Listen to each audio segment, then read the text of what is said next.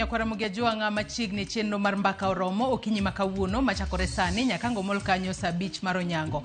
Nyakwara Mugiajwanga okinyi makawuono weche mopogore opogore timore pacho kae. Mane momiyo e twak maro e chenro mar mbaka oromo chieng' tich abich makawuono wadwa twak kotudore kod chal mar Kenya. Mago weche mopogore opogore matimore e paw siasa ahinya to e pacho ka. Wang'e ne odiochieng' manyoro ogai mar ODM Raila Odinga onyalo wacho ni ne otieko chenro mosebedo kotimo e kor gwenge mopogore opogore pacho kae. Kama Raila Odinga osebedo ka luorore kokao pach jopiny kata kosumo paro kowuok kuom jokanyo mag ODM manitiere kor gwenge mopogore opogore e wi ondamo machielo ma ogeto kao mar siasa ahinya to bang' ka dwaro mare mar bedo jakom mar AUC yando segore e Luanda. Ang'o momiyo magi duto timore gi sani? To bende Raila biro bedo ka winjo paro mar jopiny mosebedo kosumo kose gikone obobedo ka ong'ado bura owuona. Magi moko kuom weche mwadwa twake okinyi makawuono kachiel kod okang' mabende osekao e od bura mamalo kachiel kod mano mar Senate mar timo lokruoge ne telo mag committees mopogore opogore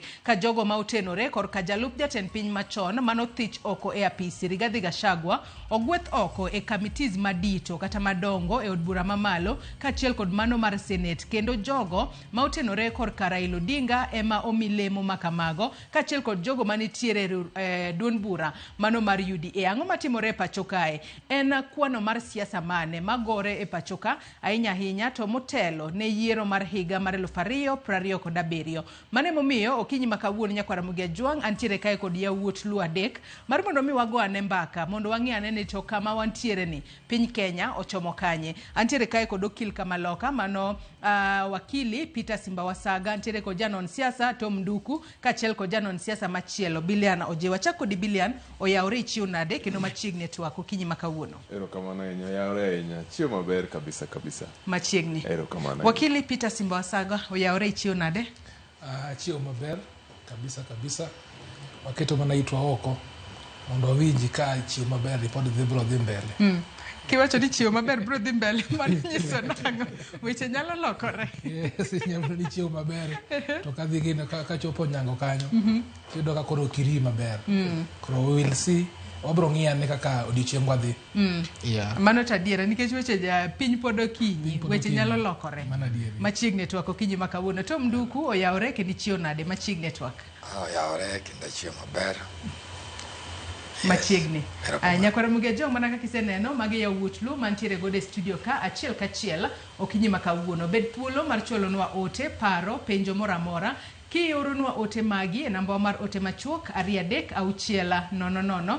Facebook ibiro yudowa achiel kachiel Ramogi TV X @Ramogi TV. Ka an bende nyalo tudri koda e Facebook page mara ibiro yuda Joyce Oduor, mbui mara mar X ibiro yuda @JoyceOduor_. Kochako twak marwa yango kinyi makawuono dago mar mondo mi wachaka ne koda wuodhe mar Raila Odinga osebedo katimo ahinya to e kor gwenge mopogore opogore pacho kae. Nodhi e gwenge go mag Nairobi ka no wuothe gwenge go mag Nyanza, gwenge mag Imbo mar Kenya, gwenge mag Northeastern. Odiochieng' manyoro notieko kod Kisii kachiel kod Narok ka koro ne otemo sumo paro ahinya kowuok kuom johera mage kotudore kod okang' manyien mar siasa modwa kawo. To ang'eni magi duto timore tok ka Raila Odinga dwaro mare mar bedo jakom mar riwruok pinje mag Afrika nogore Luanda mane makoro noduoge pacho ka mondo sumane paro ni koro atim nang'o. To ang'eni gino maduong' ma omiyo magi duto timore en ni kapono nego be noriwore kod jatend piny William Ruto kata oyo. Kata kamano kachak kodi Tom Nduku odiochieng' manyoro ka waneno ka Raila Odinga ne ogoyo tacha mano e gwenge mag Kisii kachiel kod gwenge go mag Narok. Nonyonore ni sirikal mar mondo mi olos sekta mar thieth masani nitiere midhiero mathoth ahinya to kokalo e okumba manyien mar thieth mano ma Social Health Authority manyaka sani osebedo kod wanyalo wacho ni midhiero makoni kod kocha. Bende paro ni Raila kotudore kod gigo mabendo dwaro ni jatend piny otima bende obo winjo dwaro mar jopiny kapo ni jopiny dwaro noti kod Ruto kata oyo. Ing'eyo ipenjo maber. Mak mana ni ng'eni seche moko udhiro waga e kona. Penjo ma une moparo to pogore gi monego timore. Ang'o monego timore ko wacho kuma diera? Ing'eni wan kaka ODM kata kaka jakom Raila ok en modwar gigi. Circumstances ema kete gigi. nikech circumstance mane minyalo wacho ni okete gima chalo kama ema bire ing'en bango kora nene difference obet ka jakom oringo sirkane ne go paro moko mane giwe ni gidhi yudo to nenre ne gi paro matut bugi yombo jo Kenya kori yombo jo Kenya ka emane jo Kenya oduogo wacho ni gine nao kamudhi ni ufuke wa kunyal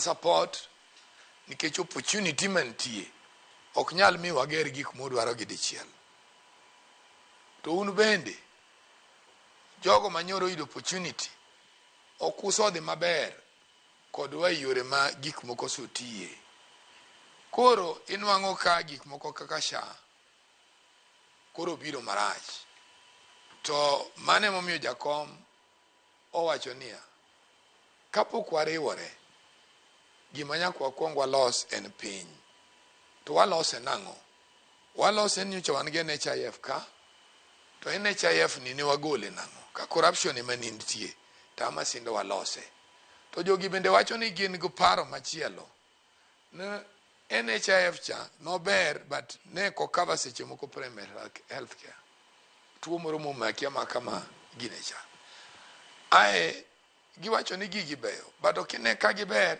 to sama kore dhi mondo chiedhi to kiyudi chieth kama winjire koro gigi emomiyo jakom wacho as a condition mar ODM nikech en no wacho ni kano yudo loch to no kelo gimilo no free education from class achiel nyaka university no wacho ni ko yudo loch okelo free health ngiche no ng'eyo ni migawo mare en no deal with the character mar ng'ama chiedho ji gi ng'ama chiedho nikech jiwe ni chieth en yudo sindan kende e hospital chiedho ting'o ma gik mang'eny oting'o ler mar hospital oting'o chiemo ma jatuo chamo oting'o gik mang'eny nyaka kama jatuo ninde magi gik ma ji neno ga mana kuom daktari kaendi koro mae gima jakom wacho na shani wadhi lose maber mondo koro cover gik madibed ni miyo ng'ato kuopio inyalo chiedhi to environment mar hospital rach podi thathoya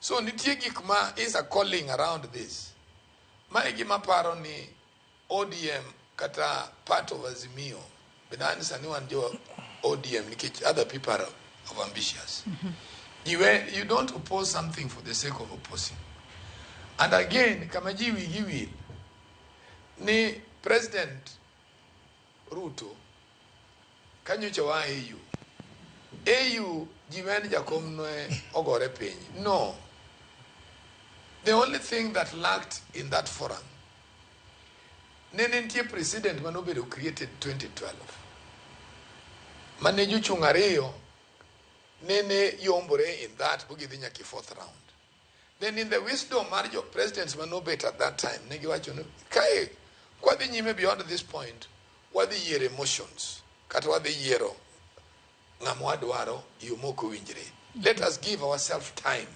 mondo waduog wayier that president was lacking so ing'eni ji mistake that concept to duogo riwo gi gima sani dhi nyime ni sani gima dhi nyime ni one kaka ODM kata ka joma paro ma chiegni gi jakom wan wakia wach Rigadi wan wang'eyo ni Kenya rach oluong jakom how do we think positively to make the country koro ka thinking positively to how to make the country en gwetho committees machon ka mondo lose maber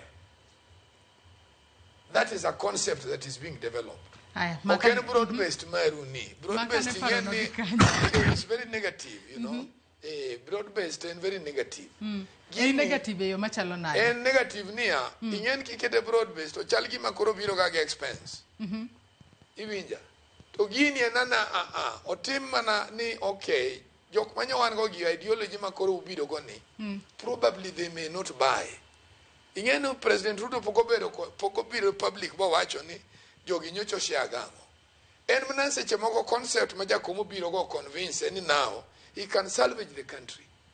That's why owacho no, okay, out of this jogi nyocha joga to nche reason koda kama kara wawe nu thuolo bende ubin kich kara ungu paro mwanyalo meet somewhere at the equilibrium. Wakili Peter Wasaga kadwa kietu akokinyi makawuone ini nene yo machalo nade eri winjo ka nduku osewacho ni oken broad base kare nango amoro kaka nduku ngeni nduku chalo nduku mosiep na chalo ja painter all paint gimoro ma bulu ne cha nende ka gima koro onge bulu to but the truth of the matter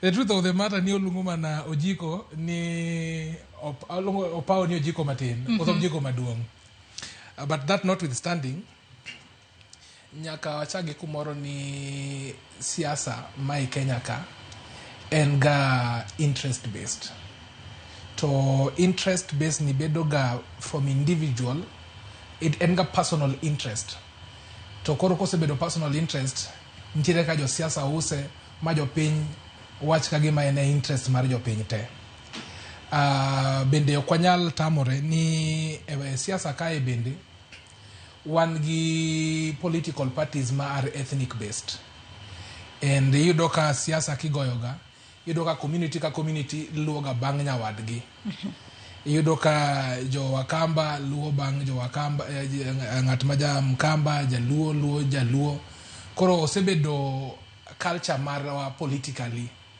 political culture marwa I think since 1963 inyalo paro ni kane Jaramogi Oginga Odinga wuok e sirikal ma Tomba otho ni neno lweny manotimore Kisumu ma nyaka kawuono pod wacho ni goch Kisumu nen goch notimore matek kabisa to goch ne timore nikech ang'o nikech Jaramogi Oginga Odinga nowuok e sirikal Tomba nonegi weche ne ng'eny jogi ne are reactive joluo ne are reactive ni joga gi sando e sirikal koro onge ng'ama dwaro mondo ng'ate osandi ng'ata dwaro mondo obede kumoro monyalo bedo strategically located maka pilwar to nyalo modho pigni to kwase wacho machal kamano wachako ng'iya ne nonro mar Raila thothne kineno siasa mare osebedo ng'at ma ineno kaka ng'at ma kelo kwe sana ka kwe ungi ohero ga sacrifices political ambitions kata political interest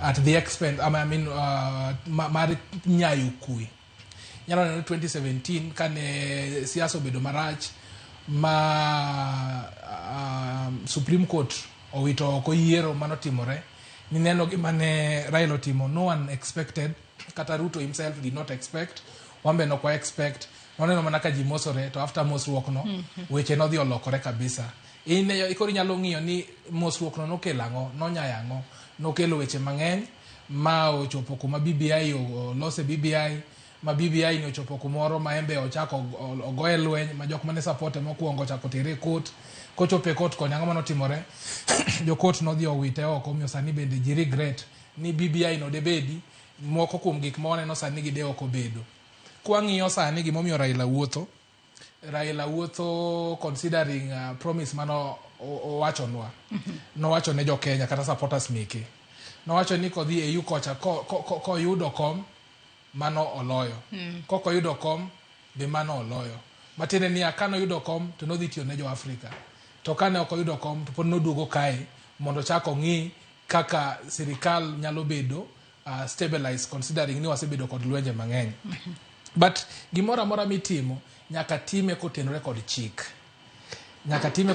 chik wang'iyo short term nyalo bedo gi gik machalo kaka executive orders wang'iyo mid terms machalo kaka amendments of the legislations kaka Political Parties Act standing orders mag parliament kaso wang'iyo long term manyalo bring up the amendment of the constitution koro ang'o mane Raila kaka ogai mar ODM timo gima most of the constitution dwaro kech king'iyo article 10 of the constitution and most of the articles kata mag National Assembly ni kapok itimo gimoro nyaka ihusisha oganda gimiluongo ni public participation mondo iwinjane ni oganda to paro nade a step midwa kawo koro kata koponi loso chik nyako bed ni iwinjo gima oganda timo. Koro is a very major decision nikech Raila is leading a political party man gi so many people across the nation, in fact even across the globe.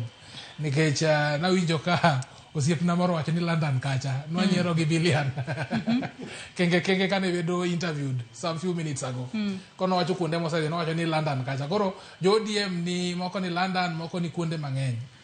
What gima sheria dwaro, Political Parties Act kendo gima ng'eyo ni kata ODM Parties Act dwaro kata the constitution ni iwinja ne public ni jo Uganda to wachango nikech sirikal ma opono no ni Raila dhi tiyo gi sirikal, it means ni joluo manyocha sewuok oko mane wacho ni sirikande ni rach, mane ong'anyo, ma nyithindwa mang'eny notho ka ng'anyo ni nyaka i-convince gi ni gimomiyo wadhi e sirikal en kama. Gimomiyo ok onego wadhi e sirikal nikech wakia ni wadhi e sirikal kata wadhi tiyo gi opposition. Nikech right now, as things stand, Raila still is the opposition leader. Koro nyako dhi owinjo piny nyise niya ni want, so this is what we want, mae gimo kwa dwar, to kopo ni this broad-based government dhi bedo formed, then what are the legal implications? Nikech ang'eyo ni seche moro mo gi jopiny ni bendo lomo gi technocrats mondo kik gidonje broad-based government, to broad-based government o suffer the same fate mane BBI bendo timore nade o suffer. Number 2, wan gi unhealed wounds. Gen Z protest manotimore last year. Jinotho ntiere jok moko manyaka sani pok oyudi. Raila and ODM osebedo a party ma osene kaka en party machung' ne rule of law since the inception. Osebedo kaka party ming'iyo ni ochayo weche mag corruption since inception. Osebedo kaka party ma ng'iyo weche mag demokrasia. Koro kopo ni handshake ni dhi timore, ang'o ma idhi timne historical injustices gi kaka gik manotimore 2024 ichak ng'iya ne non-inclusivity. Article 10 of the Constitution, principles of values and principles of governance, keto inclusivity kaka one of the values mag Constitution. Democracy gi rule of law. To one sirikal ma weche maga inclusivity ni osebedo amiraj. Nyochi winjo ka ntiere a formation mar government ma wacho niya gin gidhi loso Gema. To Gema en Gikuyu, Embu, Meru, Akamba. To Gema ni is to lead for 100 years. Jo Midigo, Mijikenda, Jo Luo, Jo Western, onge Egemani. You see, Koro magos are some of the things we have to look at them constitutionally. Nikata kwa dhikoni, bende wanyalo bedo gi an inclusive government, manyalo ng'iyo ng'ata kaka a taxpayer, a citizen, gi ng'ata manigi ratiro mar yudo tich. Joiso yanyisi ni at least sani, as much as ni handshake nigi problems meke, both some of them are legal, some of them are political, but when it comes to inclusivity, it is the first time ma waneno openings in government appointments. Chon chanitiere positions moko ma kani lunga nyingi jaluo, to it was like a death sentence. Sani wan gi attorney general, to kata jaluo kende. Wan gi so many other people ma are holding very serious positions. Koro mago are some of the discussions man I expect ni Raila o the wuoyo gi jogi. Nikech public participation, oponi go beda public participation moro ma itima for the sake, but oningo bed public participation ma yield fruit. Onyalo neno lemo. Ni no biro kuom Joyce no wacho ma e pach Joyce indike kumoro to ji winjore to biro party leader mar jo ODM ketano ran ja member of Law Society of Kenya. Koro party leader mar jo ODM biro to wacho ne jo ODM kata gi supporters meke ni kama kaka no wuoyo my feedback mwayudo from the feedback to mane nitiere ma is how we are going to resolve them. Winjo ka ji wacho ni nitiere corruption mang'eny ma Nancy Gadhongo osegolo ma wajwado ng'eyo weche mag chief wang'iya ne ni pesa ni to dhi agulu mane wow neno weche machalo kaka weche mag abduction corruption gi koro mae kaka dhi deal kod gi kopo ne dhi government kopo ne dhi tiyo gi president mar Kenya mae memorandum ma dhi wuoye kode then of course ka memorandum no sebedo of course nyaka bed ni nitiere kichiwo koni be kocha ti yudore koro what are the benefits we must look at it legally, we must look at it nyakwangie legally weche mag sheria, nyakwangie politically weche mag siasa, nikech siasa ingeni en git ma change. Osiep ni kawuono, nyayudo ka uno moso regi nduku sa ni kinyi gono mokode. Iwacho ni siasa ka onge sigu ma permanent. Onge sigu mochwere, onge osiep be mochwere. Nikech koro Gachagua ngat mane osiep Ruto mangita gi del mane giwero tora tene sani makoro do mana irobi ka kochopi mana ka uno ena munyoro ka koro mago gik matimore manya kwa ngi ni gino en gimo tim politically manyalo advantage jok supporters mag ODM kata jo Kenya mangima ichakingie legally ben gima nyalo meet legal threshold in terms for example ka NADCO report cha bedo implemented ango ma dhi yudo. Then number 3 tim gimoro makata ka kiny in bende ikier to billion chemo donjo in gi comeback plan. We wakela ne billion network in kur ka kori weche mosebedo katimore Raila kasumu paro kuwuok kuom jopiny mosebedo kotimo kendo kawuono pod liekore ni obo bedo koromo kod jatend piny William Ruto kata kamano pok wang'eyo ler ma atut mar mondo mi giket kok gikore winjruok moro. Chenro mono mosebedo kotimo mana kaka iwinjo kaka wakili wacho ni onego bed ni time kalore ni entiere katiba mapacho ka ni ber kikawo pach jopiny kapok ogo okang' mora ahinya to gino manyalo hinyo kata bero ngima ja Kenya. Erokamano. Osipeno osewacho maber sana. Mokwongo ng'eni mani en marriage. Sama idwa bedo marriage to nyaka consult relatives. Koro ng'eyo within the political party space to relatives gain supporters. To be king'iyo maber Raila ose mani okay the first handshake, mani okay the first broad-based conversation. Last handshake aparo no wakili bro wacho no last handshake nene onge public participation. Nene wapo ka giromo to lwedo seromo to gik moko setimbre. But king'iyo sani situation momiyo wantiere kama wantiere mo wadwa bedo kod broad-based biro ma jomoko bendo thichwoko. Ntiere Gen Z hangover. Gen Z no omiyo remo chung matin. Oking'eyo no gimidwa timo ni idhi kawe nadi. To bende king'iyo wasebedo kwa neno process ni maru the broadest base ni okmana sama nyalo chako timo consultation ni.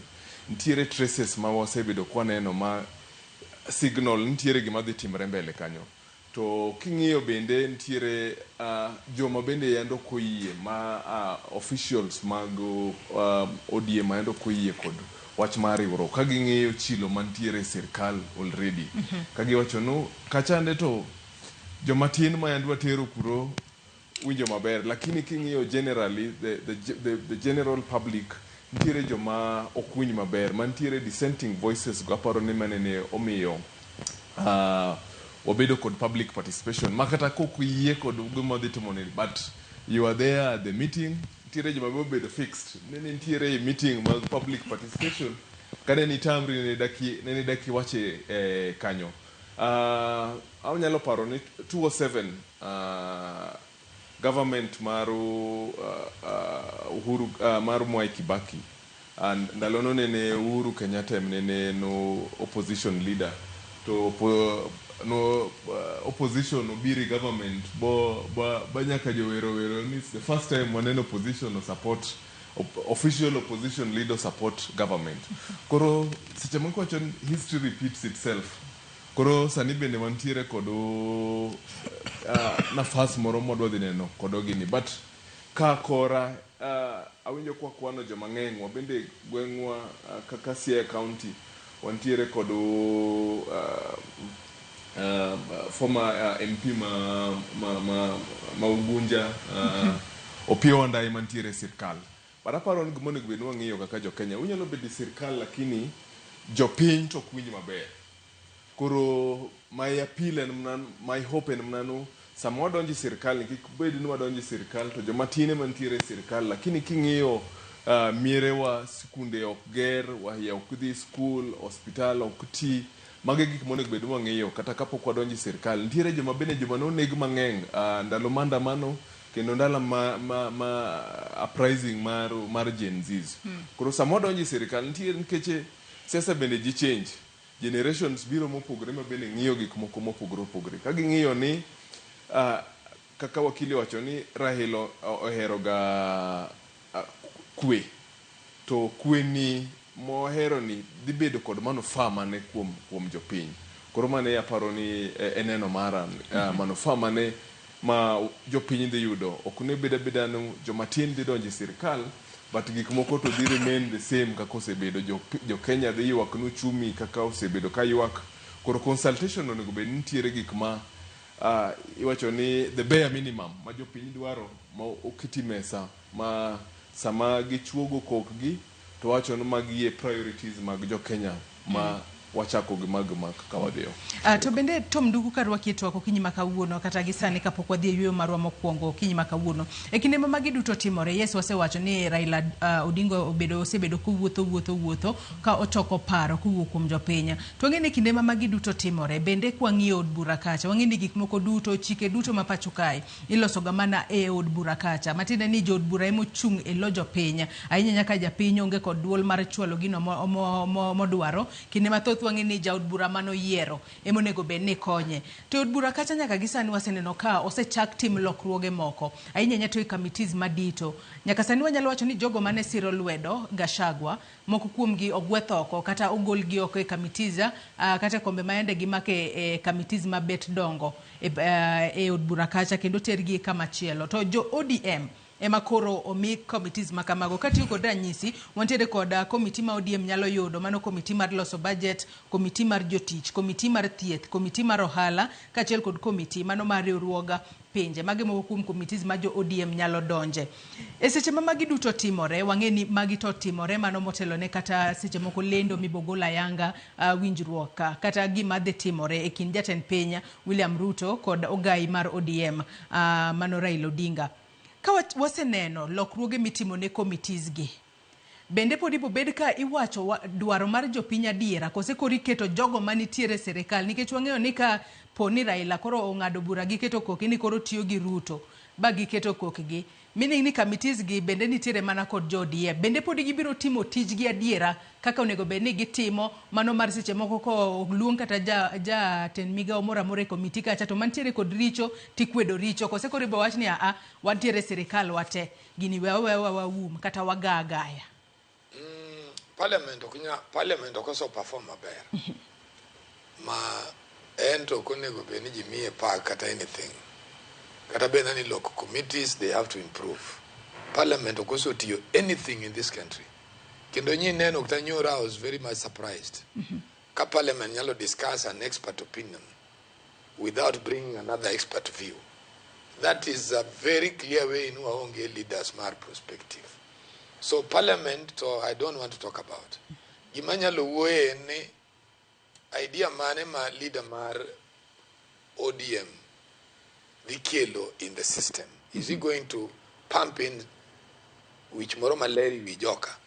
Nikichinge ni nitie gimiwacho kae Joyce which is not very much accountable. Ni ogolo jomoko. Those are just proposals.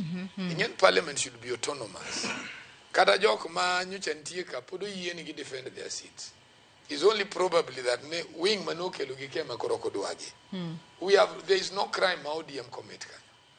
And the Joagi Benyakangin, when they are coming in as a hope of convenience. Koro Gibende, Kigibe Chakbedo Tancoats. Like I would tell you, yesterday I was the most disappointed person. And Pokananeno, Parliament Manya law dispute an expert view more year, more they can you because of his qualification. The only thing my Parliament will improve. Kage day for such offices, they are allowed to move a motion in the House. No one kill another expert. Mondo mewa his opinion. Mondo atim comparison. Kawan jo Kenya madwa develop. To nyakwarang ni somu nyaka jimi paro mambele. Kikwabeda jo mawuoyo for the sake of it. Ke kanyirango gik manyiwacho ka they were all ending up to corruption. The person not on joka to kwa winji ka kotiyo. Parliament waro get themselves powers to the extent magi feel nigi ni magi nyalo bedo joma mire pesa Kenya ka. Ngin Parliament mo me wa problem mine no demonstration ti everywhere. Mag salaries maji demanding. Ike Parliament mentie ja class aberio to chamu million gwiye. To daktari to ni hospital to nigi degree osomo medicine bo somo higni mang'eny to chamu 300,000. kata 200. They are the problem, mommy, or problem in this country. And they need experts to give them way. That's why we need to borrow leave. Kaka countries moko chal. Ingen countries moko koketo parliament, or koketo participation, my representation as an employment. Gingi kete kaka kamidi mede paro. You can still work, but remeda po paro. Gimabro konyo e Kenya kama I expect jakom giri mondo loss. Eni ko yeri ki ja class aberio. To chamana musara maja class aberio to allowances e meyud. We are going to create a lot of discipline. Ja class aberio nego cham sara man. You see, you know, Ian Joyce, one from the intelligence line, one again investigators, we are looking on things on how do we meet at the center of equilibrium, how to create discipline in a society. Discipline, Kenyans have been very arrogant in the position ni ngata nyaluti. Ingengo myo jitimu corruption in Kenya. Enotimo corruption to the next thing motimo or the new jitodonje parliament. They look for employment than going to parliament.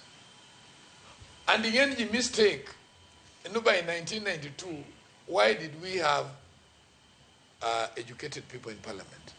They had reached a level, and again, they gave a chance to every Dick and Harry to join parliament. But to the extent, they need a level of sycophancy. Mocha kudungu muini wene baba na mama. Iwinja ni kane police yo kati state house kaka chak mine no mane mother cha. Now when records of the auditors were coming, tinu wangu ni chagno karanemu yo keleto koke to formula kane chole. Mane no made mbuka mane no nego nen KCC. And KCC was an employment enterprise. Kono go repin bo ketho tinyen koro nego the future of employees mane do donjo kanya. O nego the future mar kambi mane do geri in other towns. You understand?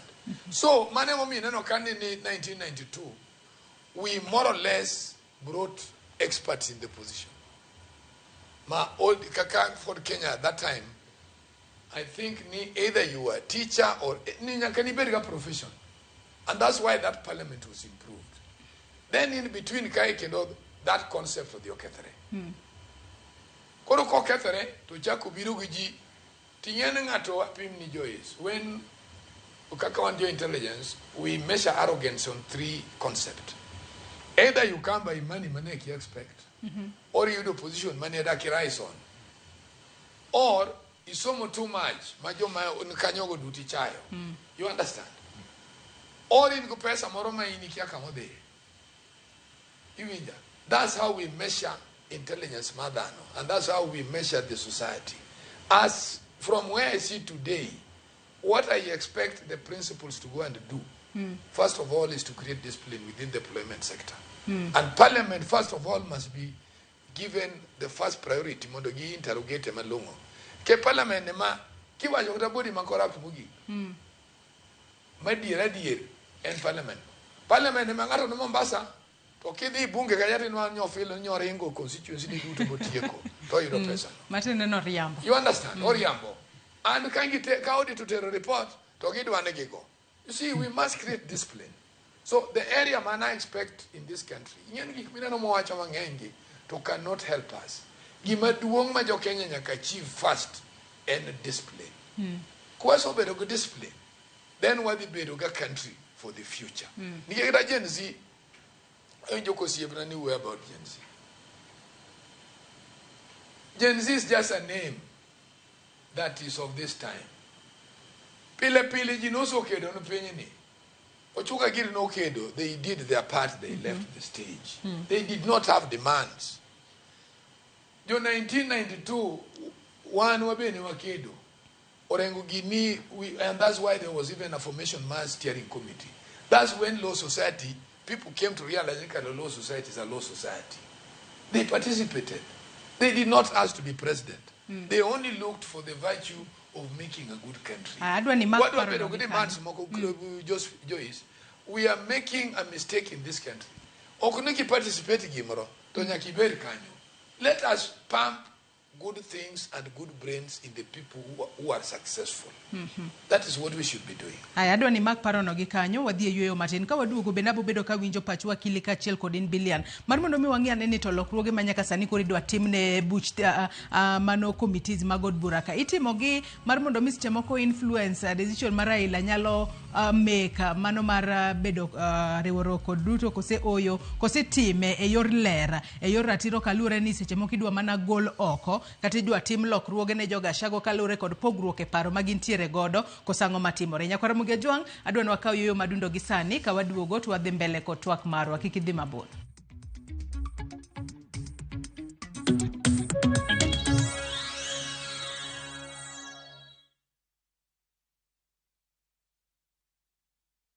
Europe awaits na View Travel. Join our 10-day European adventure from April 13th to 22nd, 2025. Explore Belgium, Czech Republic, France, Germany, and the Netherlands with tours in Prague, Amsterdam, and Paris. Enjoy boat cruises on the Vltava, Seine, Lake Isle, and Rhine, plus visits to Prague Castle and the Eiffel Tower. All this and more starting from $2,550 per person sharing.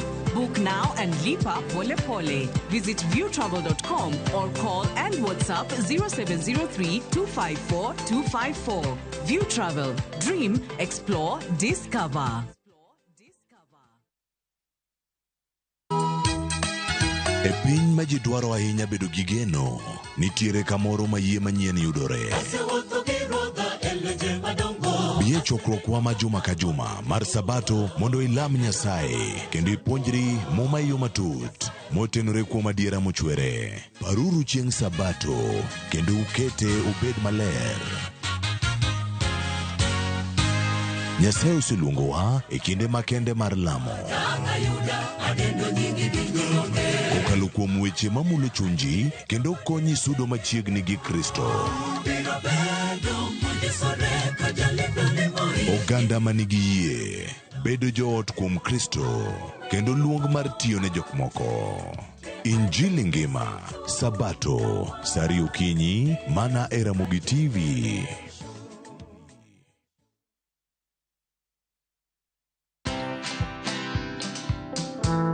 When I look at Rian Baraka, I see a great man. I don't know his future. It is only God who knows his tomorrow. But believe you me, God has mtoa ICU for him to suffer. He could not eat via the mouth. Right now, he eats everything. Yenda natuambianga, tunaweza pika kuku. Watch this story and more. Download the Citizen Digital app or visit www.citizendigital.com and find the Citizen Originals portal. Kenya's #1 app, Citizen Digital.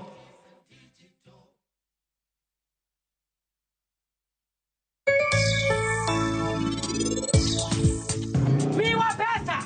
Ipara nini ero pesa ni? Ero pesa ni ero. Tokara inyap ga nyapa. Todonge ni wacho ni biro deal gi nyako chia. Kama e kaki deal gi. Grand prize won! Win big with the WRC Safari Rally 2025. Revisha and feel the road.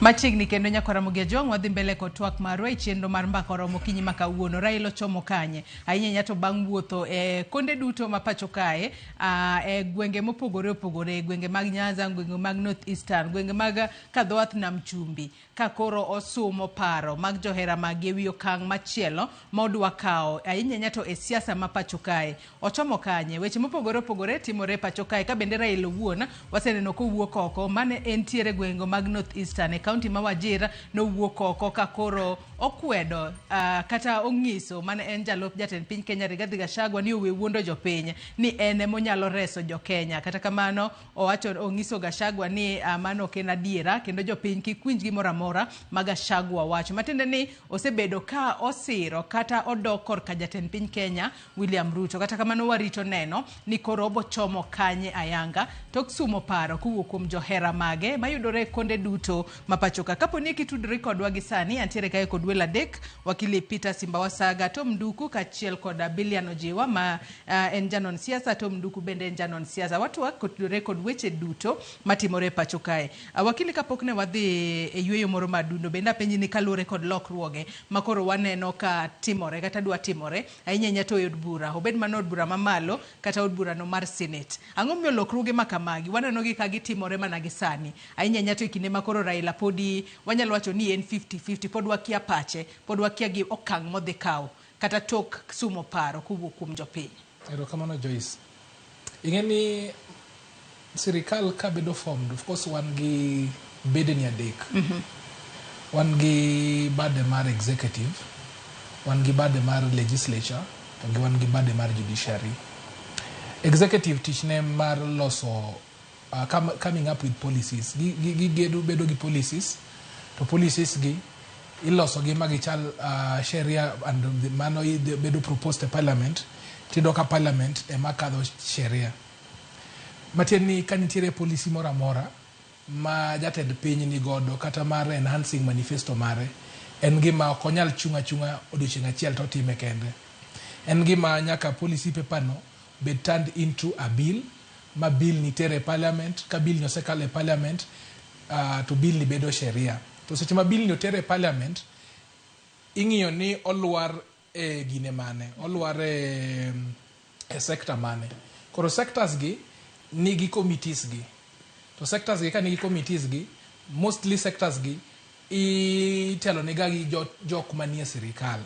Mane gi omiyo king'iyo standing orders kata constitution, wan gi the majority party, wan gi the minority party.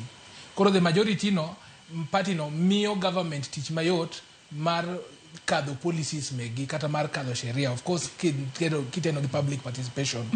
Ang'o me achako gi kanyo? Achako gi kanyo mar nyisi ni sani parliament wan gi gimiluongo ni de jure members mag UDA. De jure to gi de facto. De jure and by law. Gina kanyo sheria oketo gini gin jo UDA no yier gi UDA ticket gin jo Kenya Kwanza. Kaso de facto ginyalo bedo ni gin kanyo by law but chunygi pachgi gimoro amora ni kama chielo. Koro kinyal depend gi jogi ni mamondo mi oket policies ni mondo dhi mbele. Ning'e nikech parliament gik moko itimo by majority. Mane gimomiyo ka fallout no sebedo between president gi his former deputy president no lose the majority in parliament. Of course nikech jok mane sympathize god Gachagua to gi jok mani opposition machalo kaka koro Kalonzo Musyoka gini and even Raila at that time ne nyalo easily sabotage policies mag government. Mane gimomiyo neno ka president no manyo Raila mondo giti kanyakla e parliament. So sama gitiyo kanyakla e parliament ni, it means niya jogi though gin jo ODM by law, but facts nyiso ni gitiyo gi the government. Manyalo miyo policies mag government dhi mbele mayom. Koro mane gimomiyo ineno ka jok moko igolo e committees. Nikech okinyal telo, okinyal bedo ni na ja adwen to in pastor e Pentecosti, ana ja Pentecosti. In pastor e Pentecosti. To in ja adwen. Ka in ja adwen, in ja kwath e adwen. For example, ni imam obiro somo ginene, imam obiro puonjo wach Nyasaye e ecclesia. Mano gima ok nyal timore. Koro to enhance mondo policies odhi mbele, mane gimino ka Raila gi Ruto ne ochako tiyo together mondo policies odhi mbele. Koro e tiyo together ni nitiere jok moko ma koro iwacho ni gin de facto opposition kata kopo ni sheria wacho ni gin jo opposition nyaka dhir gi oko mondo weche gi odhi. Koro mane gimomiyo idhineno ka nitiere weche mang'eny madhi timore parliament. Jok machalo kaka Ndindi Nyoro gisebedo ka gilink for a very long time. Ok inyal ng'eyo ni gitenore kanye. E siasa ka ing'e ni bede nyaka iwach kuma pachi nitie. Onge bede onge bede e chiel. Ka in kido bedo mandhem tibedo mandhem. Bende onge beda kara. Onge beda kara. Kido bedo mang'ich bed mana mang'ich, kido bedo maliet bedo mana maliet, to bedo mandhem no kata Nyasaye bedo timo nade odagi. Koro mano e gimo mineno ka sani nyaka bed gi realignment e parliament kanyo. Makata kopo ni you were the president, nyaka ine for survival purposes, nyaka idhine kimanyo jok moko munyalo tiyogo together. Koro lokruok go nitiere, 1 for political survival, number 2 for policy framework in the parliament, number 3 ichaking'iyo kode mbele. Ndalo moko na wacho ka ni Ruto noidho got mano koro is political no idho got to ko idho got ing'eni yaka luyo chwer kuok be ng'eny iriyo be ng'eny odhi nam modho pi koro kodhi nam modho pi kanye ma koro nyaka yud yang'owa jok manyalo konye manyalo miye kombe momodho godo pi agwata to jok mamiye kombe momodho go pigi bende gi nyaka koro ging'e ni giya kanye nikech opposition bende is a recognized party in the National Assembly Standing Orders Constitution nyaka Political Parties Act koro kopo ni gi abdicate on their duties who else will do that koro kata ka gibedo gi that kind of framework nyaka bed in a balance moro ma ka gitiyo they are able also to tell the government wangi ni ka to timore marach nyaka ne difference ayie gi Tom ndukugu mano wacho ni parliament has been the weakest link nikech parliament kaka nachako ni arms of government cha parliament gine oversight gi keep the government in check but parliament ma Kenya ka waseneno a culture moro ma gichalo jok midiyo to gi react matin seche moko gionge gi their thought margi kendgi nikech for example eno ndalo mane Gen Z ng'anyo cha jok manomiyo dhi e ng'anyo ne gin members of parliament kane inyiso gi during public participation ni the finance bill mar 2024 no en gima ber to the parliament gi insist magikalo including my MP ne gi insist magikalo the finance bill makoro weche no weche kuma na wecho chopecha to koro gima ne litna ni jok mane o support gini momiyo ji otho ma ji odonje parliament ma jok moko bedo abducted nyaka sani pok obedo accounted for president ka chu wacho ni aseneno gini koro ari kole to the same people billion gipamo or it means ni jogi gin jok ma are not independent to independence ni bede emose miyo gik mang'eny ochung they should keep the government in check. But I think whatever we are going to do, it's for political survival, cooperating with the government. It's also for policy framework muradhi maber, but koro jo ODM kata jok madhi e serikal nyaka ginge their position also in the opposition to give their position kata manifesto kata the blueprint mar political parties margi main ODM. Billion ka advocate wako kinyi makawuono lokruoge ma waneno matimore e committees makamagi en weche go mag siasa emitimo kose adiera idwaro mar mondo mi oket committees motegno manyalo konyo e kalo chike mabeyo chike ma ikala maseche moko en mano ma jatend piny bro dwaro mar mondo mi okali ko adwam na kwanye kama wakili owe kanyo ni one of the weak links mon kodo among the independent institutions and parliament ne mose wito ahinya to krosa ni gitiyo matek mondo gi weaken more other independent institutions kingiyo other independent sani judiciary goyo jokmono bende muchung nikech wanyalo sirikal biro to lokre mose miyo pinje mabeyo osebedo mabeyo en independent institutions samose respect independent institutions to onge ng'at manyalo gang'iyo nan moko mar sirkal nikech sama institutions gik moko flow maber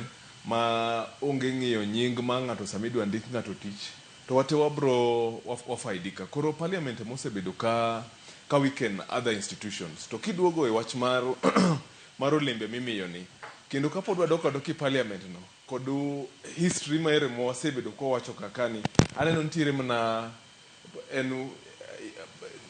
ndalo moro ne ntiere no it's our time to eat yeah kora paro ne sani bende gima dhi mbele kakani en mna koro jatelo mar ose change diet obende en time marwa ma eating koro okane gima ber ma dhi wokuro but let's give them the benefit of doubt but okane gima ber ma dhi kuro nikech waseng'eyo parliament no kaka home mar self interest koro joma yande ntiere e side ni oneno opportunity maru wabende wayudie lemo moro koro sani ji nyakwa lemo no but hopefully nikech gini bende luwore kod leadership ka leadership mamalo and strong to whip to bende align jogi nikech magi foot soldiers parliamentarians foot soldiers mag leaders koro ka wabro bedo kod strong leadership to wabro bedo kod bende parliament bende bro bedo aligned but yuak mara en kabisa en maru independent institutions sirkal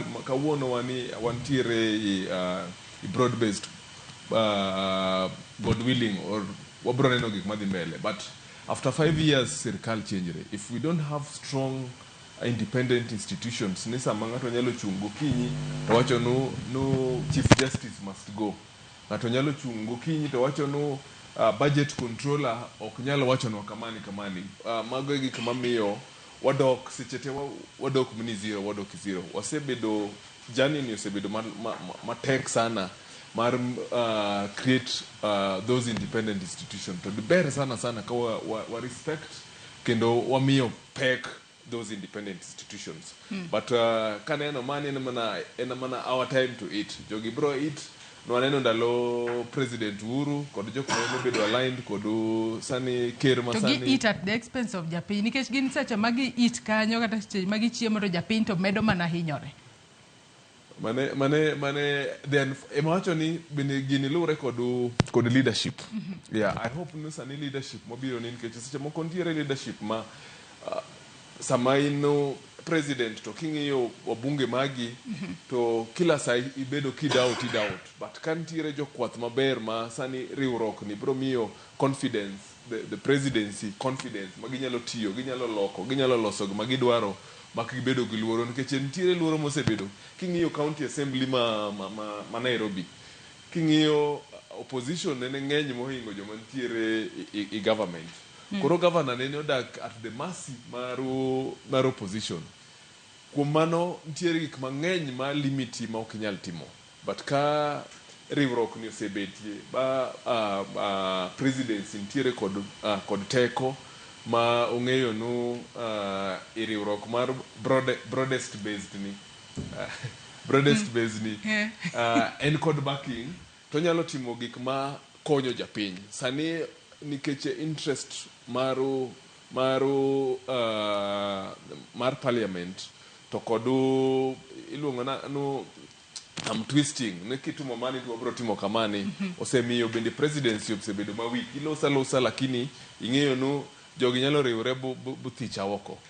Erokamano. Adwa nasoma ne moko kuom ote ma joneno magwa chwalonwa. Steve Biko wacho ni Raila en ng'at ma oherore owuon, wacho ni mano pach Steve wacho ni owuondore ne otiyo machiegni gi jatend piny to odiochieng ni okoti wacho kai ni Raila is someone who loves himself. He's just pretending, yet he's working closely with the president. He's pretending to Kenyans at daytime, yet at night they are together with William Ruto, the people's president. Mano pach Steve Biko. Ote machielo, mano Maruth Nyathio Chieng. Wacho ni kuom sani, Raila ni kanyakla gi Ruto. Ok wang'eyo ka gidhi bedo kanyakla nyaka 2027.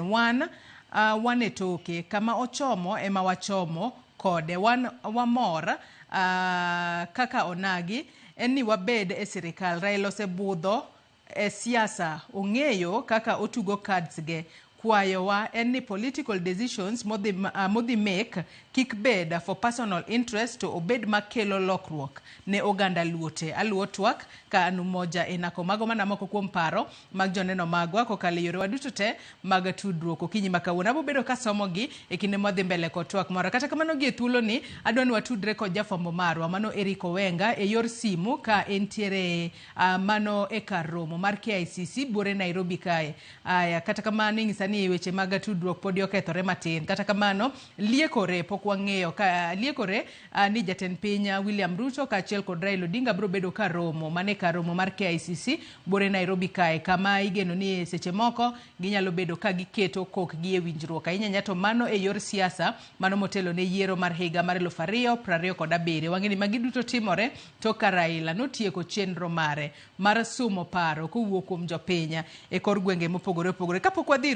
Owenga asoma ne ote machielo kae mano mar injinia Lazaro Kanyamboka ngisa kae ni Joyce Oduor aneno penjo anano ni Raila is on the right path. Igni machon jaduong' kane dwa dhi safar to osik advice e duol mar jodongo wetene then ong'iyo kod kama onyalo weyo nyithinde kowacho kae ni kod wuoyi manyalo telo negi. Koro Raila kane dhi wuoth Ethiopia ne ofwenyo ni jomlima ok mor kodwa kendo hero manakau advantage to users in their selfish interest.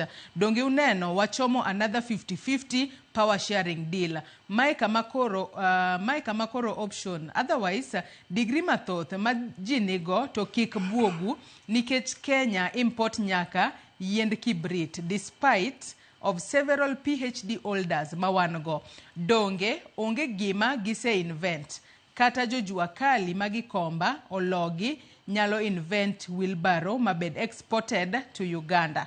Mano pach engineer Lazaro Kanyambok, mano mar Kariobangi, Jamaguye, Kanyada East. Mecholo ote magi abobedo kasomogi kinde modhi mbele ko twak marwa kokalo nyake nambowa mar 3-3-6 na ke kwase yudo Owenga koro ka entiere yor simu entiere KICC kama obobedo ka onyiso wa gigo matimore kar romo mar KICC bore Nairobi ka kama igeno ni Raila Odinga ka achiel koda William Ruto bro bedo ka romo diche makawuno kata kamano ingisa ni pok wayude yo makare med chwalo ote magi obobedo ka wasomo gi kinde modhi mbele kod twak mar wanyalo wacho ni weche mag siasa sani koro tuomore to tudore pacho kae kaloni ahinya gi sani wanyalo wacho ni Gachagua ka achiel kod jogo ma asire lwedo nikech wange ni Gachagua ema koro akeni wacho ni Raila ema pod ongere kaka ja opposition de facto dijua de facto Gachagua kata kamano wange ni Gachagua masani koro osebedo ka goyo debe ka koro wacho ni ene monyalo reso jo Kenya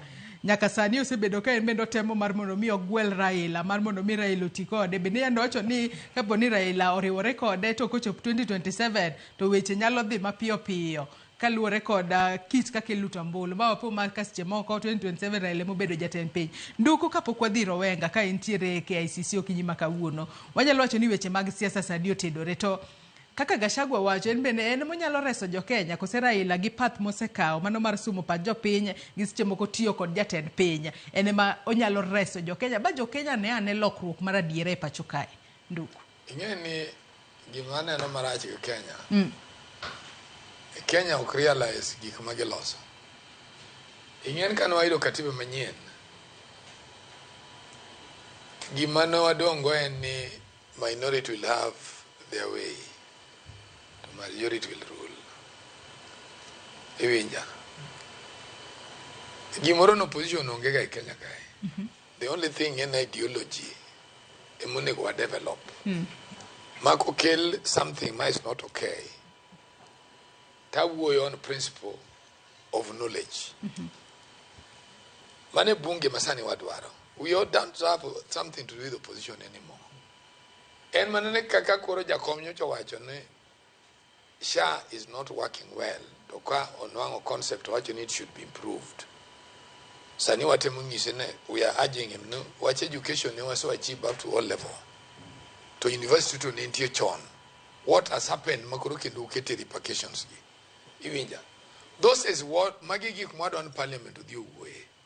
Sani parliament masani ni akiano unu jo papla unemu thedo wacho position iwiji. Akiano wan emwadwa daki opposition too much. The concept ma Kenya no change totally.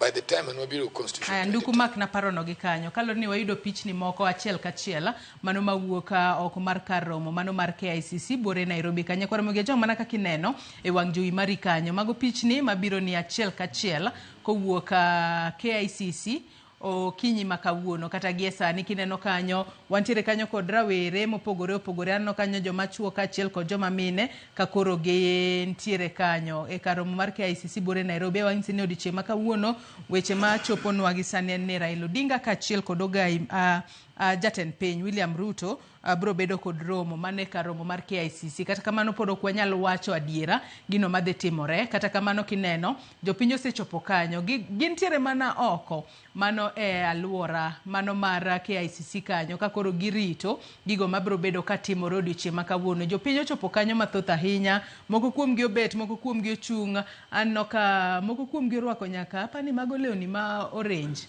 aya magintiere godo kanyo moko kuom gi bende chalo ka joma were ka giwuotho kanyo gipangore kanyo matine ni nyalo bedo ni jopiny mor gichalo jomomor moko kuom gi oting gimiel gitingo nyaka moko kuom gi otingo nyaka chupni mag pi kata kamano ang'eni sauti ma kamano ok wanyal yude yo makare de wanyalo yude mondo wawinjane ni to giwero wer mane en mor mane ma jopiny nitiere godo odiochieng' ma kawuono e kinde makoro warito lendo ma ayanga ma jatend ODM Raila Odinga nowacho no bro bedo ka ochiwo ne jokenya kotudore kod chung' mare to ka osetieko chenro mar somo paro kowuok kuom jopiny kwanyalo mana winjo gigo matimore kanyo gisani.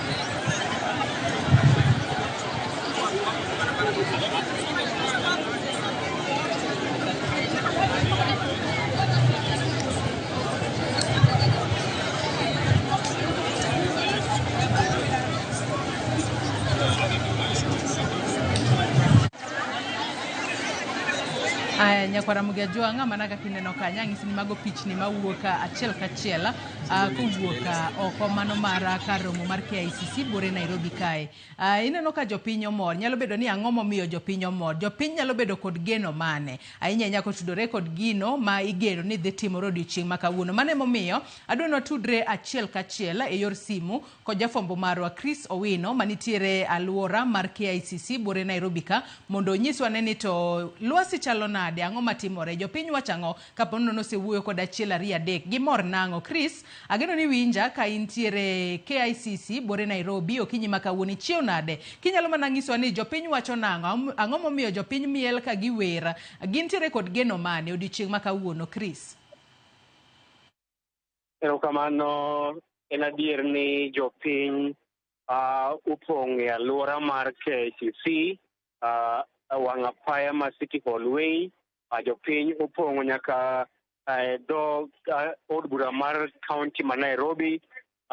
Gin kwan dhano mang'eny, ok wang'eyo kwan gi, lakini en adier ni jopiny ng'eny, kendo pod otam gidonjo e laru mar KICC kama nyasi mar keto kogno e ogirimiti mar tiyo kanyakla e kind ogai mar ODM Raila Odinga gi jatend piny William Ruto igeno ni dhi keto kogno odiochieng' ma kawuono e seche machuok mabiro. Jopiny maneno kaka girwako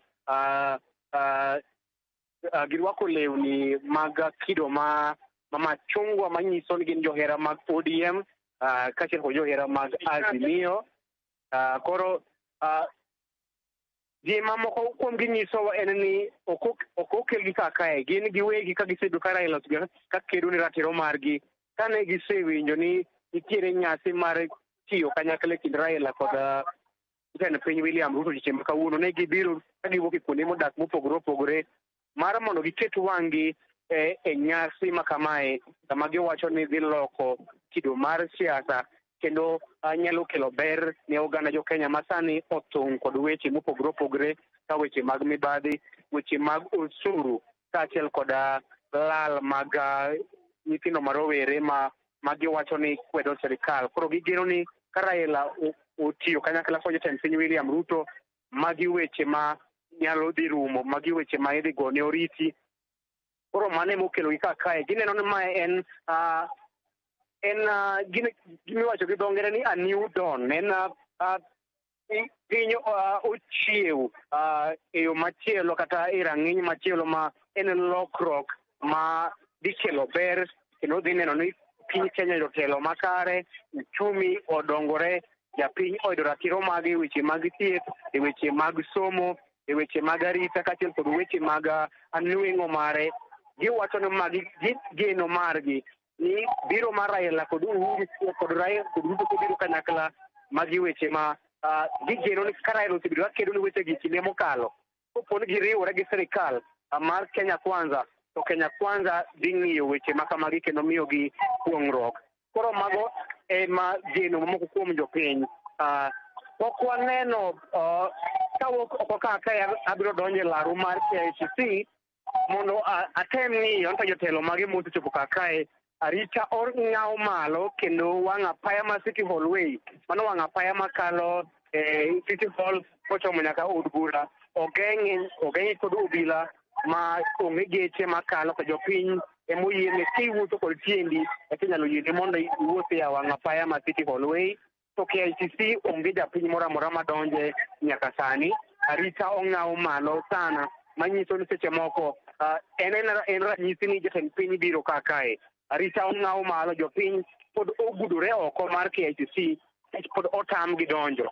Ka pod warito neno to ibiro yiene gi donjo kose. To ka ng'iyo i KICC oket hema maradhai kendo hema ma nyangafu sana, manyiso ni welo biro bet, nyasi ni dhi bet iye kakae, kendo jopiny ok wang'eyo ka ibiro yienegi mar mondo gidonj. An kod jafwambo wadwa ka Eric Owenga ma bende ng'iyo weche mag siasa. Owenga nyalo na nyiso an to ang'o ma isewaro kata nyaka ne ichop kakae?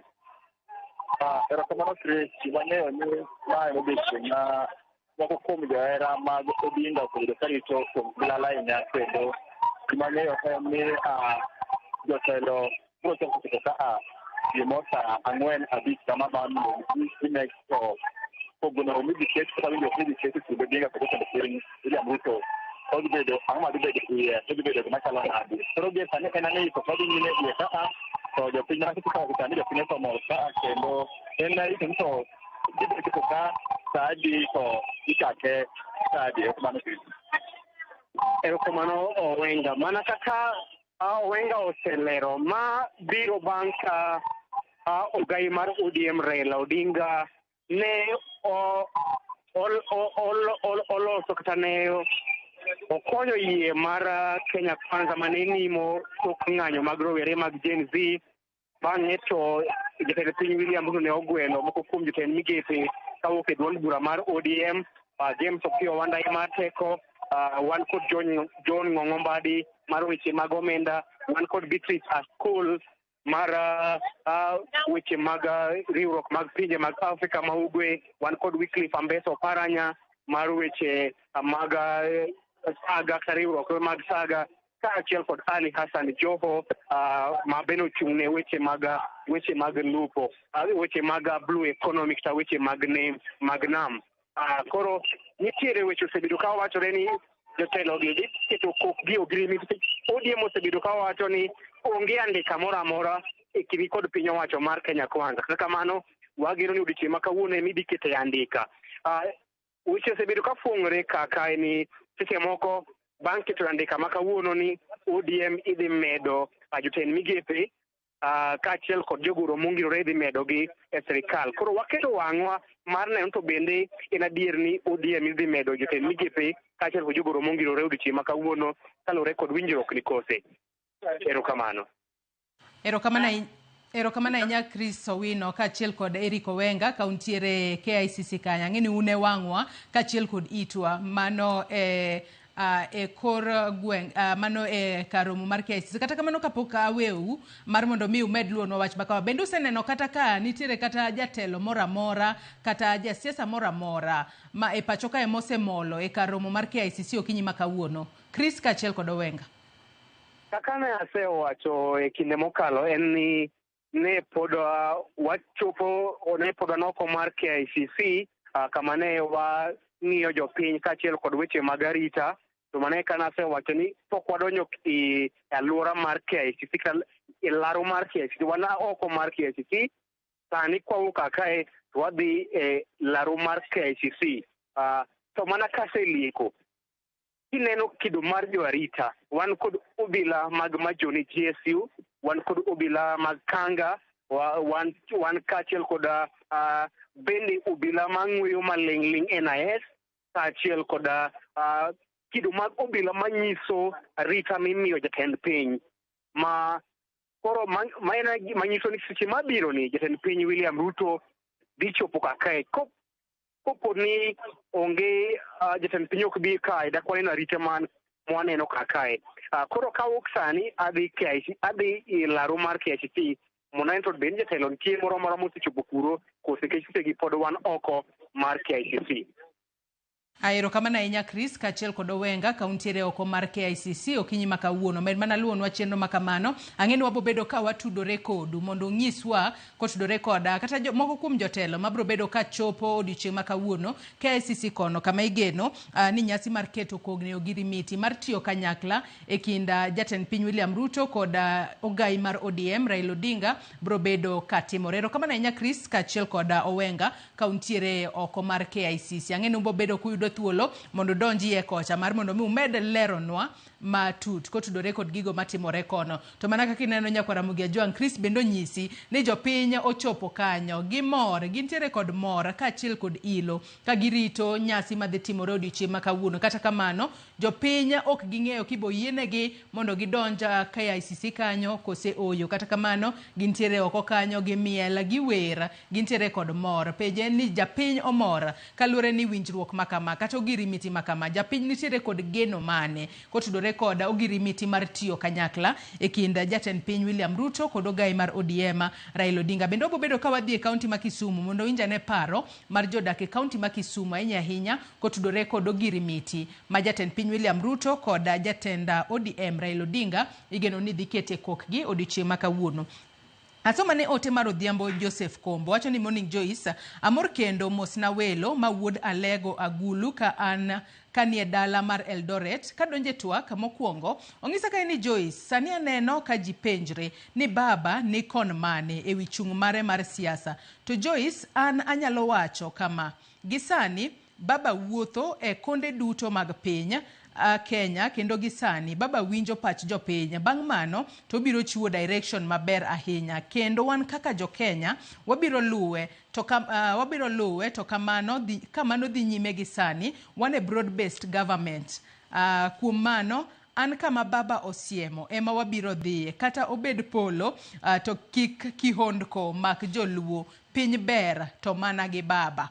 Mano pach Odhiambo Joseph Kombo. Nyakora Mugia Jwang med chwalo ote magi abo bedo ka somo gi achiel kachiel e kinde modhi mbele kotwak marwa kata jopiny joneno magwa maoronwa ote magi kuonde mopogore opogore gintiere kod geno mathoth kotudore kod ogiri miti ma igeno ni bro bedo ka ikete kogno odiochieng' ma kawuono. Gi thuolo ni adwa no adhi achiel kachiel nyaka kaunti ma Kisumu mar mondo mi wawinjane bende kaka jopiny loso kotudore kod nyasi matimore kata ma igeno ni dhi timore odiochieng' ma kawuono kata okinyi ma kawuono e kar romo mar KICC Buore Nairobi. We wawinjane kaka jo Kisumu loso kotudore kod nyasi makamano.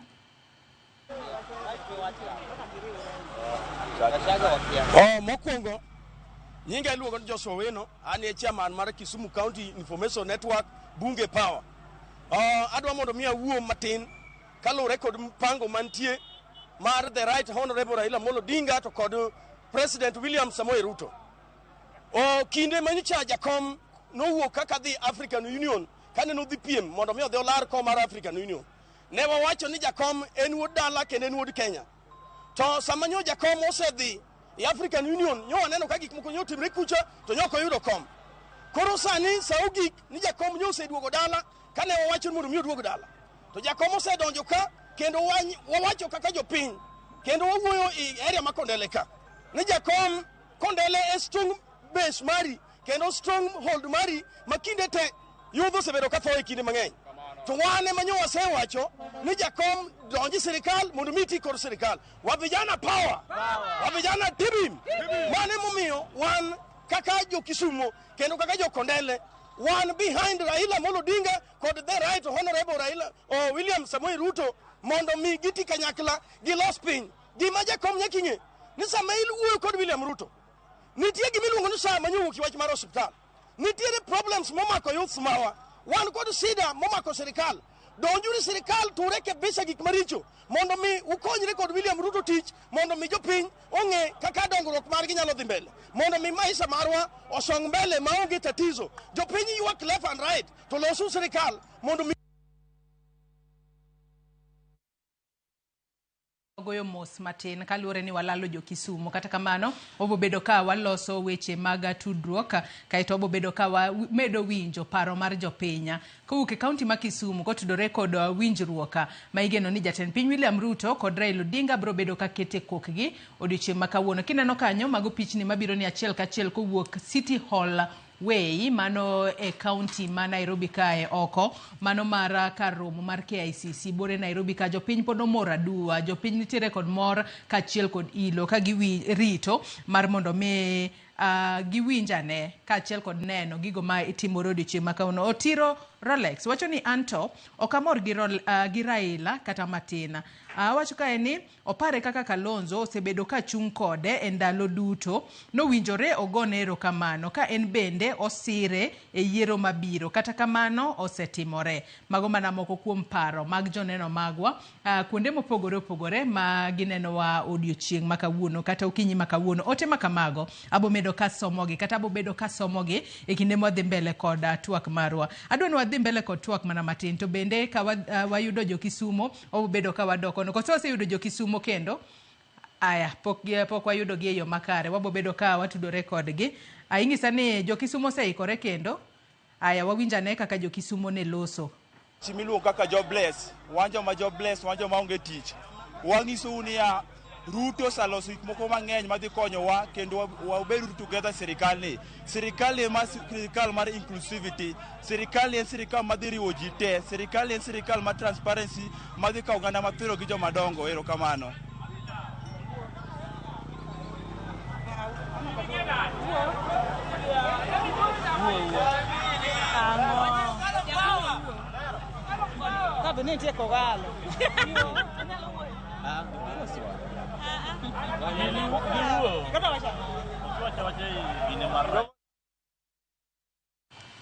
Haya, kata kamano jo Kisumu moko buono gin giwacho ni ok gidwa loso gi sani. Nyalo bedo ni girito loso tok ka oseketo girimiti kata Raila gi Ruto osechuo kokgi o girimiti ma igeno ni gidhi chue kokgi odiochieng' ma kawuono. Weche ma kamago pod wamedo luonu e counties mopogore opogore bende wabobedo ka wawinjo paro mar jopiny ahinya to odiochieng' ma kawuono ma wageno ni ogirimiti ma kamani ibro bed ka ichue kogno. Nairobi to ji osewuok oko, ji omor, ji nomondo e alwora mar KICC ka koro girito mar mondo mi chenro ochakre. Kata kamano winjo ka Chris ka achiel kod Owenga bende nyisowa ni chal mar arita e alwora mano mar KICC bende ong'aw e ong'ala mamalo kalore ni kamoro amora ma jatend piny dhiye to nyaka jiw arita kalore ni nyaka miye arita makare kaka jatend piny Kenya. Jopiny omor, jopiny miel. Nduku, jopiny omor. Jopiny nyalo bedo ni nitiere kod geno mane ahinya to sani makoro nyasi mano mar keto kogno e ogirimiti mar tiyo kanyakla kind Raila kaachiel kod Ruto igeno ni dhi timore kawuono.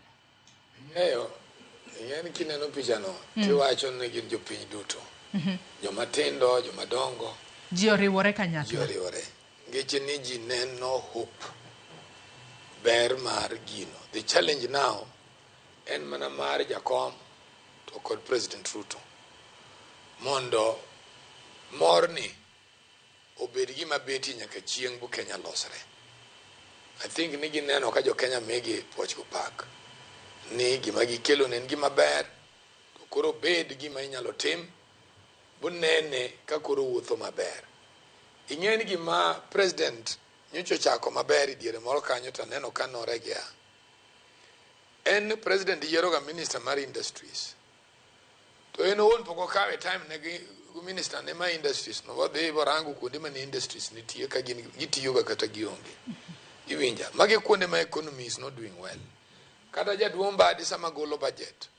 Okang'e ni orango ga nin kam ne woga kuni nikech poka winje no badi of the industrial area. Borango to industries edima function. To employees edima magidwa yudo taxes kuomgi. So I think ni gima koro rang mondo tim go mor ma jopiny go ne. En chakri kiny Kenya chak wuoth manyien ma jowere richo joma go makosa mag corruption mondo bende chol nikech aneno ka president choto maber. Kendo kopo ne judiciary otimo gicha very independently to anyalo wacho ni judiciary koro improve. Mak mana pod ogitime maber nikech ka ng'ato kwalo $50,000 to iwan wakawo $5 kata $100 no is not correct. Mama kwalo pesa nek duok pesa wate. Iwinja. Ka in investigation motim maber bon wan ne kwalo pesa kitiyo go maber. Mana mamari emonego rango mondo duokni. Mani tiyo go genuinely. But me kwalo to nego kaw te. Profit. Iwinja. Profit okoro nego ranka ne ba itero pesa bank or anything. You know we have to be realistic with life. And gima wacho ni from the journey makoro chakni. Mondo morni obed gima nyaka chieng'. KCC kae emane ka Kibaki obedo sworn in. Ji need the ball okore nyaka pimane kacha. Kane ging'en hope nitie. The next day ne ginwang'o kuonde mane miyo sirkal weakness. One ne in matatu business. Ne giyotho gi tiendgi. I town ka nyaka ket gik mane sirkal dwaro. Kane nochopo kama ne gimiye support no corruption room. Ne gimako nyaka police kaka wasoya. So gino emoduog mondo okony yiero mwayiero mondo bed maber. Seche moko blame leadership to part of it bende one problem. Nikech in achiel ni midwa dhi wacho ni mujumbe nokok indiko nyathina ni to in koro support mara orumo kodi. Mujumbe ni koro nyaka ndik nyathi. Nikech ing'e ni Joyce en gima rani jo Kenya sani opidho gimro wigi. Nikidhi ndik police to ng'ato dwaro $500,000 midhi cham. To kanyo be mano kwale masani ka ngizi Joyce I can tell you without fear. Kidhi kambi jolweny sani jolweny motwene no chama soya are so many. To golo gigo en mana timo gik moro above board. Koro gima sirkal ni onego dhi otim. Gitim gimoro makino kelo hope. Nyocha wacho ni buru kadwa wuoyo kuom bade arito how to see his budget. Mubunge nama Opio Wandai is doing well to gimadag giwe miwa stima mwakia kaka donjo kaka kichulo mane manwa madho go chag moika bokela sara bogo kambi piny power so bedo gima very good for us bene omiyo Kenya manage ke ko ena private developer to kwanyal chule koro wadwaro no winjre gi county government mondo kata kitero transformer to trade transformer ma county government ema manage koro ng'at manyalo ywayo machiegni from the nearest market kata rangi institution kata bed no hospital kata bed school mondo bed gi a center kama equity nitie manitie balance ma pesa no ichulo go okwadwa gik mabro hangi na balance you make us happy today to kare mi wathagruok machielo we wawinjane wacha billion in korka kori parni jopiny omor kae nikech ang'o nikech kata ka wawinjo kaka jopiny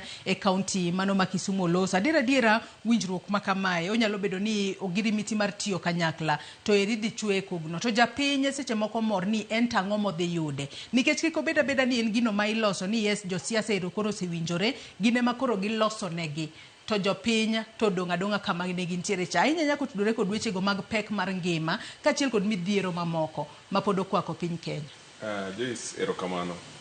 Ing'eyo no number 1 gima siasa miwaga en gimiluongo ni hope. Sama ntiere chapter manyien ntiere hope, renewed hope.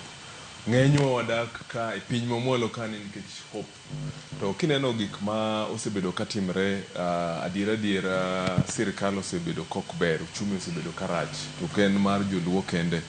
Ji osebedo kanindo kech piny luo, ji osebedo kanindo kech piny coast, jo wayo osebedo kantiere dala mak di school, wach maru shi osebedo shift osebedo kachando ji kamra mora. Koro mani en gimiluongo ni renewed hope.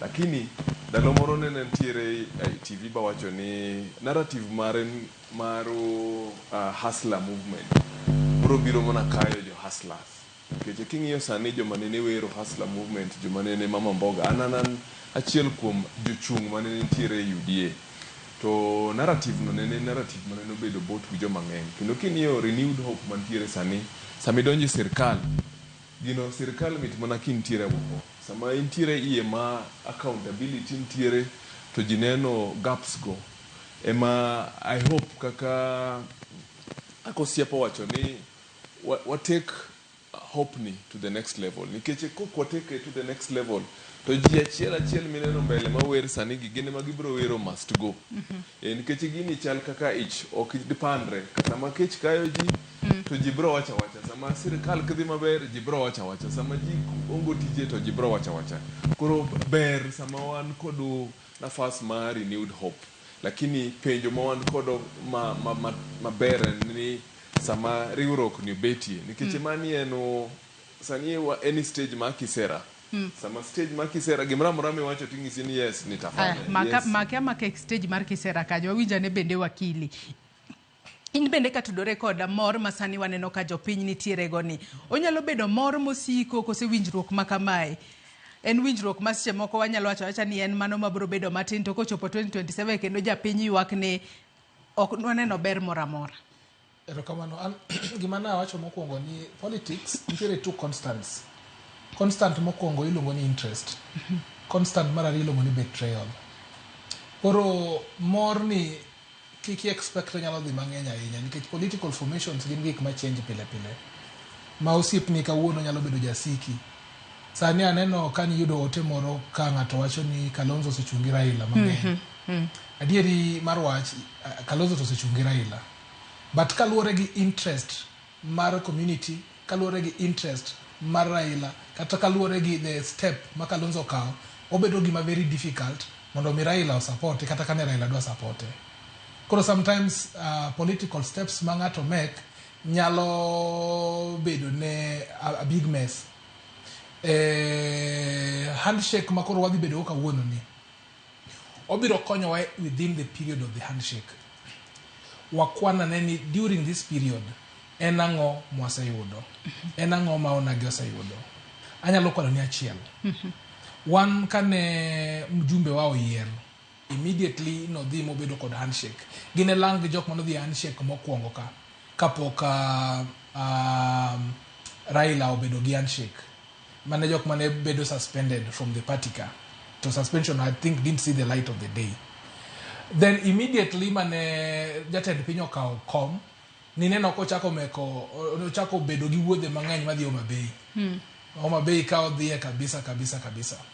Koro e kind wuodhe mane rais bedo gono, for the first time in a very long time, rais nochopo thurwa kuma ntiere Sindo kata Suba South, kaka chakre independent, nwaonge lam kata chiel.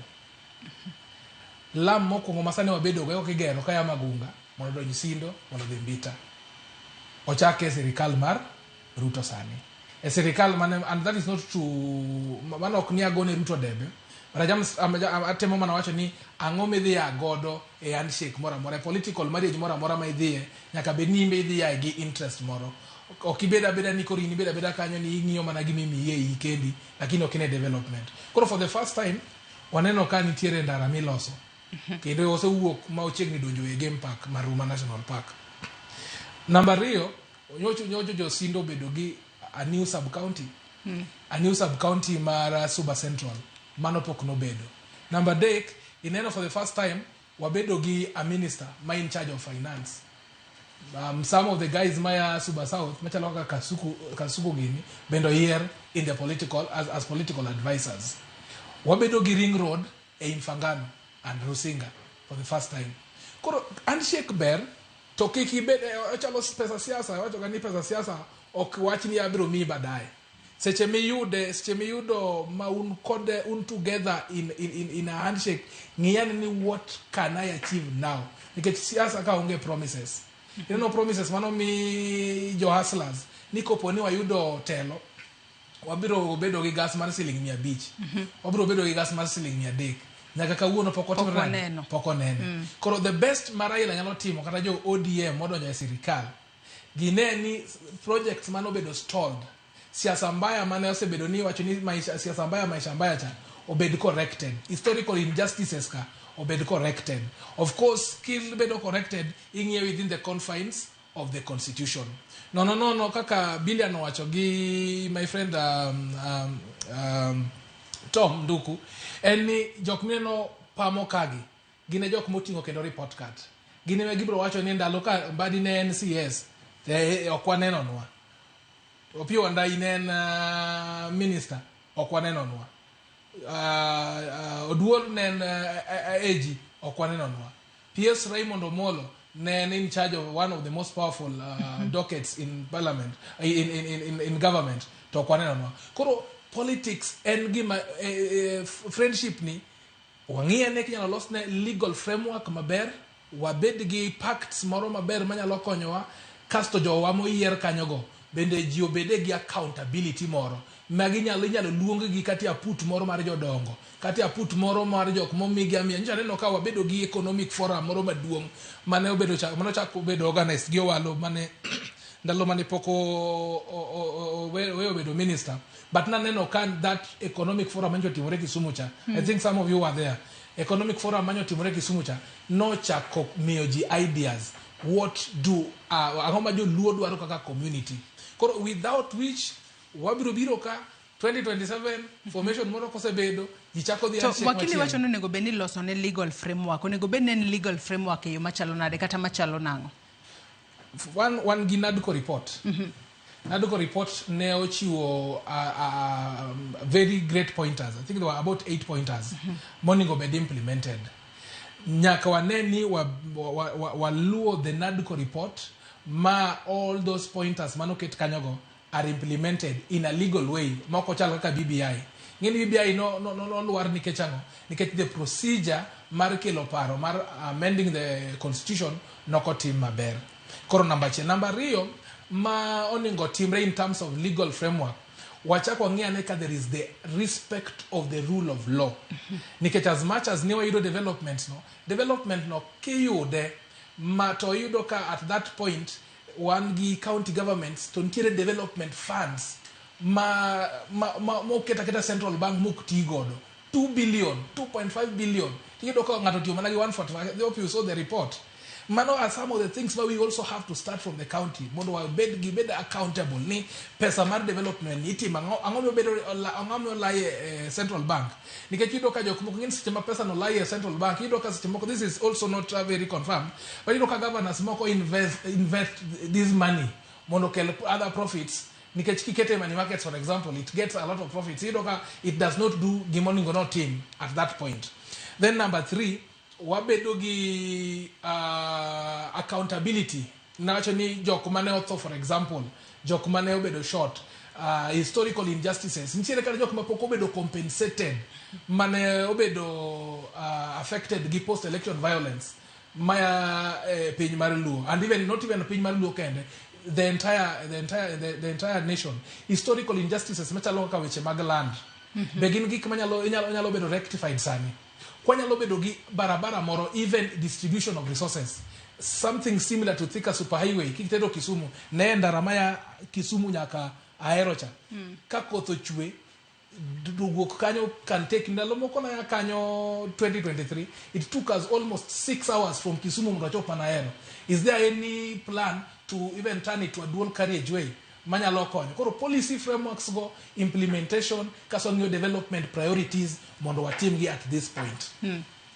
Kurka kori bilion makoro sani kata kapok wadhiro nduku. Nyaka sani wang'eyo ni kata bedo ni jopinyo mor ni ero Raila dwa winjore kod Ruto mar mondo mi giti kanyakla. To adiera weche mane Ruto osingone jopiny, ang'e ni wakili bende omake matin, moko kuom gi pok ochopo kare. To bende kane wang'iyo kata kinde mag kisera mar ombulu mane higa mar 2022 manifesto mane jatend piny nitiere godo nopogore kod mago mane Raila Amolo Odinga ne nitiere godo kinde mane gitimo kisera mar ombulu. Nyaka sani nyalo bedo ni koro gidhi nywando gi kumoro achiel mondo gine kaka jo Kenya dhi yuto, kose koro mag Ruto ma oko se chopo kare kata singo moko no chopo kare ema koro Raila dwa konye mar mondo mi kako nyalo chopo gi kare mondo jo piny owe ywak makinde ka kinde. Erokamano. Kama we chaka achon man yen kisera awinjo ka wakili owacho maber mosebedo katimre, to bende wang'eyo waduto wajo kisera samidwa timo kisera to ko wachni or fair ti oro fair. Koro to ko wachno no or maro miloso kod wich tilo oro maloso wich. Nyalo bedo ni magi gin nikech siasa bentiere baits miwacho ibayo gimoro tiluwo kut kiluwo. To mani kore marriage mapeki mogik nikech en marriage moting'o president na lomono campaign ne nitiere policies mago gik manifesto gik manene president o promise. To king'iyo bende jok manene support Azimio, jo manene support Right Honorable Raila Amolo Odinga bende ne nitiere kod expectations mag gi. Koro sani gigi osenywan karachiel, to kama nyalo bedo machachruok nyalo betie en mana priorities. No mane wakwongo kod mar president koso wakwongo kod maro mana yanda chiko jopiny. Nikech king'iyo build up mar consultation mosebedo ka ntiere sani ni ntiere opinions Right Honorable Raila Amolo Odinga osebedo kachon, these are my asks. Joma abductions obed maonge, joma nene oneg jogi obed compensated. Is the government ready for that? Nikech sani podi kiloso tiloso ka ng'at man oko. Sami se donje sirikal ting'isi nong'iswa na gidonjo bo gido empty coffers. Koro gidonjo bo siem ni empty coffers to nisechiwo promises no kata hope no jok ma supporters magin. Koro marriage ni en marriage maber. In fact, development ng'enyne bet gae ka onge koko mag siasa. To wahope nikech Raila osebedo the middle siasa revolve around to hopefully ni riwruok ni bro bedo kod settlement mondo wabed kod yo kaka development bro betie. But the same riwruok ni ema ntiere expectations mang'eny, to ntiere nyaka kwano migoyo 2027 nikech kaka bende nitiere jo mikawo makonyowa ng'ado nam, to dibed no ni riwruok ni en mar ng'ado nam. To ka ji osechopo kuchande to wachon bwana inie woda ndindi nyori inie woda in mani ina chako wuotho kodi bi mondo ami komni ami telo ni mon nikech higni modong gitin sama political party o win to gin kod work plan mar 5 years to dibed ni kero seneno ni chochruok betie matin okonyal chopo komonego bedo chope 10 years manosego kwande koro o drop jomoko mondo ongad nam samose ngado nam to mondo dhi om jok maniyo ni ikuongo kalo rombo kosikuongo kalo cham kosikuongo kalo guok koro nyalo bedo ni kaka nitiere ikuongo kalo guok mondo alafu tidwogo om cham to rombo nyalo chamo cham koro siasa ni politek then last 2 years kaka wakili wacho ni samodonji sirikal my general view onego bed ni kila ngato sirikal ongega og sirikal onego bed ni kila ngato mantiere Turkana kawa ni sirikal kila ngato winjie mit ma sirikal ni at the same time wacho nitiere interest koro sama jogo nitiere jomodonje sirikal go bendo kawa kaka nyalo kawo nikech sama ji sengado namo okwang'eyo nango mabro betie mbele erokamano adwa na meda ne somo moko kuom ote ma joneno magwa chwalono wako kaleo e yore waduto te mag tudruok okinyi makauno kata kamano kapok asomo ote nyakwara Ramogi Ajwang pichni ma inene wang' jowi kanyo mago pichni mabiro ni achiel kachiel kowuok oko mano mar kar romo mar KICC bore Nairobi ka City Hall Way jopiny ochopo kanyo chuo ka achiel kod mine moko kuom gi oting'o bendera no ka moro kanyo chal no ting'o vuvuzela e lwete ne gimor ne giwer ne gimiel ka koro girito chenro ma dhi timore odiochieng' ma kawuono moko bende oting'o nyaka bendera mano mar piny Kenya ka koro girito chenro mabiro bedo ka timore e kar romo mar KICC bore Nairobi ka kama jatend piny William Ruto ka achiel kod ogai mar ODM Raila Odinga biro bedo ka keto kokgi e winjruok kata ogirimiti mar tiyo kanyakla mano tok ka Raila Odinga no kawo thuolo mare mar wuotho en owuon e konde duto ma pacho kae ka koro ochoko pach jopiny kapok ogolo chung' mare ahinya to kotudore kod wechego mag siasa kata kotudore kod route modwa kawo e paw siasa mano motelo ne yiero mar higa mar 2027 jopiny ochopo kanyo mathoth ka romre margi kata kamano osenyiswa kanyo ni ok oyienegi donjo mano e kar romo mar KICC kata kamano no kamoko ting'o nyaka nyithindo gintiere kanyo gi mora gifuayo mana bendera margi girito mana winjo ka achiel kod neno gigo mabiro bedo ka timore kata kamano wan bende warito ang'eni sasa kuwuok sani jatend piny biro bedo ka chopo mano e kar romo mar KICC kanyo kendo biro bedo ka wamedo tudore kod jofuambo magwa mano Chris Owino ka achiel kod Eric Owenga mondo gimed leronwa ka nono nitiere jotelo magiseneno kanyo to gin mage to jotelo makamago ka giseloso kodgi kata ka gisewuoyo kodgi gin to giwacho nang'o kotudore kod chenro madhi timore kawuono to mana kaka ineno nyakwara Ramogi Ajwang jopiny omor jopiny miel jopiny wer jopiny nitiere kod geno mathoth kotudore kod chenro matimore odiochieng' ma kawuono nyalo bedo ni gimor kalore ne giparo ni sani koro konyruok olor konyruok biro ber biro bedo tok ka winjruok makama osekete kogno warito mar mondo mi wane ni koro piny Kenya biro bedo ka chomo kanye paw siasa biro bedo ka chomo kanye ka Raila osewinjore makare kod jatend piny to japiny to biro bedo ka winjo ber mane biro bedo ka winjo mit mane oganda Luo bende moko kuom gi nyisa kae kokalo yorwa duto te mag tudruok ni sani koro nego bed ni tieko kata projects moko matimore ka Luo kaneno ka Gason oyudo wacho ni the president has shown us that he can deliver to the Nyanza people. Let Raila not undermine that. He should strongly support that, not self-interest. Magomoko kuom ote ma joneno magwa oronwa ka Gason oyudo pod wacho ni Raila should ensure projects in Nyanza region is completed. Let's not preach development, yet we are underdeveloped region. Ote machielo mabenda nyalo somo mar Bahati Africana wacho ni yo makare ka entiere Masara Golden City mano Migori County. Onyisa ka ni Joyce an kaka onagi an gi mor mokalo ka ogai mar ODM Honorable Raila Odinga kod jatend piny Kenya William Ruto owere gi akweda kod pogruok makagi kacha mosebedo ka timore e thurka. Wacho ka ni an koro amor ka oganda Luo nyalo riwore kendo tiyo kanyakla mar neno ni oganda jo Kenya duto oyudo dongruok kod winjruok makare ma onge akweda mag dhoudi kendo dakwa jotelo duto manie sirikal kod sani kaachiel gi joma biro donje sirikal tok winjruok madhi betie ni odiochieng' ma kawuono ni mondo oti maber kendo piny Luo obedie gi dongruok kod winjruok makare. Jopiny nitiere kod geno mathoth. Mane momiyo moko kuomgi nosemondo nyaka KICC odiochieng' ma kawuono ka girito gigo madhi timore kata winjruok midhi kete kogno odiochieng' ma kawuono. Chenro ma kamano nyaka Ramogi Ajwang' waluonu godo achiel kachiel kendo wabobedo ka wakelo ni godo live mane Ramogi TV ka e kinde mobobedo ka otimore. Kata kamano pod antiere kod welo maga ka ito mduku kadhi mbele kod twak maro odiochieng' ma kawuono sano kiraga kanyo kasomo kata ote. Jopiny nitiere kod geno mathoth. Makmana ni jopiny oketo maino margi wechego mag dongruok madhi kaluo. Kata kamano e kinde ma dongruok ma kamagi timore ang'e ni in bende isewinjo moko kuom weche mag liekruok mosebedo ka liekore ni inyalo bed kitimo kata lokruoge moko ne buch ten migepe. Buch ten migepe ma kamagi kotime ahinya nyato e sekta mar thieth ka nyalo konyo e yo machalo nade? Ing'eyo nitie gima osiepna ne wacho. Nitie gik mane waso achieve kaka katiba. Ma bedo mbadi CS kata bedo mbadi ok en CS onge ber nek tarachne.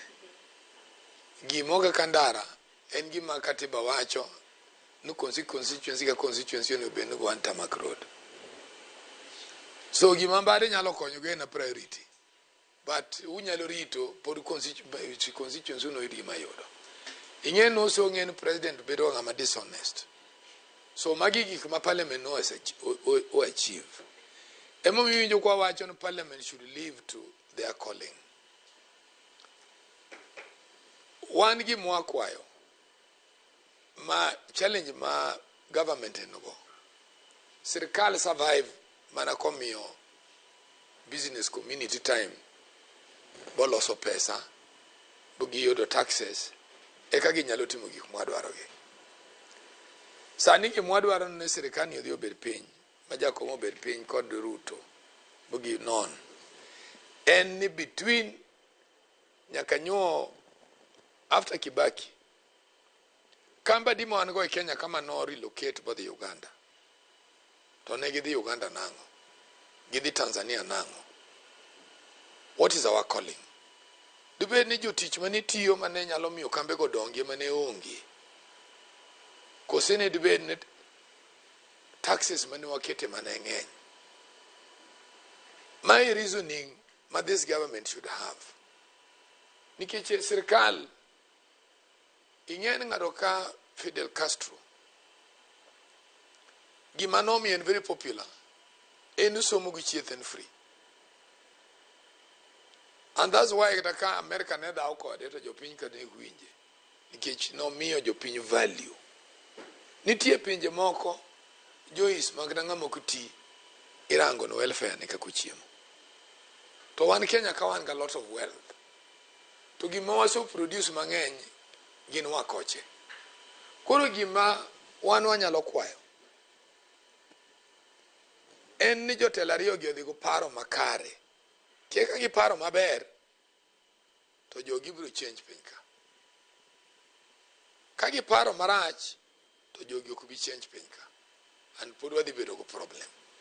Nikech at the end of the day mana gimi neno refer to wan ga parliament maka president wacho ni gini ber to ber. Kini gima ber no ka president wacho ni gini rach orach. Wadwaro independence. Ing'eyo and parliament mantie periodicals.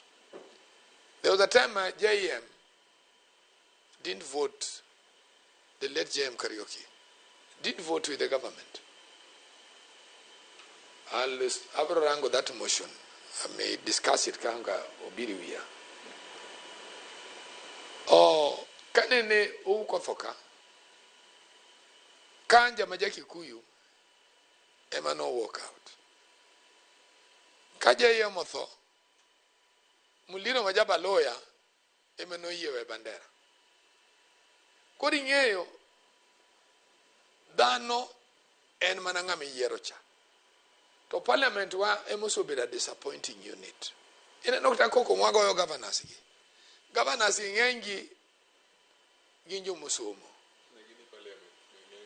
But rachne no jo mwamegi mani assembly ok match the brain manyalo discuss buketigi thembre in level madware because the president must also be challenged with motions made in the house to ka unu dak no then governor no adwa the Mombasa wadwa the Uganda governor be ketu mani level no to kore no ketha koro gima duong' ma sirikal nyaka tim mana kwayo en ni jakomo de ka kong'e ni Kenya nigo problem to problem wan go ma outstanding en tie gik ma Kenya no so achieve an mane omiyo siep na maji UDN an UDN kadwa nikech ne go too many manifestos for nothing. Kenya no narrow gigi only 3 at the pre-independence time mapok achieve kata achiel to the success. Kenya ne dwaro mana wabed free education, wabed free health, to wabed food. Kenya wangeni kwani gi chiemo to wabro gero industries, wabro move economic empowerment bro beti wabro to export, and through the export we can import. Standard maro ma commerce ni dhi bedo malo. Mago wisdom mar joma nene nitie at the pre-independence time.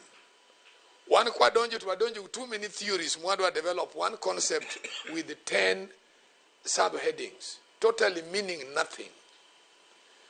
One gi mwadwa ronja kom gi achieve in Kenya in education. Obey free from primary to secondary to university. I want to differ with this concept. Nitie level makaji oso achieve because ngimo kinyabe no ber nji duto. To kwadwa kamoro nikech mai momi adaga kita CDF. Nikech CDF ino ankanga mamin gitiyo won gitiyo wad gitiyo ene men gi CDF. Emo mi aero gik moko miketo even. Kai en free obey free for all. And that is what the Kenyan people tapped the other in the pre-independence time.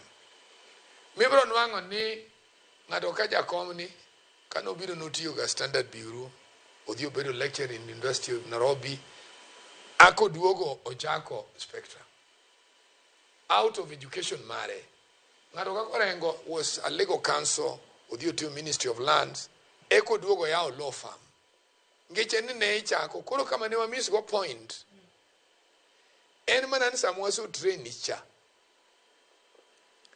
How do we pamper you after your education? No very chon ni ke chon ni kidi training tinge ni kaina idi medical school tinge ni bro chako as a clinical officer or a nurse in a hospital. Government will take their money. Kani in agricultural officer tinge ni idi chako tichaka extension officer or idi unit mara animal production unit. Those were there. Gigi mod go around the primary core. How we want to absorb our graduates.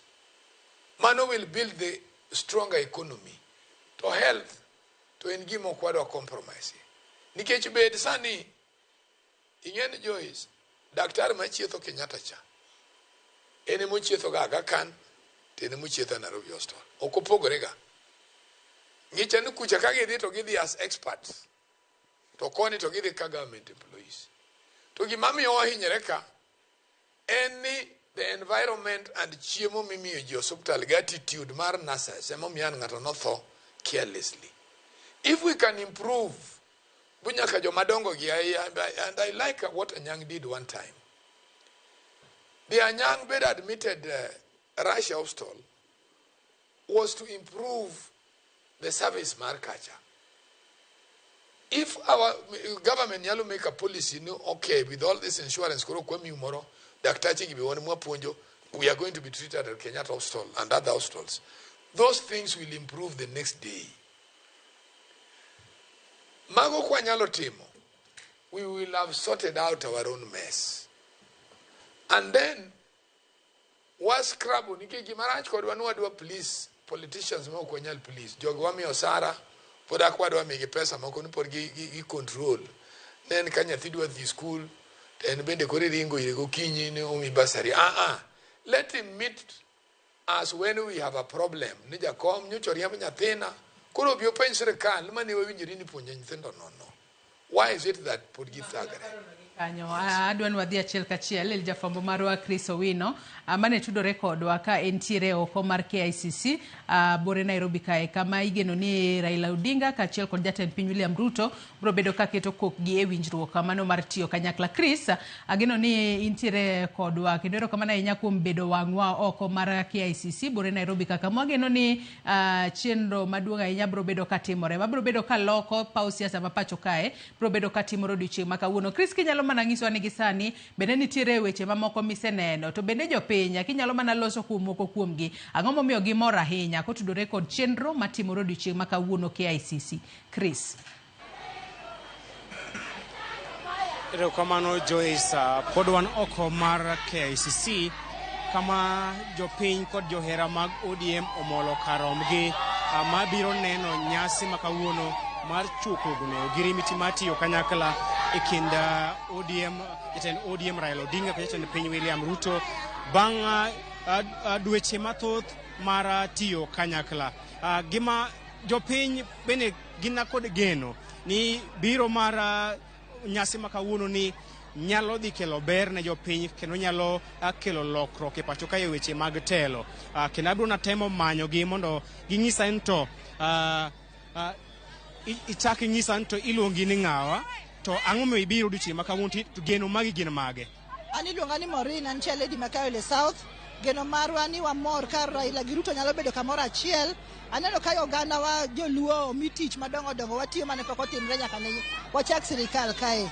Gima dakwaru Raila kodonjo kanyo mondo mi vijande wa tich wan wamor. Raila kowacho ni wadhi left wadhi, kowacho ni right. Mane baba wato mane kingpin gi elda wa modong nyaka wamiye respect. Wan wamor warite kama ubire ni warite odonjo gima owacho. Gima nowacho nwa emane watim. Mopogore kod lemo miyo wacho ni osemiyo Uganda luo. Gin lokruok mage ma igeno ni biro margi kanyakla nyalo kelo ne piny Kenya? Koro kachako koda ana piny Ugenya. To kane wanda hiyo ka otelo wan ne pok waneno stima. To within 2 weeks stima ne odonjo. Amor sana. Ja pesa cha be wacho ni ya okuche jok miwaga pesa lakini koka kaka odonjo kanyo wadwaro ni kobiro to tem kaka nyalo miwa pesa watimo hande watimo gik ma nyalo timo mane gima nyalo wacho. Erokamano an kod rawera moro kae isudo machiegni in karawera aneno koro wero opung' kaka sana ubiro moko biro kod apiko moko biro kod tiendgi ang'o momiyo mor mar biro kakae? Iluonga ni Walter Omondi e gweng' ma Ugunja kama iluongo ni Sidindi. Wan gi mor nikech at least sani koro wanyalo wacho ni utangamano cha ochako duogo. Utangamano cha ochako duogo sani. To gima miwa mor sana nikech ng'eni sama Raila kamoro amora ma Raila odhiye nikech Raila en ng'ama neno mabor. Ok en ja siasa moro amora mi nyalo pim gi ng'ata ng'ata. Raila en ja siasa maneno mabor. Ma sama oseneno bo chomo wa kamoro achiel to wan kaka oganda luo wang'eyo maber ni wachomo kama kare. Emomiyo wawinjo ka at least sani koro wan gi mor. Ne ntiere weche moko mosebedo ka wachore ni seche moko jopiny ok dwa ni Raila oriwre kod piny owacho mar Kenya Kwanza, ne piny sirikal ma oserocho ratiro mag ji kendo uchumi okethore kaachiel kod weche mamoko. In achiel kuom jopiny bende isiro biro mar Raila kod Ruto kanyakla? Ing'eyo ni siasa tek. Siasa ok en gima ng'ato, siasa onge sigu. To kamano en adier ni ratiro to serochi. To adiera manitie ni onge ng'ama kare. Jo siasa chalre te. To gie sani kata na jok machielo kodok machielo boriwre karachiel gibende giserocho na ratiro e yo moro machielo. To kwa paro gi gima ne gitimo kane gichung' kodwa to ne ok gimiyowa kata na kura. Iwinjo wan kaka oganda na gine gimiyowa kata kura. To bwana ni masani koro waungo lwedo ni bwana ni kano chung' kodwa nomiwa kura 100%. Emomiyo wan kaka oganda na gi sani ka pono Raila oriwore kode to wan wabro chung' kode ok wabi weye. Mopogore kod joten migepe bende in kod geno moko ni nitie gik ma biro kanyakla mar Raila kod Ruto nyalo kelo ne oganda luo kod jo Kenya. Gin gigo mag kata ber mana migeno ni ka Raila kod Ruto tiyo kanyakla to oganda jo Kenya kata oganda luo dhi winjo maber? Ing'eni kata mafuta kiriwo gi pi to mafuta koro chot nyaka at least koro teko ne dog piny. Ma kata ka Ruto ne mafuta to Raila koro biro kaka pi. At least nyaka wane pogruok moro kae. Nyaka wane pogruok moro kae. An kod miyo moro kae ingisa jasidi ni osewacho mage. Angeni jo iso duor moro studio ni jasidi ni jadala oloso. Ingisa ni luongi ni ng'awo to ngisa ber mane ma igeno kaka ja Kenya ni tiyo kanyakla mar Raila kod Ruto dhi kelo ni in kaka ja Kenya nyingi mokwongo iluongi ni ng'a. An iluonga ni Zawadi Atieno. Gima nyalo wacho ni gima jakom osekalo wan ok wanyal pingo. Nikech jakom no ene mosebedo kotayo Kenya ni kata kapok obede kom ni. Koro jakom ni en gima wacho ema waluwo. To gima jakom wacho onge gima tatiso. Kendo wang'eyo ni ber mang'eny wadhi yudo. Nikech jakom oseneno mbele. To Nyasaye bende ntiere dhi konyo watiyo kaachiel gi Ruto gi jakom. To Ruto kendo wamiya bich kendo. Nikech kata Nyasaye wacho ni jasiki kaka ihero ni wuon. Ochopo kama koro wadwaro Ruto kendo wamiye tano tena gi chunywa te. Nikech jakom ok waping. Maendeleo be waseneno pia wanda inosedwaro transformer Nyanza te. Warito mana ni koro kelwa drop. Donjuru sirikal mondo konyi yawa. Nyithiwa maonge tich. Mondo yud tich. Osechawa mang'eny Kenya ka. Basari be wadwaro. Wan waonge pingamizi gi Raila. Owacho Atieno wacho nonge kod pingamizi kod Raila. In iluongi ni ng'ano to in to bendi kod pingamizi kuom Raila. Ko wacho ni odhi chung okwayo mondo ugoni Ruto ombulu e yiero mabiro. Ibende idhi luwo wach makamano ka Atieno wacho kosini ka uchung opogore. Nyinga mokwongo iluonga ni Pamela Chieng Muna. Ana wuok Lang'ata constituency. To an jakom ahero gi chunya te. Makuma jakom chomo te machome. Nikech tiagas noromo denda kata lama mineno ni. Tiagas noromo kaya lama ma tiagas. Omiyo tiagas waol gi dhi e tiagas. Wach mar jakom gi excellency ariwo dipar. Nikech nyithindwa nitie kar ka mosomo to gionge tich. To sani wang'eni nyithindo dhi yudo tich. Wan mine moti wanyalo yudo ywecho. Omiyo kwadok chien. Wan jo Lang'ata wa support wachno. To mane gima dhi mbele. Wayie gi wachno. Unaweza tu kutuambia umekuja hapa siku ya leo kushuhudia nini? Nini haswa imekuleta hapa kama Mkenya? Kwanza anza na jina lako. Kama Mkenya, mimi ni Secretary General ODM Lang'ata Constituency. Ile chama kubwa katika East and Central Africa. Baba anapigania uhuru ya Kenya. Baba ameleta devolution katika nchi. Baba hana ubaguzi, anapenda Wakenya yote. Na sasa tunasema hii maungano ya rais, mtukufu rais Ruto na baba Raila Amolo Odinga italeta maendeleo. Na tunauliza rais mtukufu Ruto atuletee bazari. Watoto wanaumia katika Nairobi County na 47 County ya Kenya. Sisi tunaunga mkono baba ya kwamba ameleta amani. Jenzi walikuwa nataka kuamsha Kenya, lakini baba alisimamisha Kenya, alileta amani. 2017 sisi tuliumia huko Kibira na Lang'ata constituency, risasi ilikuwa napita juu ya magari zetu, lakini saa hii tunaunga mkono, tuko ndani ya serikali broad-based government. Asante sana. Umeweza, kabla hujaondoka, umeweza kunena kwamba Raila ameweza kupigania ugatuzi na demokrasia, na kuna wale ambao wananena kwamba vile Raila amepigania mambo ya ugatuzi na mambo ya demokrasia, wanasema hii serikali ya Kenya Kwanza imehujumu haki za kibinadamu, imeenda kinyume, imejaribu kurudisha chini mambo ya devolution. Je, unadhani hii si usaliti ama hii kukuja kwa Raila na Ruto itafanya ugatuzi iweze kuimarika ama itafifia zaidi? Hapana.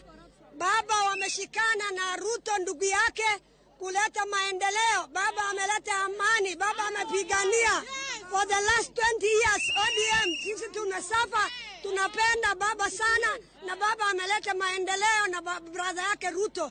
Hakuna ugatuzi nzuri kushinda hii ya leo. Sisi wana ODM na wana UDA wote tunafurahia baba wameshikana na brother yake mdogo William Samoei Ruto, na tunatarajia mengi atakuja. Sisi tuko kwa broad-based government. sisi baba aliokoa Kenya. Asanteni sana. Joyce Podan KICC keno podadhi nyime kod kao pa jopiny. Aneno rawera moro kakae. Ingisanto iluongi ni ng'ano to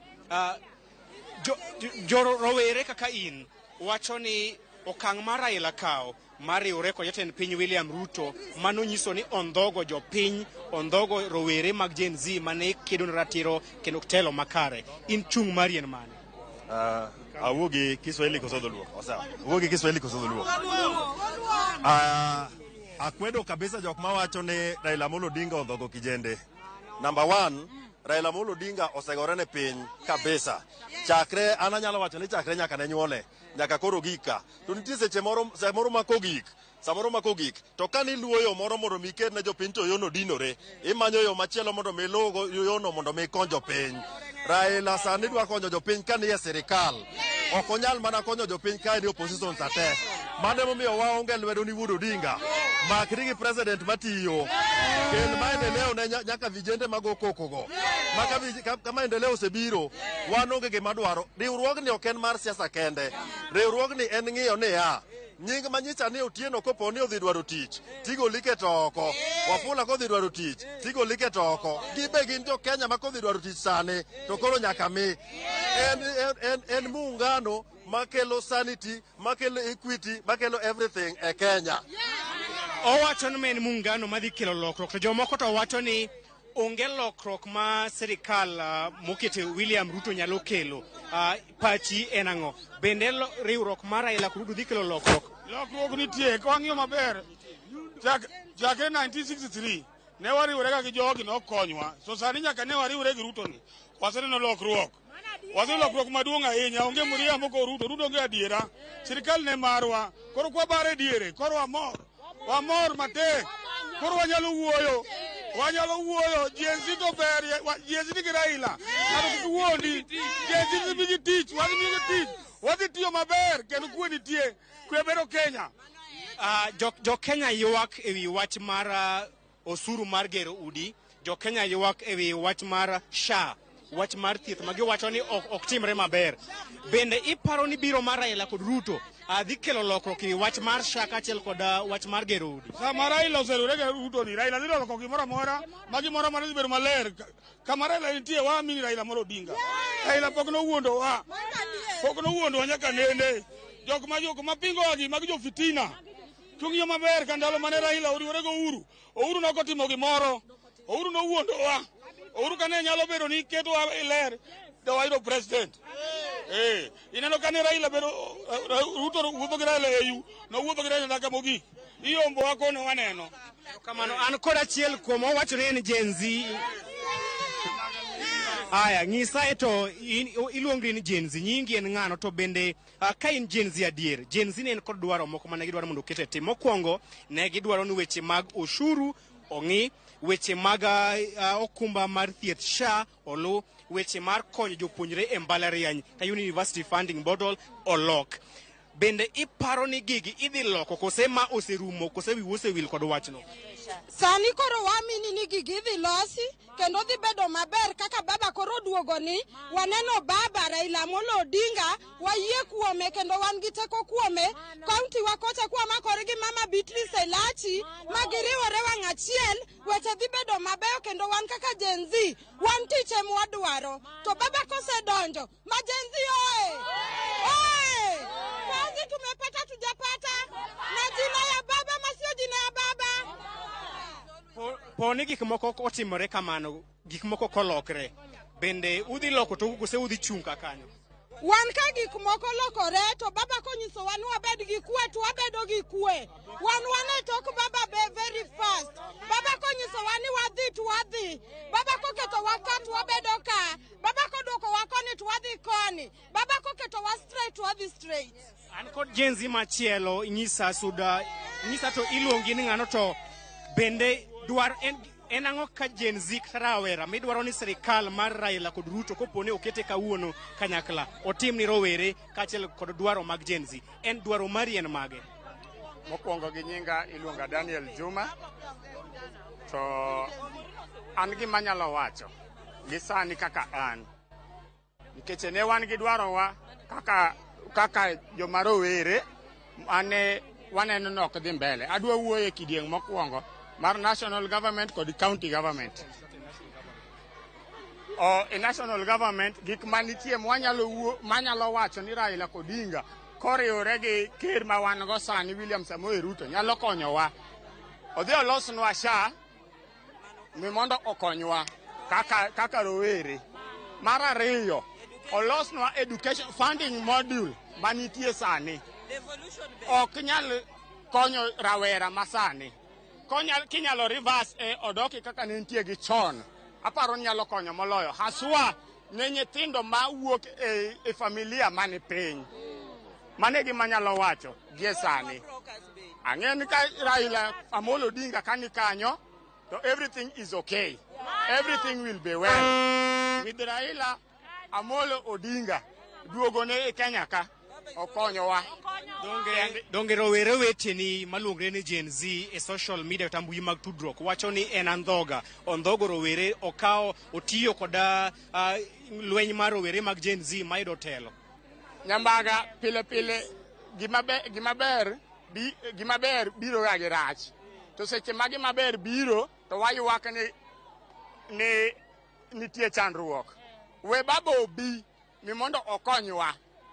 Kose biro ang'eyo ni gi paro man jaduong' nigo maler obiro bedo gi kijana ni piny to gi los kama kosa nitie kosa ma waneno ma shida ma wan go gadier mokwongo en koso tich. Idhi sikul ionge tich, mano ok konyi kaka rawera, waonge tije. Mar ariyo, education is the mother of everything.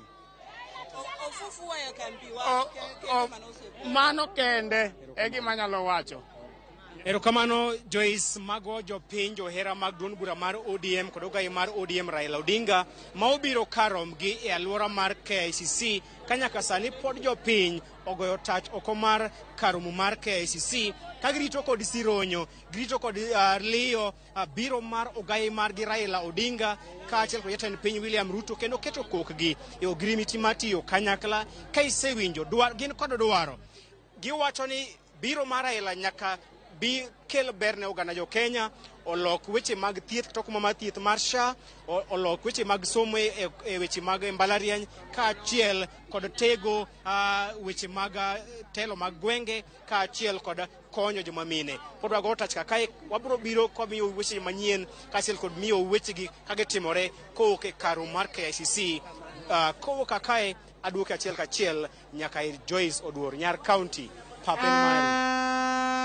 Kristo Owino ka intiere mano kar romo mar KICC bore Nairobi kae. Wawinjo kanyo kaka jopiny oloso mosna jasidindi wano kalore ni embendo chwalo paro makare kotudore koda geno ma jopiny nitiere goda inya to kotudore koda tudruok kata winjruok ma jatend piny William Ruto kaachiel kod ogai mar ODM Raila Odinga igeno ni biro bedo ka kete kok godiochieng' ma kawuono. Wanyalo wacho ni jopiny nitiere kod geno mathoth. Mano emomiyo neno ka gichopo mano KICC kar romre margi kaluwore ne gintiere kod geno kendo girito kanyo. Kata kamano ok oyienegi donjo to giketo mana geno margi oko kanyo ka koro girito. Wan bende pod warito wang'e kinde ma jatend piny kaachiel kod Raila biro bedo ka chopo kuro obiro bedo ka wadhi kono achiel kachiel. Geno to nitiere mathoth. Kata kamano adwa wadhi mbele kod twak marwa.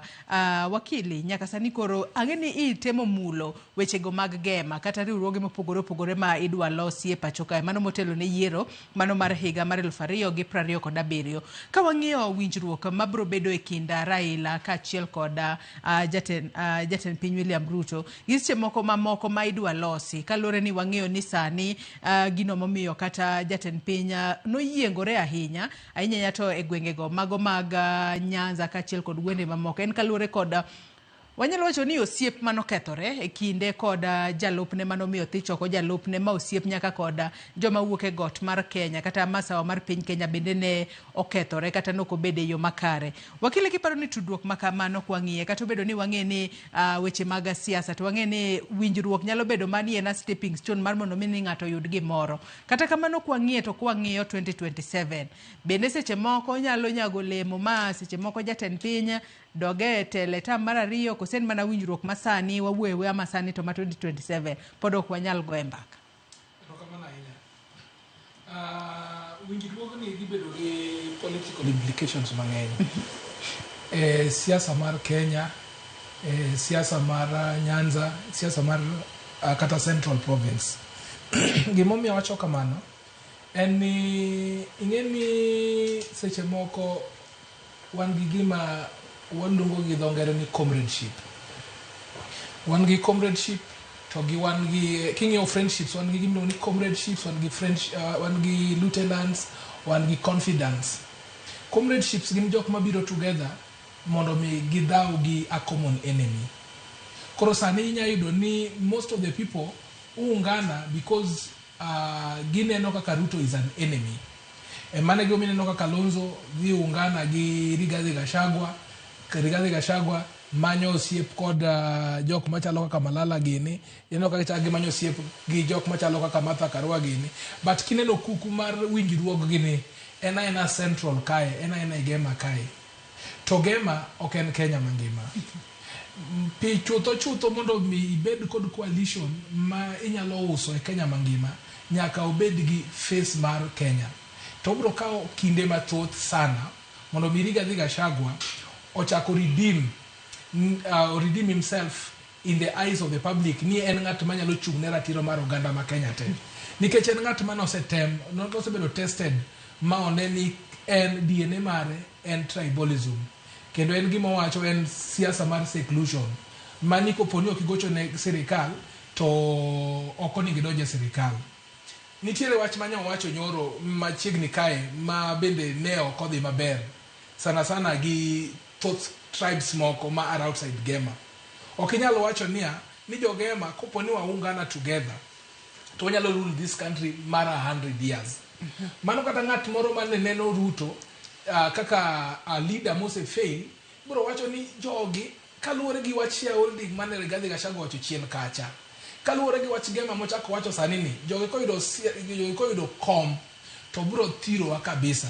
Koro ginyalo bedo ni they are voting not because ni gihero Ruto, but gigoyo kura nikech ok gidwar mondo jo Gema o rule for 100 years.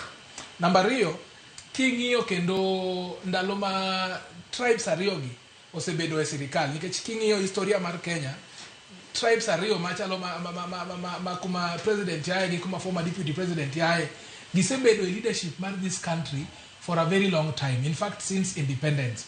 To kineno nonro mang'eny wacho ni kata KRA kata very many government parastatals, majority mar jok manobedo employed kanyogo ne gin mana jok mayae dhoudigo. Manyiso ni kata kek mar pinyni mar Kenya ka bende pok obedo evenly distributed among other people. Koro one, siasa ni biro bedo mar punishing a certain ideology ni koponi jok machal kama oriwore to ginyalo bedo ni girule Kenya forever. Kwa dugo kuom Ruto ng'iyo Raila in terms of so many things. Nikech sani kumochopecha ose trust mare gi Mount Kenya en gima nokethore 100%. Ma mondo mi redeem that trust odhi bedo gima tek kabisa. Nikech ing'eni siasa bende nitiere tools mang'eny mar goyo siasa. Tool mokwongo en pesa mane Ruto tiyogo mang'eny in the last election. Tool mar ariyo en propaganda masane dhi mbele ni Ruto en jamiriambo. Mane mimiyo kata seche moko kokelo kata wacho ni barabara ya Modogashe kadhi Kotulo kadhi chopo nyaka kure, iyudo ka ji wacho ni mano mana miriambo, mano riamnago last time. Koro jogi jok mane support Ruto last time gine magi uso this narrative. To this narrative oseusore seriously, maji mang'eny osebil sana jok manie central go. Ruto knows very well ni koponi nonyalo donjo siasa kawuono kata obed mana ni otimang'o to pod kata obed mana ni oyiero ja Mount Kenya as his deputy, pod ok onyal yudo opportunity mar yudo kura mano yudo konogo. Koro he has to look for other political alliances. And seche mong'iyo political alliances moko gi gima duong' manyaka ung'e kata manyaka wang'e ni all these political alliances gi onge gimoro matimore by accident. Ni Raila ochunga dichiel kawuono to gidhi gimoso Ruto. En gima ing'iyo malong'o, ing'iyo matut, igwetho bethene, ing'iyo kumochope. mondo mi ne gimosre kata ni mosruok ng'at mane oseluongi ni mganga ng'at moseluongo everything maricho kuomi mune umosoru kama en ok en gimoro ma en ni en gima tin en gima deep mane gimomiyo kata mosruok mar Uhuru gi Raila cha pod nigi impact nikech nok en gima notimore atima odiochieng' achiel ne en gima was well thought en gima nong'i matut momiyo kata nyocha gotieno ineno ka ne gimosore ka ne giluchore ma giromo Kilifi kocha. Koro yes, political landscape dhi change mang'eny. To political landscape dhi change because of interest. Ji mang'eny dhi gone Ruto kura not because he's the best president, but ji mang'eny dhi gone Ruto kura ka gidwa mondo presidency no bende owuoge the majority tribes mondo chope ni jok moko bende inyalo yawnegi ma gibedo gi ginyalo bedo gi power manyalo bedo presidency. The last thing Joyce Moninga nyisi ma kata nyisi jopiny ni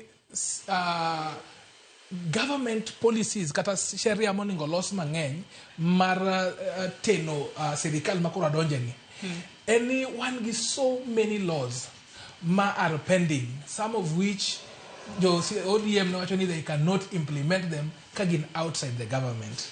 Koro sama gidonje government ni mang'eni sani nyalo migi kata opportunities mag lead government dockets. Gimwadwa ng'iyo ni wane implementation of those laws manyalo bedo ni kata kinyi goyo mbaka tinyalo wach ni jo ODM otimo kama nikech kopo ni okwatang to lodi mono timo ndalo BBI makoro jok moko ne wuondre ni wano okwachayo Raila wokogo chemna Raila nikech osiep magin go gi Uhuru ni nyalo nuore sani ji nyalo wacho ni wano okwachayo Raila but okwadwar mana Ruto egemo okwadwar Raila. Koro lodi duto manie government dhi ikete wi Raila to Raila makoro bedo gi osigo mapek joluo makoro bedo gi osigo mapek. Koro let us look at this thing not only as a Luo thing wangi gini kaka gir Kenya mangima mane gomi I expected ka aneno jo Waislamu moko kanyo but I expected to see everyone nikech Raila nigi support beyond Nyanza mondo kata ka koro bedo ok obed gimoro machalo ni obedo secluded ochalo gir joluo to obed gir jo Kenya. Kosebedo gir jo Kenya it will be very easy for them to defend it going forward. Aneno ka janeno amoro kae David Ajawa kawuok Isiolo wacho ka nakwayo ni ka baba riwore gi Ruto to baba kik wiye wil gi gik mane onyiso jo Kenya singo manoketo kik owe moko keto kaka baba care, linda mama, yore somo, weche chiemo kod joma ok nyal yudo haki gi weche osuptal gi weche somo bed mbele wainyore gi nyithindo e dot akwayo kamano Nyasaye okonya Kenya kae otieko kowacho kanyo ni amen. Weche mane Raila singo ne jopiny bendo nyalo chopo gi kare ka giriwore kod Ruto sani Bilian. Sani king'iyo marriage ni mokwongo poda insist in marriage. King'iyo marriage ni kila ng'ato biro gi nyithinde to kila ng'ato biro kod singo mane nomiyo joge to king'iyo the bigger interest ng'ama ntiere kod bigger interest i marriage ni en Ruto nikech en ema pod ntiere kod gigeno mar bedo president for the second term. Koro dhi miyo gimowacho ni wauso hope wan gi hope ni gimoro amora ma jogi neno chiko dhi miyowa. At the same time wanyalo bedo the devil's advocate wach ni marriage ni ka gimoro do bedo ni timre ng'at ma bedo in the mind bro bedo side maru right honorable Raila Amolo Odinga to mor mara en bed ni wan kod nafas ma jomose bedo ka wacho ni gin gi interest mar Kenya ubet karachiel mondo interest magwa mar jo Kenya kuma joluo kende ma jo Kenya mondo bed mbele to beru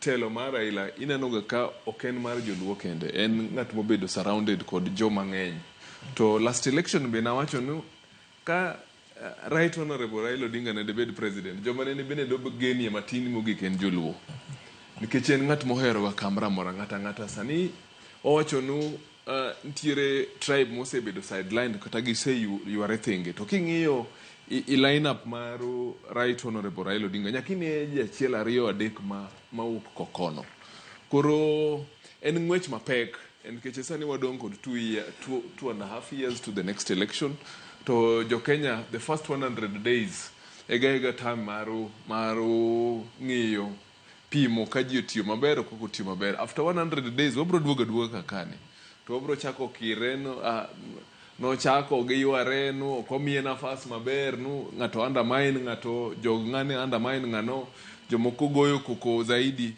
Koro en riwruok mobiro sama tek nikech seche gi ma yandwa ntiere kod maandamano mag Gen Zs, ntiere demands bende mag Gen Zs. Nikech bende aneno ka Caroline Amadi ng'isa ka ni ber to bed lakini weche ma Gen Z manotho because of maandamano kati the team na. Mang'isi en obiro sama odwaro very technical approach nikech sani ntiere demand mag Gen Zs to ntiere bende ang'eyo ni Tom to wacho no onge tribe miluongo ni Gen Zs but nwaneno gima nene otimre. Koro en sama tek ma nyaka ntiere demands mago gik manene Ruto singo manego beni timo President Ruto, ntiere gik ma Right Honorable Raila Amolo Odinga bende osesingo dwa timo, to ntiere bende demands mago mag Gen Zs. Koro en sama obedo sama tight sana. Alafu to king'iyo time mabendo dong sani to the next election okay en 5 years, okay en 4 years, en around 2.5 years. Sama ubet piny mo settle nikech sirkal be sami donje ng'eny jok manene odonji sirkal go side maro Rigathi Gachagua ok ne giwuok te. Joma nene wuok gin na cream de la cream, joma nene ntiere mbele to ntiere jok ma bende pod ntiere mrengo chama pod ntiere sirkal ng'e gidonj ba gi settle kodu sabotage ma bende dhi beti mantiere iego. Koku realize to 4 years oserumo, 2.5 years go oserumo, to jopiny bende kaka ochonen kaka ijaji mna kod gumotimo. Sani to wadwa wer maber kendo dwa bedo mondisre, lakini bang 1 year, bang 100 days to emobedo neno pogrok, ntiere lokrok, ngimo bedo mayom yie maber. To bende Ruto winjo nikech bende wawacho ga pile advisors wacho ga Ruto kubed President Ruto kubed advised advisors en mo advisors. Kuro bende nafas ni dhi bedie ma obro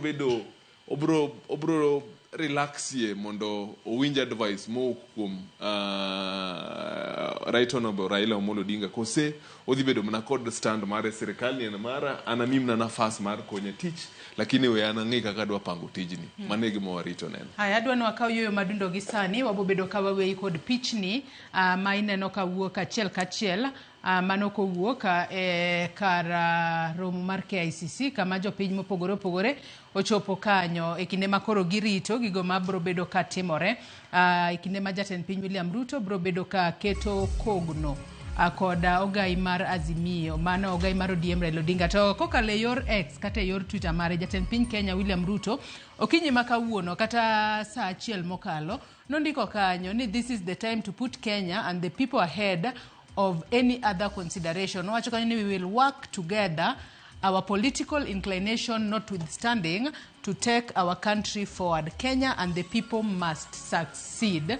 Kamendo wacho kanyo ni at State House Nairobi mano ne giloso kanyo kar jot mare ma Nairobi kama bende ne romo koda jod bura mago maga Kenya Kwanza mano okinyi makawuono mano motelo ne nyasi mabro bedo ka timore KICC bore Nairobi mano kokalo X mar jatend piny Kenya William Ruto. Wakaw mana yoyo madundo nyakwara Ramogi wawe kod pichni mawuok kachiel kuwuok e kar romo mar KICC bore Nairobi ka kik idhi mabor.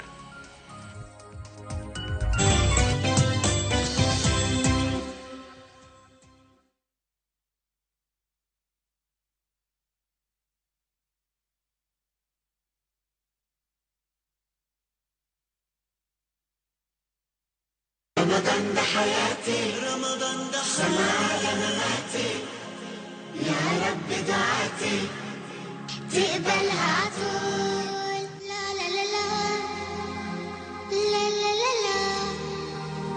لا لا لا لا لا لا رمضان ده رحمة من ربنا لا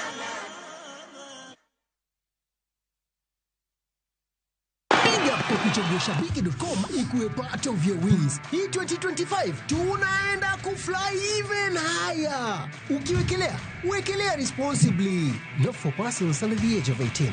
Authorized and regulated by BCLB 671.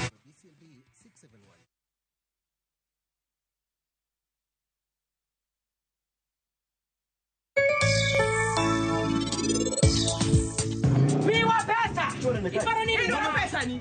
Ero pesa ni ero. Tokara inyap ga nyapa. To donge ni wacho ni biro deal gi nyako chia. Kama e kaki deal gi.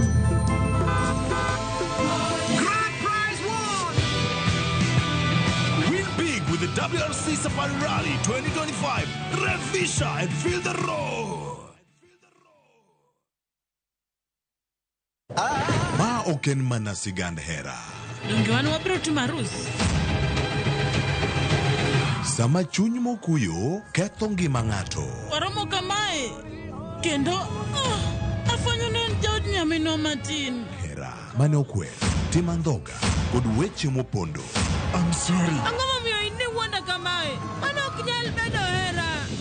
Hera chako dongo e kind ji ariyo. Mana ni mondo temgi gi pek mar gik ma gisekaloe. Ne won Prince Raj. Ang'o momiyo okidwa yie? E kind piem mar gombo duong' kod makruok gi joot. Chemane mula tibo neno gimana bro timo ni. Nyaka ng'ato tim yiero. Yiero manyalo loko tiend hera. Choti Sardani. Wuok tich. Nyaka ngeso, saa 2:15 otieno.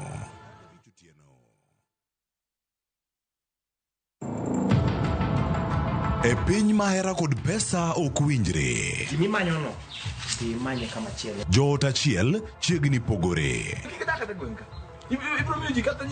Miyo mohero mwandu moloyo hera. Sani ng'ama onge pesa itimo nade? Nyare maduong' ne olale chandruokne kod manyo hera madieri. Ok adwar pesa ni, adich gi hera. Awinji nyathina. Mano kende. Rawera manie hera. Baba anto ka ok vero. To wuon mare noneno hinyruok mani nyime. Kaduogo kama yudi dalaka. Ibro neno giwa. Miriambo, hera, makruok gi ng'ato. Irwako gi pesa na, isomo gi pesa na. Kae to kadu awuoyo kod dino kinya winjo manyisi. Ne en mula e Winam Cinema, Jumapil, saa 2:04 otieno. Kik bai.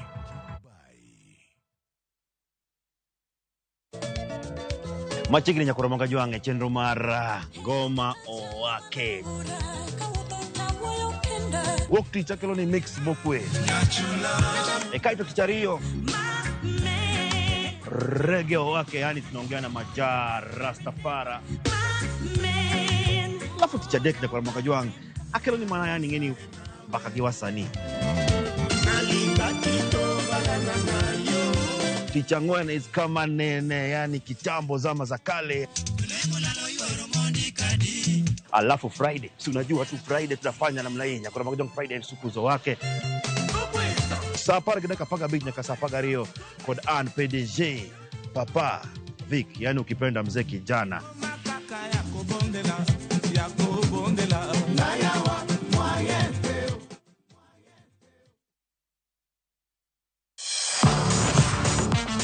Ne thuolo mar yudo weche tuke duto nyaka mopondo. Mbaka makende mag jotugo kendo mag jomolonyo weche tuke. Can you believe it? Magite yudore chenro mar pau tuke. The 4.84 kilometers. Nonro matut kod gigo matimre manyien mag tuke duto mawuok e piny mangima. Tudri kodwa ngeso ka ngeso Ramogi TV.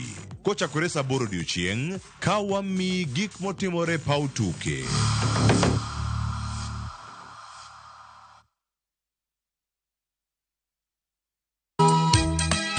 E piny ma ji dwaro ahinya bedo gi geno, nitiere kamoro ma yie manyien yudore. Bie chokruokwa ma juma ka juma mar Sabato mondo ilam Nyasaye kendo ipuonjri muma yo matut motenore kuom adiera mochwere. Paruru chieng' Sabato kendo ukete obed maler. Nyasaye oseluongowa e kinde makende mar lamo. Kokalo kuom weche mamulo chunji kendo konyi sudo machiegni gi Kristo. Oganda manigi yie bedo joot kuom Kristo kendo luong mar tiyo ne jok moko. Injili ngima, Sabato, sari okinyi, mana e Ramogi TV.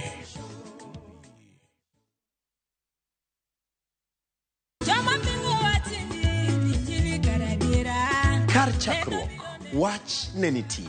Wach ne nigi Nyasaye, kendo wach ne en Nyasaye. Jumapil e chenro majiwo yieni, chenro maketo chunyi machiegni gi Nyasaye. Juma ka juma wakelo ni wach man gi teko, wach makelo geno. Ma oken shoya, ma en kanisa, mae wach Nyasaye. Ka wariwore kachiel kod jotich Nyasaye mamoko, mochiwore, mowal kendo mogwedhi. Okodeo hiki kit chwech kata kanisa ni. Injili kalo. Kokelni kod an jatich Nyasaye Ben Otiende. An Roda nyar kokitmo. An Ken the DJ. Wan kai nikech injili mitnwa. Wan ka nikech herane mosik. Wan ka nikech in. Injili kalo, mana Ramogi TV.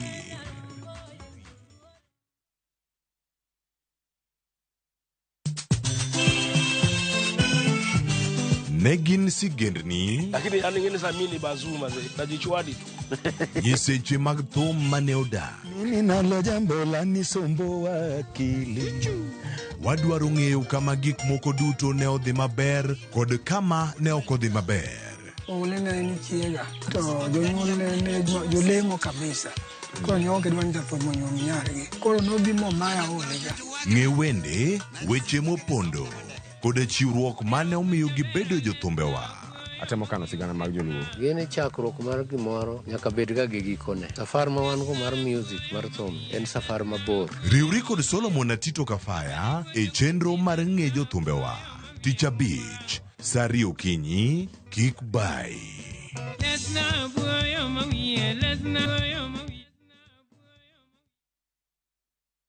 Kidliekno achiel maber nigi achiel marach.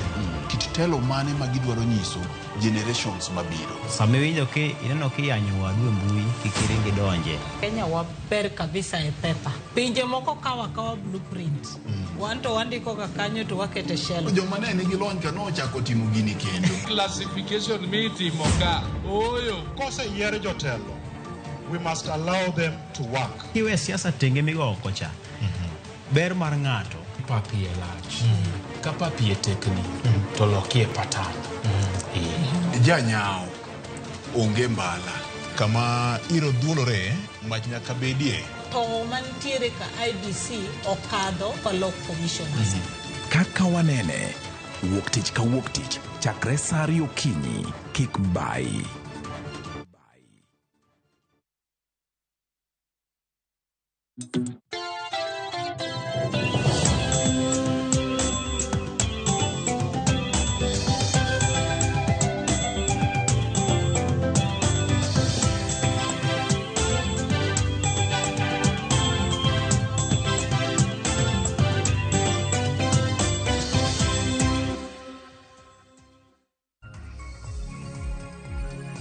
Machiegni kendo nyako Ramogi Juang mar mondo mi wadhi mbele kod chenro mar odiochieng' ma kawuono kama wageno ni jatend piny William Ruto kaachiel kod ogai mar ODM Raila Odinga odiochieng' ma kawuono gibiro bedo ka giketo kokgi e winjruok mano mar tiyo kanyakla mana kaka inene wang' jowi mari kanyo jopiny mondo chopo mano e oko mar kar romo mar KICC kama chenro makamano dhi mbele odiochieng' ma kawuono to bende kokalo e yor tudruok mare mar X odiochieng' ma kawuono waneno ka jatend piny William Ruto en bende no dhi e X mano tok romo mano bedo godo kod jod bura ma Kenya Kwanza ka bende oketo kanyo ni this is the time to put Kenya and the people ahead of any other consideration. We will work together, our political inclinations notwithstanding, to take our country forward.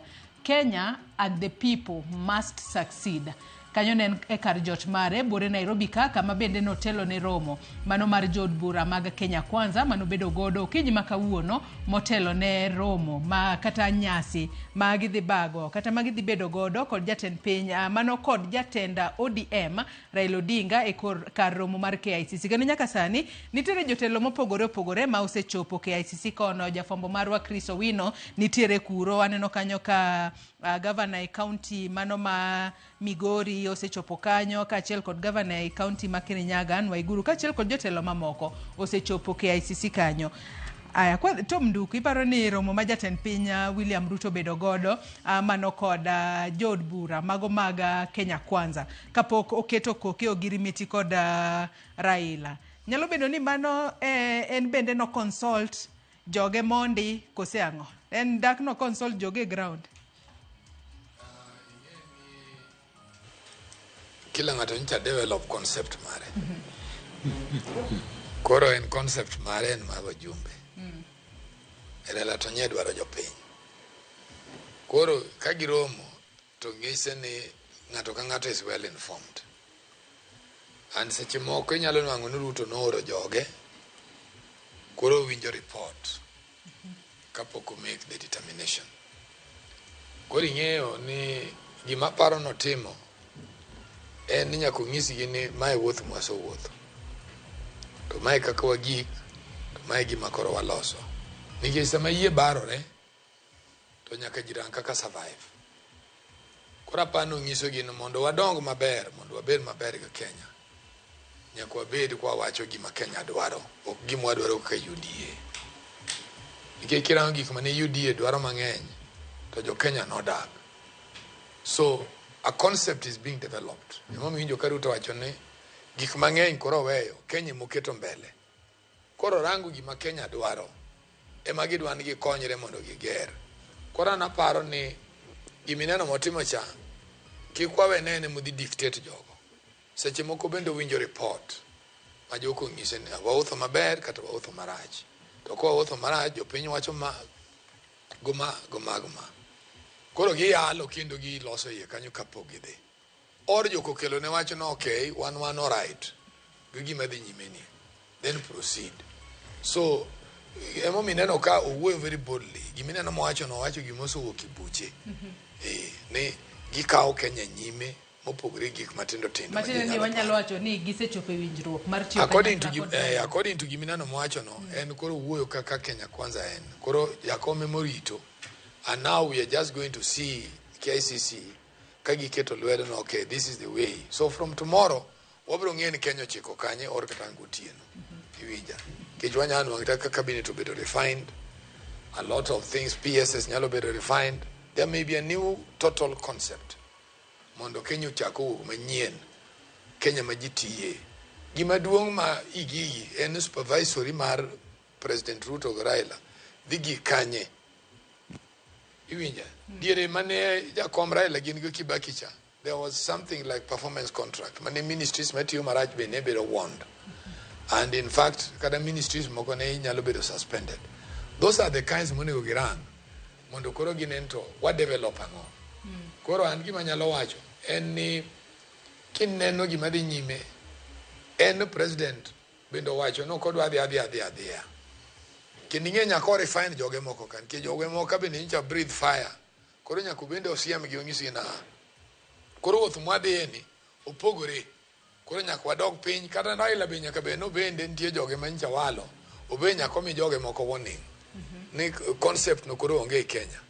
And that's why ineno ka koro mi jogo confidence ni we are good to go. Omiyo an kanyo tanyalo paro na nyalo wacho ni otimo maber. Yo enene anena ne ng'amo luongo joka no dhi dictate. Nyalo bedo no bende no oro jogo koro yudo paro and then they develop the concept. Yes. Iwacho kanyo makare ahinya kendo pichni mabiro achiel kachiel mago pichni mawuok e mano ei KICC matinene nitiere moko kuom jotelo mosechopo achiel kachiel mano ei kar romo mar KICC kama sasa kuwuok sani to jatend piny Kenya William Ruto kaachiel kod jatend ODM Raila Odinga bro bedo kachopo kanyo mar mondo mi koro giket kokgi e ogirimiti makamano. Inyalo mana neno e wang' jowi mari kanyo nyaka Ramogi Ajwang' ineno kanyo jotelo mopogore mosechopo kanyo gisebedo giporo wacha. Aya gimbende ang'ene koro girito ni seche moko Raila to biro kod ang'o mano korka kora. King'iyo gin moko kuom jotelo makata king'iyo tinyalo mana wacho ni gin ng'agiri ma koro sechopo e kar romo mar KICC odiochieng' ma kawuono. Wakili korka kori Peter Wasaga, yes. King'iyo tweet ma jatend piny kata kokale yor tudruok mare mar X gino mowacho sumo paro kuwuok kuom jod bura kende kose jod bura seche moko nore ground to koro duoko. Joyce, gima ntiere kani handshake ni ok en gima come out from this wuoth manyo Raila wuothoni. Bende ok en gima nochakore sani. Whatever is happening kawuono, en mana gima iluongo ni validation. Handshake notim chon Mombasa, kuma ne ker machon mar Nigeria, Obasanjo, obiro mo preside over that. Koro sani you cannot wacho ni jogi ni nowuok ni sani ema ne gidhi ng'iyo wach mar penjo jopiny ka handshake ni ber kata ok ober, ka handshake mar Raila ne ka jopiny support kata ok support. Mano to is not the truth. Gima sani and maybe was just explanation ni nyocha wasewuoyo gi Ruto, wadwa keto gini mokoro official, ma wadwa donje sirikal nikech nyocha informal, but sani koro wadwa keto formal. Nikech for example, iseneno ka Raila himself gi joge ne nyocha ka AU ODM chairman Gladys Wanga nyocha wacho ni nyocha wang'eyo koro osiepewa wa moherowa, to wang'eyo gi jok moko timo nade moko oherowa, wabiro neno mbele kanyo. It's something already it was already determined. It was just wait, no rito mana mondo otimre. Gima do timore en mani kopo ni Raila do yudo AUC, timruok mare do bedo different in terms of homecoming and in terms of Raila wacho ni Ruto wuotho koda maber, uneno gimotimo na momiya yudo kom, kora we lwete. To sani kech koro nokoyudo position cha, approach emokao different. Nikech ok inyalo wacho ni oya mane AUC dichiel kata kapok oyueyo, to en gima osechaka within 1 week, within 2 weeks, already en gima osechieka ma. Nyalo bedo ni ne gintiere kod fallback plan. This was just a fallback plan. Ma gima nosepang chon. Koro sani gima timore en for public perception. Mondo waneni adieri ne okena ena nikech there is always that aspect ni Raila wacho gimoro jopiny nyalo wacho ni owacho kende kata timo kende. Koro going out cha ochalo public participation, ma ji nyalo biro nudhi public participation just for the sake to gik mondiko kanyogo they don't take effect. So romo mar the president to gi Lange, it's basically informing them, not taking their opinion. Nikech kopo ni ka opinion magi ang'eyo ni nitiere jok moko manie iye kanyo mok nyal yie mondo gibed gi handshake, nikech kaluwore gi weche mane otimore ndalo campaign. Inyalo paro ni William Ruto president nowacho ni wang'ni ok odhi bedo gi handshake, Raila yie odagi otieke to dhi bondo. Matin ni en gima ne gitamore, mane giwacho last time ni Raila ni ndalo mane en handshake ke pesa ne okethore, pesa mang'eny nolal, weche ne richo, koro mawang'ni ok abigi ne pesa piny mondo lal about ni dynasties. Tango masani wachako ayudo mana the same people emobiro together. So gini it's not about ni koro waluoro piny mondo koro wanyis ni Billy ani wacho ang'o wachni, ni Osoro Silvana sineno wanade wachni. En kata ka ine kambi kidhi meeting mano kibede the first meeting mar loso meeting ni idhi for the sake kiki uo mang'eny. Kidhi meeting moro to ino lunge ni wadhi meeting. In case of any meeting nyaka bed ni nitiere meeting moro ma no bed godo mondo los meeting matimore ni. Koro this whatever is happening right now basically en gima nose pang chon, en gima ne jogi inform. Koro gima sani Ruto temo timo ni dong neno ok en kenda kata jo parliamentarians neno ka ne gibedo piny gite magi yiena mondo dhi mbele gi wachni. But kani penjo ngata individual no ndik composition mare okete suggestion box kuma ngata kia, to ang'eyo ni nitiere jok moko mar not for this handshake because of their political reasons, because of their self interest, and because of the fact ni ng'at manoko pigania ne sirikand ni koro bedo ni ene makoro yudo this major stake. Koro that tweet is just to let us know that thing nitiere. And the greatest winner in this case is William Ruto himself. Billion in korka kori ko tudore ko tweet moneno ka jatend pinya nosegolo actually the cat is out of the bag. Yeah, aninge mokwongo adwa nene kodo a different angle keche ntiere joma bende kaka wakili wacho mantiere meeting no ma the pact doesn't favor them. Ntiere joma bende samanende wacho ma samanende president address ki kila ng'ato ng'iyo interest mare, ng'iyo no to backyard na to wacho nade.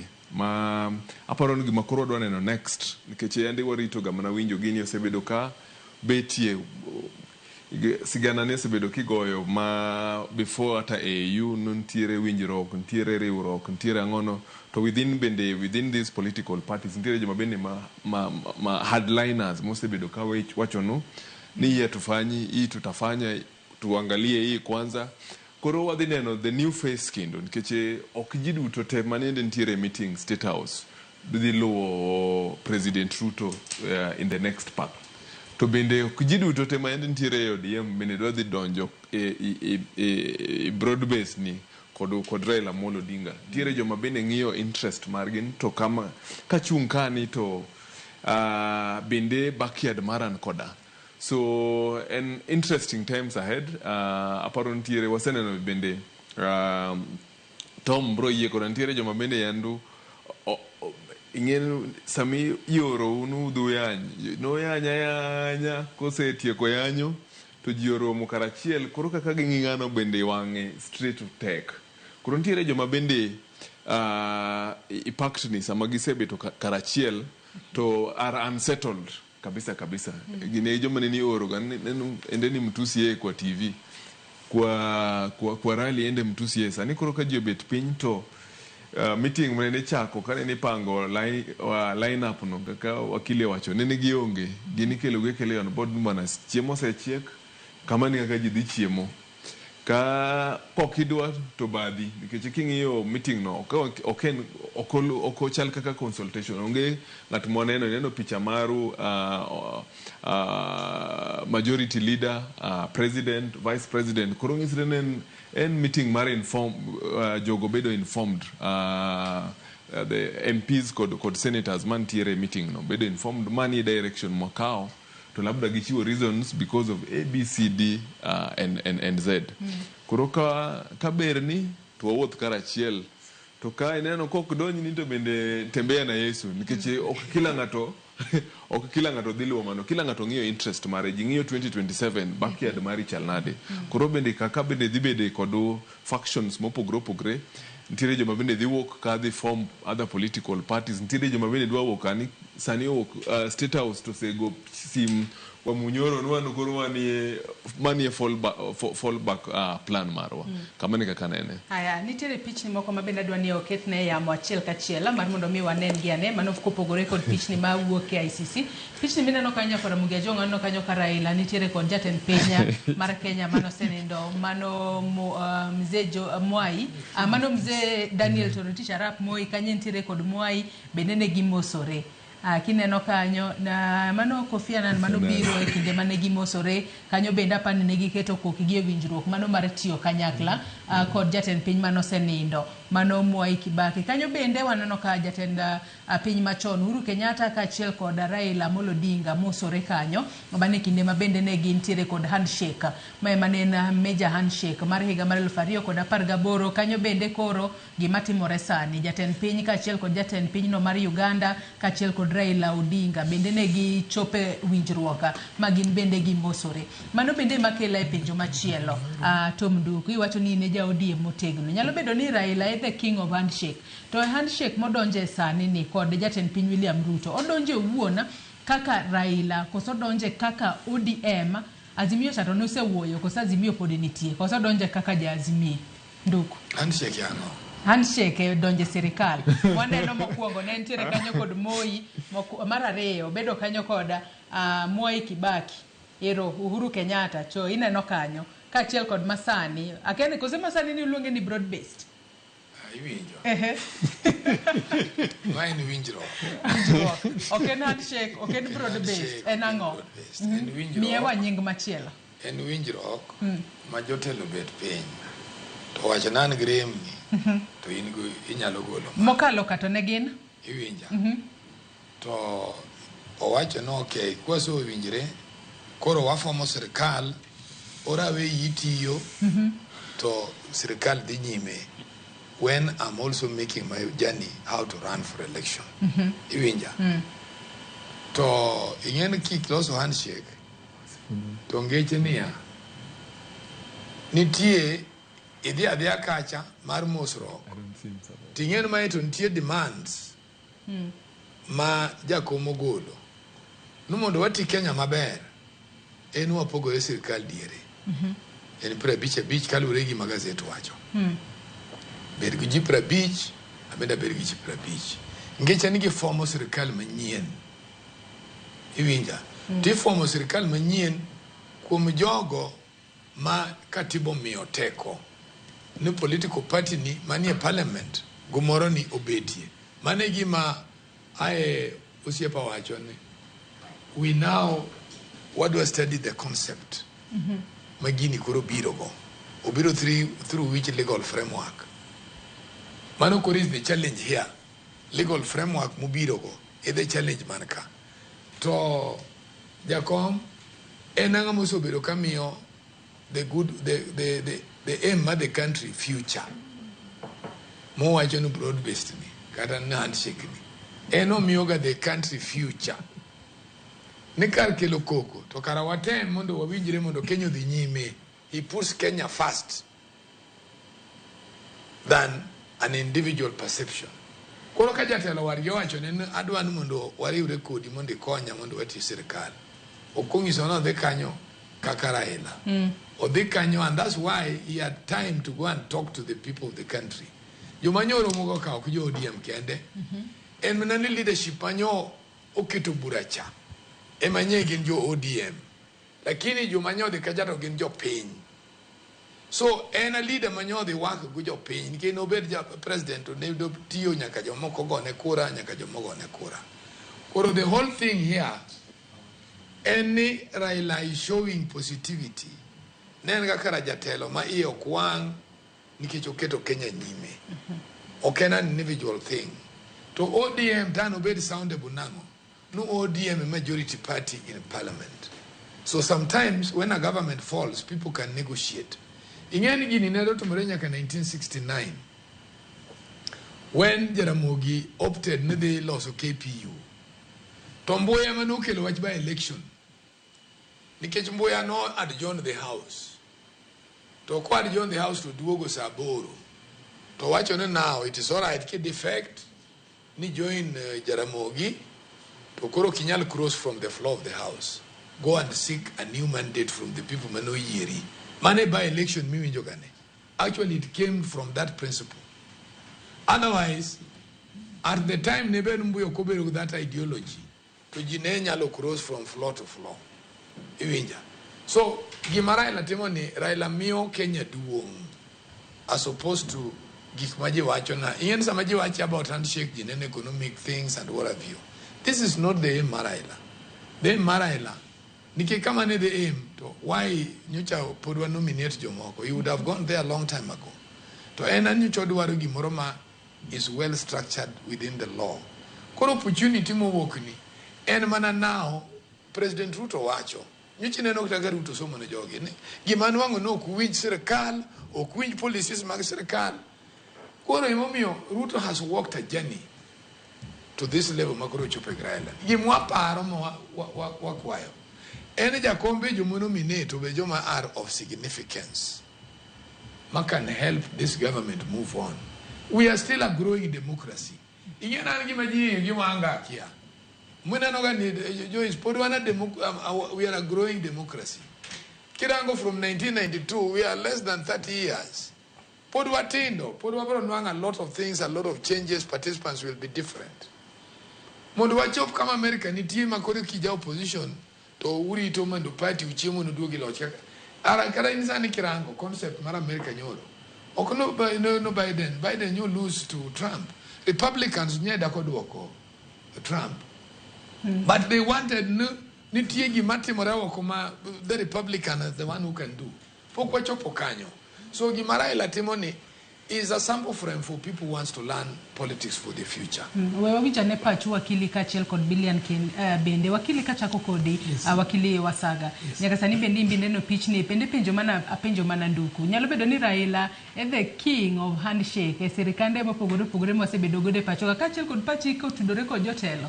Mabende waneno kose chopo. Manoke ICC kama nyase bago di ching makawuono. handshake ji bedo go jite mane koro Raila ndine ni malo mako bedo gi handshake tineno nikech handshake moro ncho timore between Martha Karua gi Gachagua moro be ncho timore between Kalonzo gi Gachagua wan gi Eugene Wamalwa koro handshakes to ng'eny en mane koro mar Raila kotimore nikech he commands very vast support en gima ing'iyo nenore ochalo ga gima koro sani billion omosa ka onge ng'ama bro neno ni billion omosa but nikech Raila is the leader of opposition from that time you don't expect any other person to mondo bed gi magnitude machalo kama Raila ing'iyo from 1992 kane wabedo gi the repealing of section 2A 1997 jok mosebedo the face of opposition gin Joko Odinga kata let me say Joluo 1992 1997 2002 ne obedo gi handshake but shortly after that no obedo gi handshake but shortly after that ne weche odhi matek ma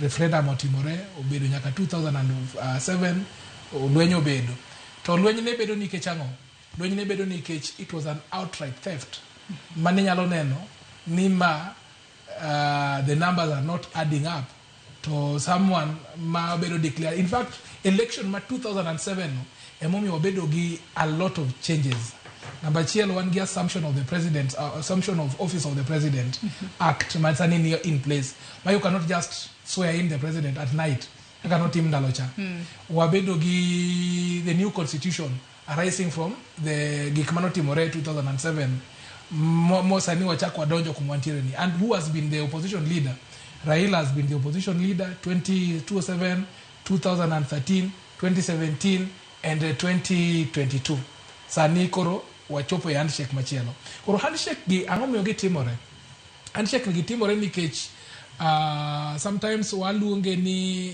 nyalo bedo confused but gimomiyo handshake ni gatimore and because of being a nationalist being a nationalist nikech ineno ka seche moko chopo ma the government is not delivering and ka government is not delivering jok ma support bende are almost 50%. Koro ka 50% niko digi a vote of no confidence and all these guys are supporting an individual.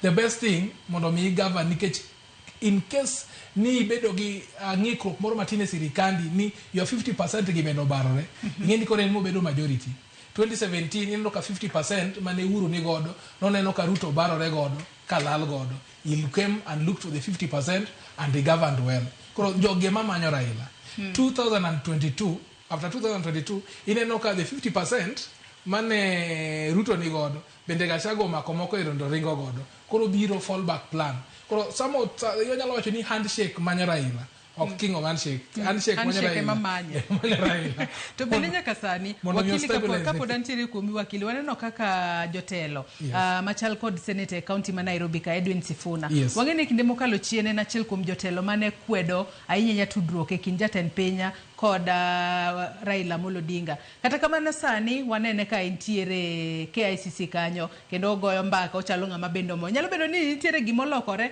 kata bedo ni usewacho ni e gima timore sani nitiere jogo mamor gi jogo moko mor exactly wan gi gimiluongo ni democracy to democracy ni en a parties be matiende ni majority will always have their way kopo ni okel a motion ni wadwaro support uwinjo gini nade to jok ma support motion ni ng'eny as the secretary general mar party you are the spokesman mar party koro nyakidhi gi what the majority are actually saying koro kinyalo wacho ni koro nikech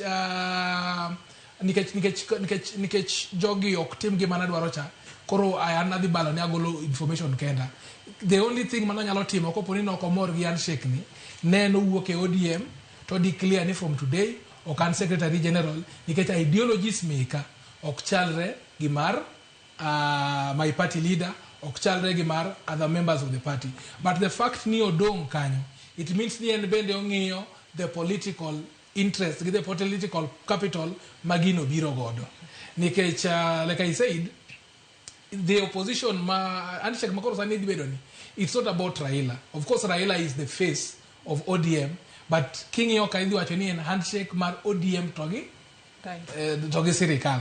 It means ni Raila could be the brain behind this handshake, but ngat maidi chungo guri miticha en ODM kopo ni ODM tiyo to ODM di tiyo gi UDA kata ODM di tiyo gi Kenya Kwanza. Of course di bedo UDA. Koro secretary generals ariyo gineno ka obedo mana buta sano mar.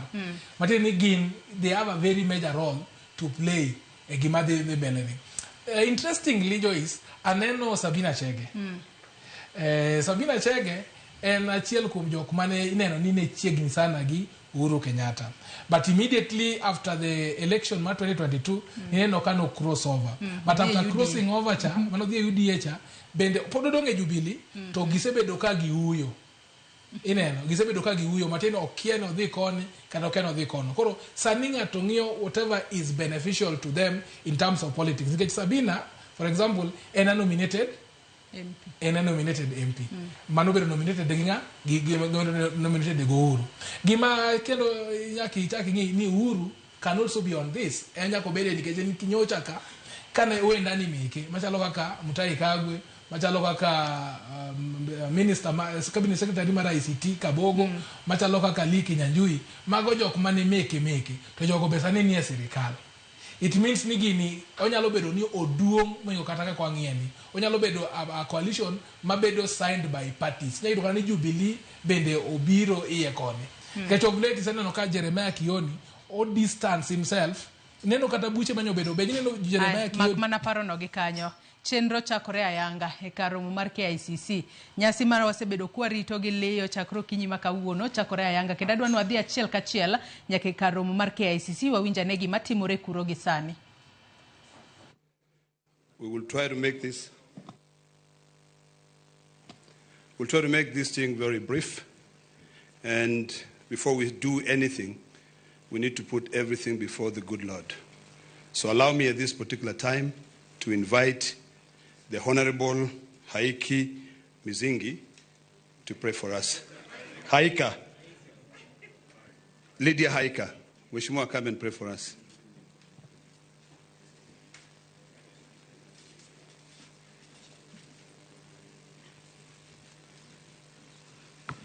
Asante sana na tuamini na tuombe. Mungu Baba Mwenyezi, tunakuja mbele zako asubuhi ya leo tukilisifu na kulitukuza jina lako. Tunakushukuru Mungu kwa ajili ya nguvu, afya na uhai uliotupatia. Tunakushukuru pia kwa ajili ya nchi yetu Kenya na viongozi wote uliotupatia. Siku ya leo tunakukabidhi mikononi mwako, ya kwamba yoyote atakayotendeka hapa, maongezi na yote ambayo atakayofanyika hapa, Mungu, ya kupendeze na yawe ni ya kufaa katika nchi yetu ya Kenya. Na ni katika jina la Yesu nimeomba na kuamini. Please remain standing as I request the Honorable Abdi Salama to come and say a prayer for us.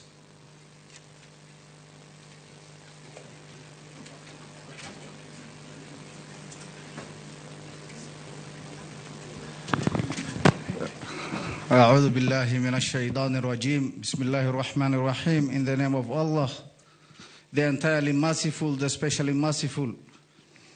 Ar-Rahman Ar-Rahim. All praise is due to Allah, Lord of the worlds. Ar-Rahman Ar-Rahim, Maliki Yawmiddin, sovereign of the day of recompense. Iyaka na'budu wa iyaka nasta'in. Guide us to the straight path. صراط الذين أنعمت عليهم غير المغضوب عليهم ولا الضالين. The path of those upon whom you have bestowed favor, and not of those who you have evoked your anger, or those who have gone astray. Oh God, oh Allah, make us among those who cooperate in righteousness and piety. Oh Allah, make us among those who strive for justice and not for discord. Oh Allah, make our affairs easy for us and guide us to what you love and you are pleased with. Oh Allah, bring our hearts together, reconcile between us and guide us to the paths of peace. Amen, amen, amen. Please kindly remain standing for our national anthem.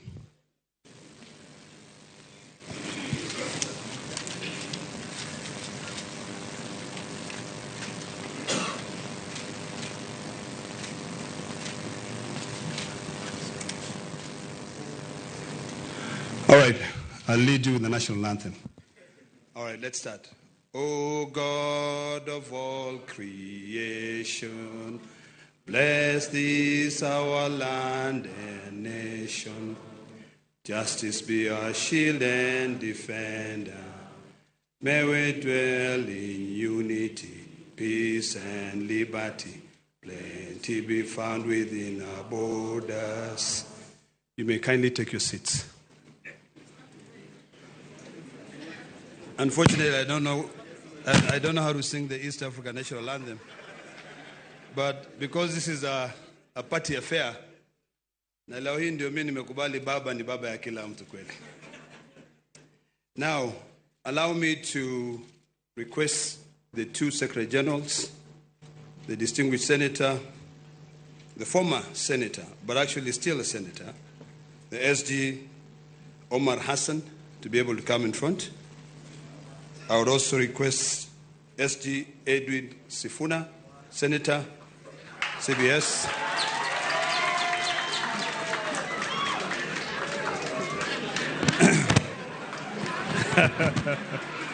You may clap again.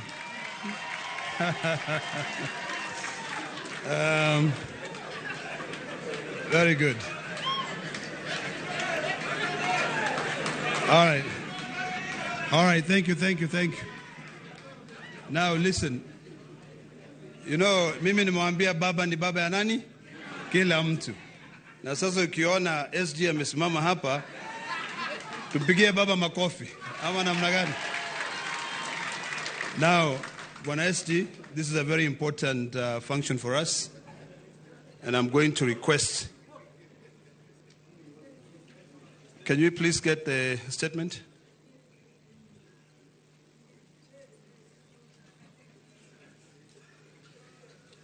All right, very good. I'm going to request Senator Sifuna, CBS, to be able to read the first 5 stanzas, and then you can be able to, paragraphs, and then I can invite the crowd.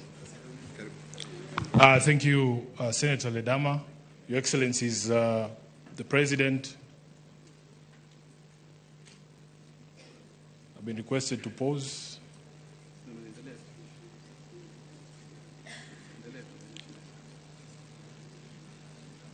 Can I proceed, Your Excellencies? Okay.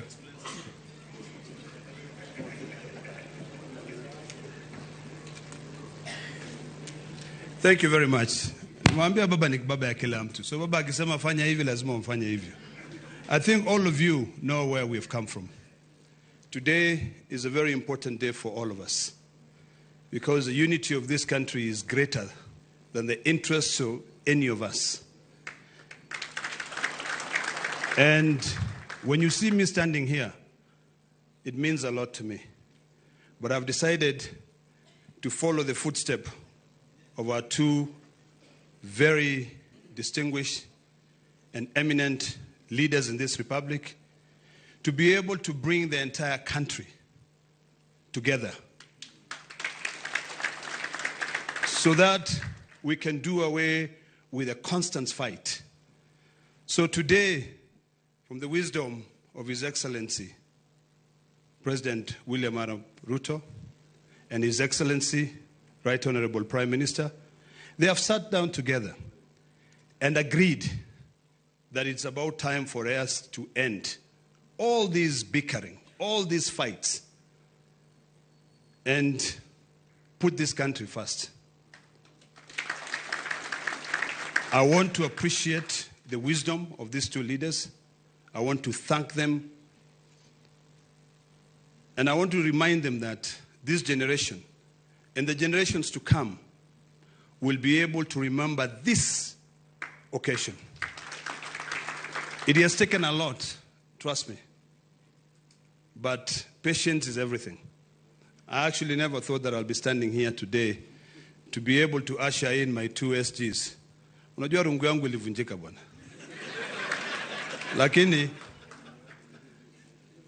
mbele, it's the most important. Unajua mali ilivunjika Junet.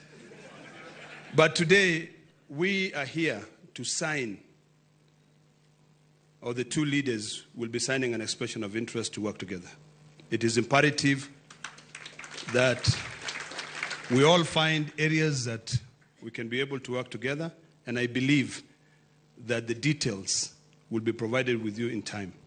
So without wasting so much time, let me now take this opportunity to invite the distinguished senator from Nairobi, SG Edwin Sifuna, CBS, to be able to read the first 5 paragraphs. And I would kindly request you to actually remain silent so that you can internalize and you can be able to demystify the meaning of this agreement. Welcome, Banasia. Thank you, Senator Ledama, Your Excellency the President, Your Excellency Prime Minister Raila Amolo Odinga, Your Excellency the Deputy President, all leaders present here, all protocols observed. My name is Edwin Sifuna. I am the Senator of Nairobi, and I am standing here in my capacity as the Secretary General of the Orange Democratic Movement. Your Excellency, in the capacity as SG, I have certain constitutional duties, and that is why I'm standing here to execute those duties in accordance with the Constitution of ODM. We have taken the liberty of understanding so that we are all clear on what it is and what it is not. We are all clear on what it is and what it is not. As SG, I want to confirm that this document has been processed through the relevant party organs. And Your Excellency, I have here in this room members of the party's central committee who I'll just request to stand up so that they confirm that this is a decision of an organ of the party. Please stand up if you're a member of the Central Committee of ODM. Thank you very much. You may be seated. We are going to take turns with my counterpart to read out this MOU. It is titled Memorandum of Understanding to Resolve the Social, Economic and Political Challenges Facing Kenya 2025. Realizing that Kenya has gone through a long period of political crisis and conflict that has hampered the nation's potential for development and improving the livelihoods of our people. Noting that such crises have often resulted into demonstrations by our people demanding their rights, with the state often resulting to brutal suppression of such demonstrations that unfortunately lead to loss of life as well as property. Acknowledging that the nation will not develop without reinforcing democratic governance and the rule of law, conscious that the decay in democratic governance is expressed through skewed allocation of resources, ethnic intolerance and marginalization, corruption, and noting that devolution, though intended to strengthen democratic governance and development at the grassroots, is systematically undermined and starved of funds. Now, therefore, His Excellency President Dr. William Samoei Ruto, CGH, and the Right Honorable Raila Odinga, EGH, being the party leaders of the largest political parties in Kenya and bearing the greatest political responsibility, acknowledge the need in setting up a broad platform for collaboration and cooperation between all political forces and other stakeholders in the Kenyan society to address these long-standing challenges that threaten our nationhood. As a first step towards this collaboration, His Excellency President Dr. William Samoei Ruto, CGH, and the Right Honorable Raila Amolo Odinga did set up the National Dialogue Committee in the year 2023 and hereby make this resolution on the initiatives that must be undertaken to instill further confidence in the country. While this memorandum does not define the formation of a political coalition between the respective political parties, its successful implementation will inform the basis of steps towards the establishment of a progressive and stable country. Now, therefore, the two leaders commit and resolve to collaborate and cooperate with each other by conducting broad-based consultations between themselves on the key issues identified below. Number one, the full implementation of the National Dialogue Committee report, the NADCO report. Priority issues in the NADCO process, like the cost of living, youth unemployment, establishing a framework for the implementation of the 2/3 gender rule, have been the topics of discussion for far too long and now must be actualized. Number two, inclusivity in all spheres of public life. Kenya belongs to all persons, regardless of their ethnicity, religion, generation, or geographic location. All Kenyans are equal and all are entitled to an equitable budgetary resource allocation and opportunities in public appointments. Further, though the Constitution of Kenya is clear on the rights of minorities and the marginalized people in the country, not enough has been done almost 15 years later to uphold these rights by fully implementing the provisions of the Constitution. Third, protecting and strengthening devolution. Devolution must continue to be protected from any possibility of clawback on devolved functions, and more effort must be put at devolving all funds allocated to a devolved function, increasing budgetary allocation to counties, and ensuring the timely and predictable disbursement of devolved funds. Your Excellencies, allow me to now invite my counterpart, the Secretary General of UDA, the Honorable Hassan Omar, Senator, to continue with the rest of the document. I thank you. Your Excellency the President, Your Excellency the Prime Minister, Your Excellency the Deputy President, Your Excellency the Chair of UDA. Like my brother Sifuna, I can confirm that UDA has also processed this document through the necessary protocols that are established by our Constitution. Present here is the National Steering Committee, which is chaired by His Excellency the President, who I will not ask to stand. There's also the National Executive Committee of the UDA. Can you please rise for recognition? And we also have the UDA Party Parliamentary Group that is also present in this auspicious occasion. I will proceed from where my brother Sifuna left. Number 4, promoting and protecting the livelihoods of young people.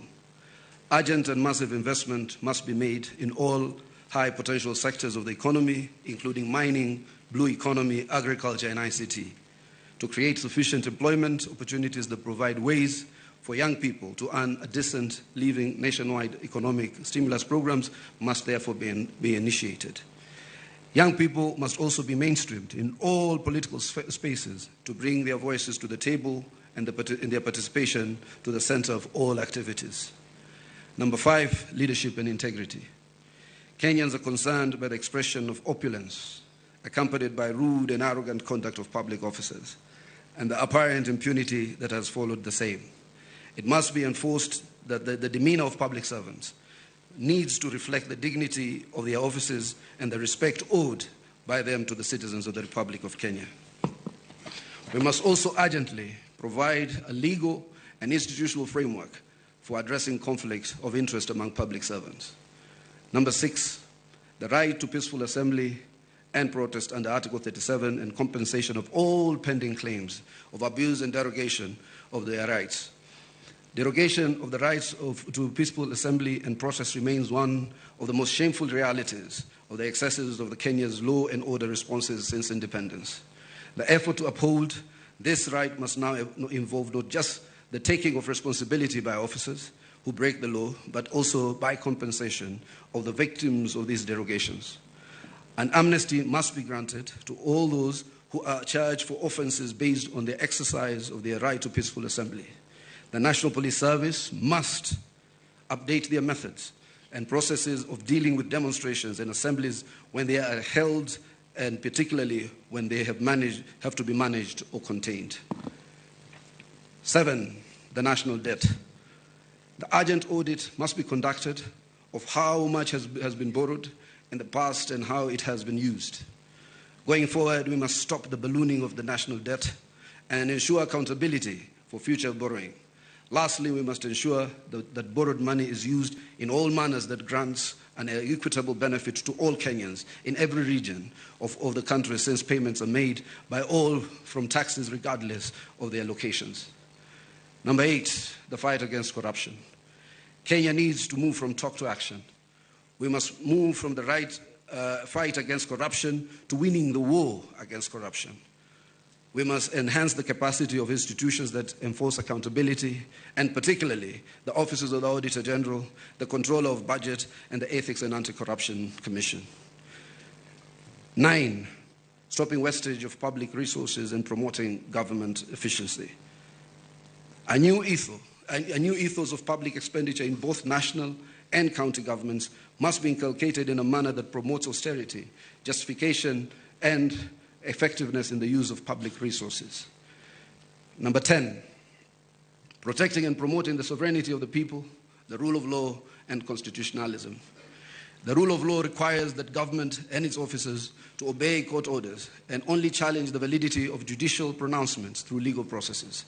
The spectre of abductions and extrajudicial killings do not bode well for democracy.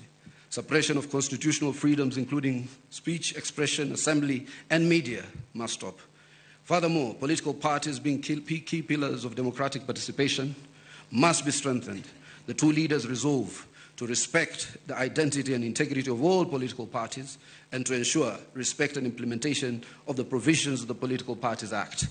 The dialogue and collaboration between the two leaders shall achieve its objectives by A, holding regular consultations on pressing issues of interest to the people of Kenya, B, exchanging expertise and information on the best practices in governance and of the Republic of Kenya. Let me read that again. Exchanging expertise and information on best practices in the governance of the Republic of Kenya.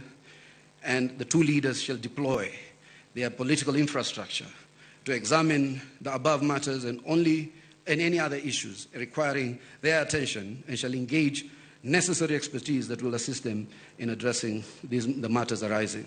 Signed, His Excellency Dr. William Samoei Ruto, CGH, Party Leader of the UDA, and also to be signed by His Excellency the Right Honorable Raila Amolo Odinga, EGH, Party Leader of the Orange Democratic Movement, on the 24th day of March 2025.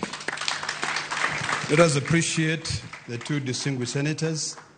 And now, before I call my co-MC, may I request that the table be brought here? We have the dates. It's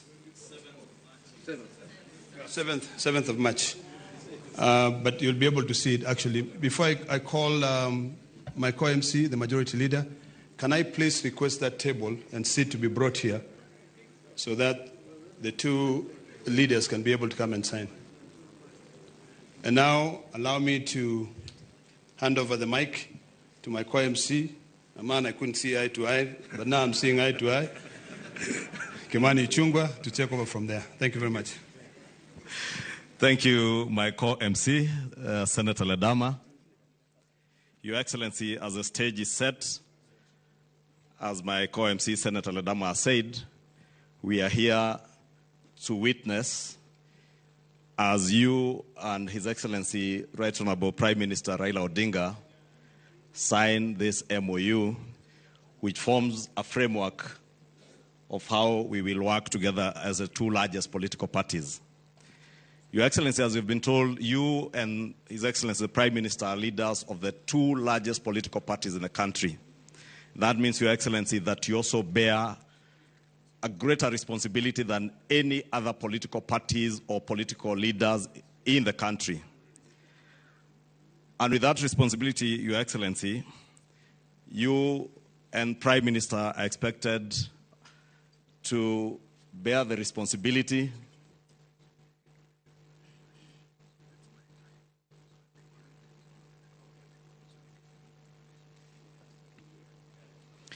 Thank you, Your Excellency. Your Excellency, I was saying, because you are leading the two largest political parties in the country, you also bear a greater responsibility to Kenyans and to the world.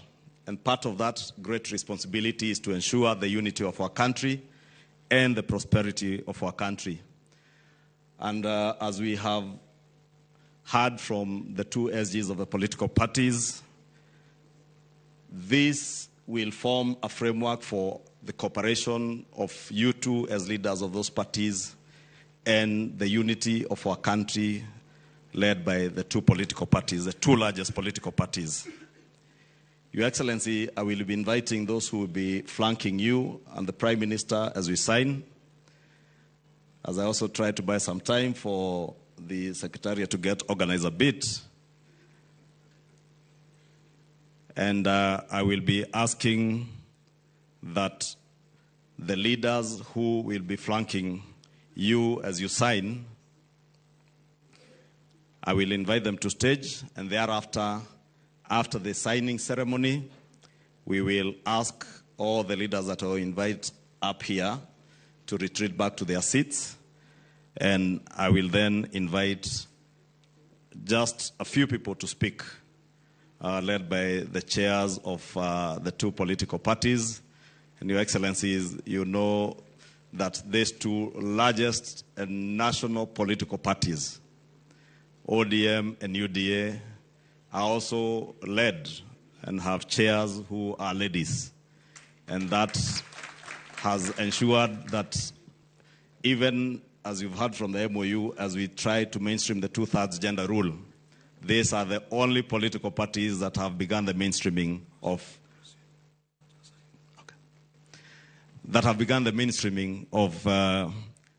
getting our women leaders mainstreamed in our political leadership. Without much ado, Your Excellency, allow me, since I have the SGs here, to invite the two chairs, Governor, Your Excellency, Governor Gladys Wanga, and Your Excellency Cecily Mbarire, our two chairs. Allow me also to invite the parliamentary leadership. In the Senate, I see the Honorable Ledama already on stage representing Honorable Madzayo. Let me invite Senator Aaron Cheruyot, the leader of the majority in the Senate. I am already on stage, so I will invite the Honorable Junet Mohammed, my compatriot and colleague in the National Assembly. Allow me also to invite the acting party leader of ODM and governor for Kisumu, Professor Anyang' Nyong'o, to the stage. And also invite the deputy party leader and deputy president, Professor Kithure Kindiki, on stage.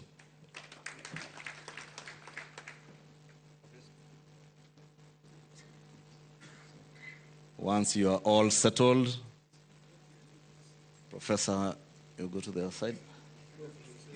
Professor Kithure Kindiki, Deputy President, to the right. You can also see these two largest political parties are the only parties with professors in their leadership and have women chairs. It is now my singular honor to invite the Right Honorable Prime Minister, His Excellency Raila Amolo Odinga, Baba wa kila mtu, to stage.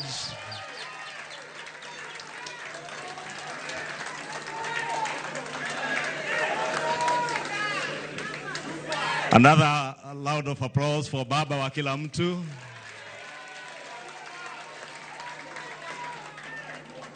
Now finally to invite His Excellency the President of the Republic of Kenya and the party leader of UDA to the stage.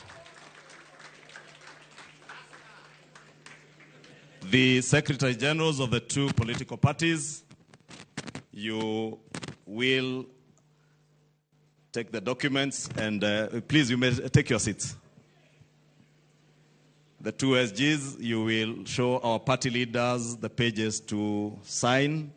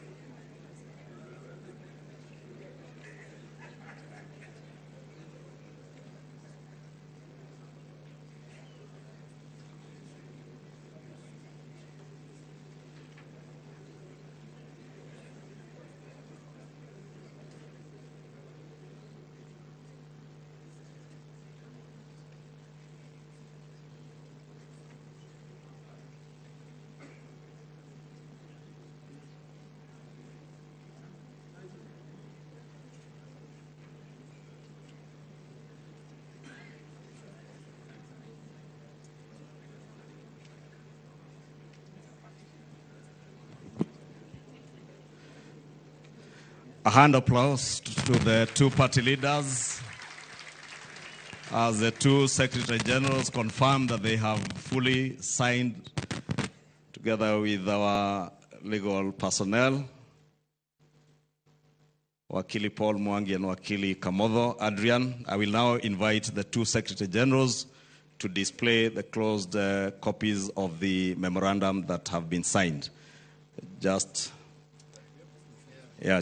in front there. You can open the first page, SG. There.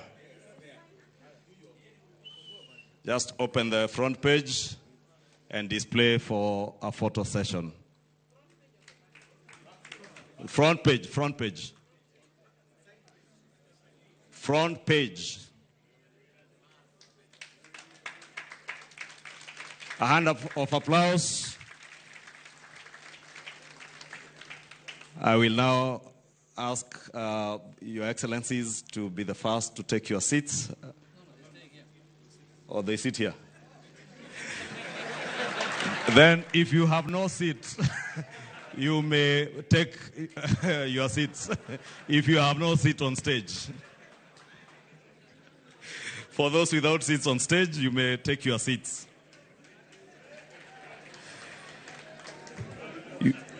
Your Excellencies, as we were requested, we will try to be very quick. I will now want to invite the chairperson of the ODM party to make her very brief remarks.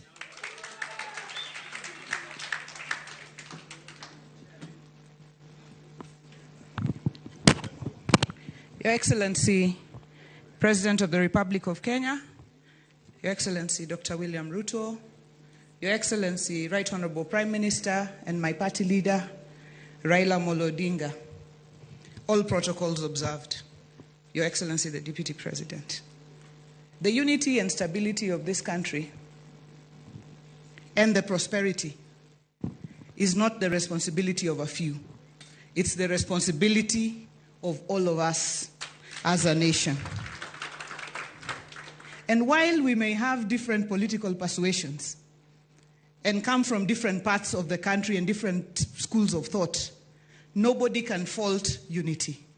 Nobody can fault equity. Nobody can fault not leaving anyone behind. Nobody can fault bringing this entire country together and making everybody in this country feel a part of this country. And that is why today this unity effort is appreciated. And I'd like to state it from my own school of thought, that this unity that you have put together today, Your Excellency, and my party leader, is not about the two of you. Because Baba here has seen it all. In fact, he has enough for his and all generations. His Excellency, the President, has sat on all positions. So, in my thinking, this unity is for the young people of this country. It's for all of us. It's for the women. It's for the marginalized. It's for those Kenyans who have felt like they have never been part of Kenya because have always been left behind.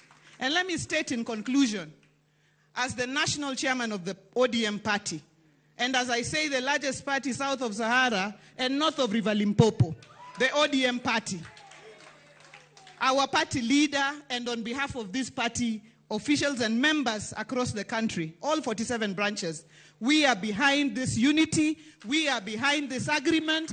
We will support it. We will support the broad-based arrangement. Na tuko pamoja mpaka mwisho. Asante and God bless Kenya. Thank you, Governor Wanga. It's now my pleasure to invite my party chair and the governor for Embu, Honorable Sisi Limbarire, on stage.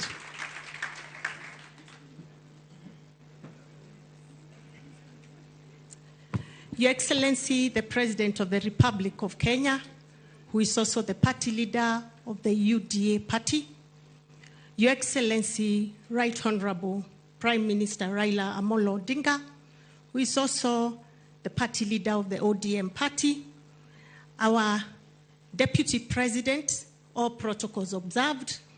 It is a great pleasure to be part of this historic event.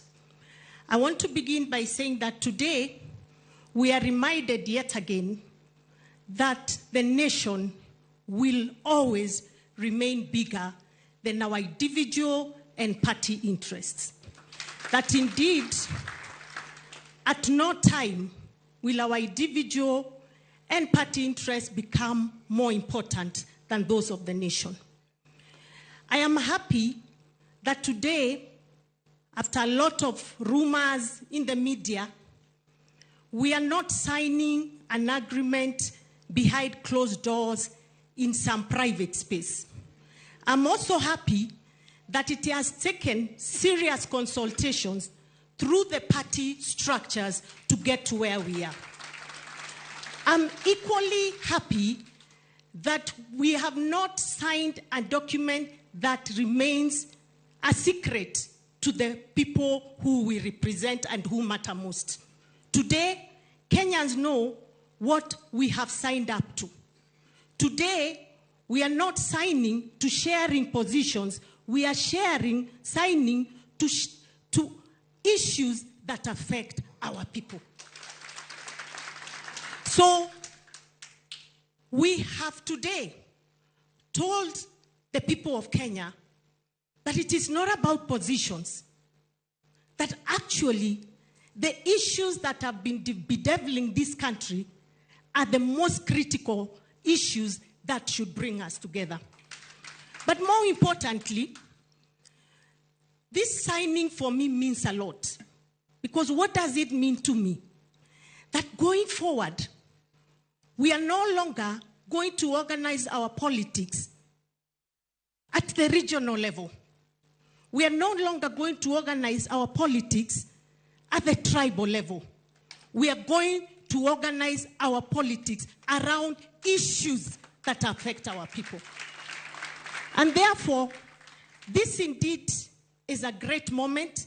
I want to really congratulate the two party leaders, because you could have decided to stick to your hardline positions and decide you are the tough guys, but you realized how important your decisions are to the nation. To the politicians out there who are still stuck to regionalism, we are telling them nationalism is bigger than regionalism. To the leaders out there that believe belonging to the minority means you have no voice, we are telling you today the minority too have a voice in this great nation.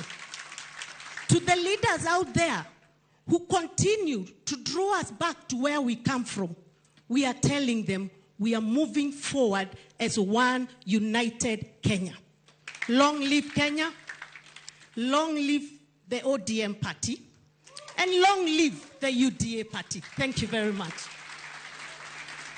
Thank you, our party chair. It's now my honor to invite the acting party leader of ODM and governor for Kisumu, Professor Anyang' Nyong'o, who I also fondly refer to as old boy, not because he's older than me, but because we went to the same school. It is called the Alliance High School. For those who do not know. Bwana Yesu asifiwe. Hallelujah. Thank you very much. Your Excellency, the President, William Samoei Ruto, and my party leader, Right Honorable Amolo Odinga. I will not say much. The two ladies have said it all.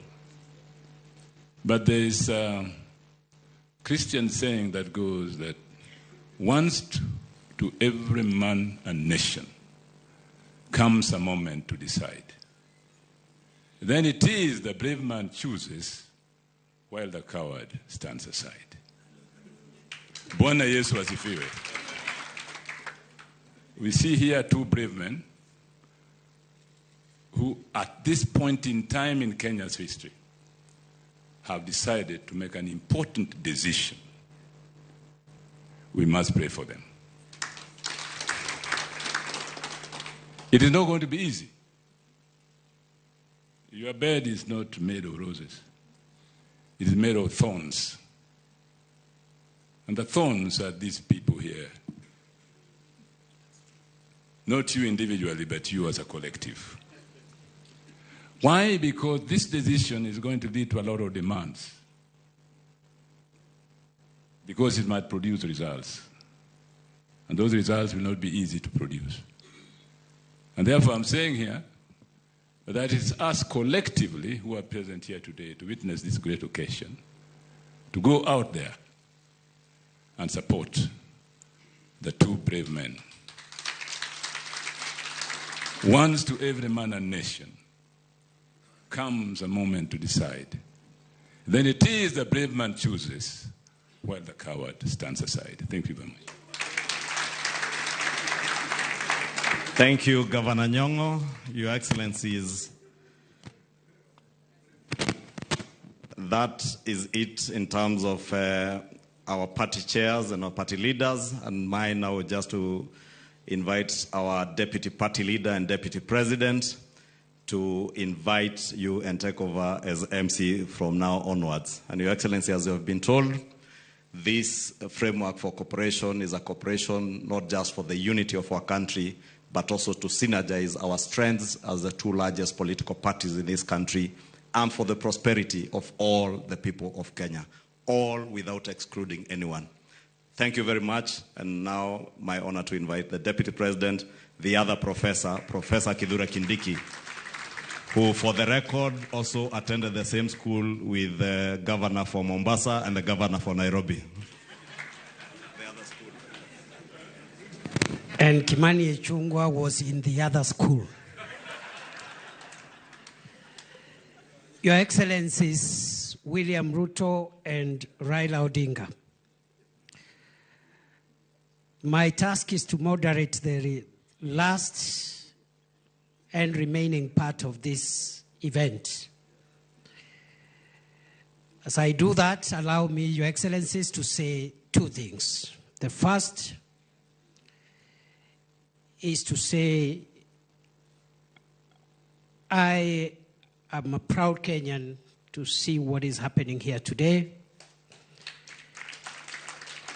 because, as other speakers have said, courageous decisions are made by courageous people. Easy and flimsy decisions are made by weak people. And therefore, our coming here to witness this decision is a testament that the future of Kenya looks great, courtesy of the decisions that the two of you have made. The two of you have the largest political infrastructure in our country, by far. Between the two of you, you have the wherewithal, politically speaking, of the entire country. If you were individualistic and selfish, you would have chosen to exercise your muscles, one against the other, on opposite sides of politics. In the process, you may have succeeded in undercutting one another, but in the process, you would have succeeded a great deal in undermining the speed, efficiency of the development of our country. So I thank you, Your Excellencies, for making brave decisions, because not everyone can make those kind of decisions. Many people, even claiming to be leaders, are weak, so they make weak decisions. They make selfish decisions. They make sectarian decisions.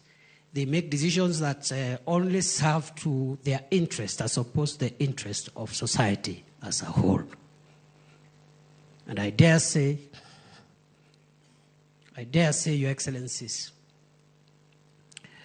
that strong leaders think the nation.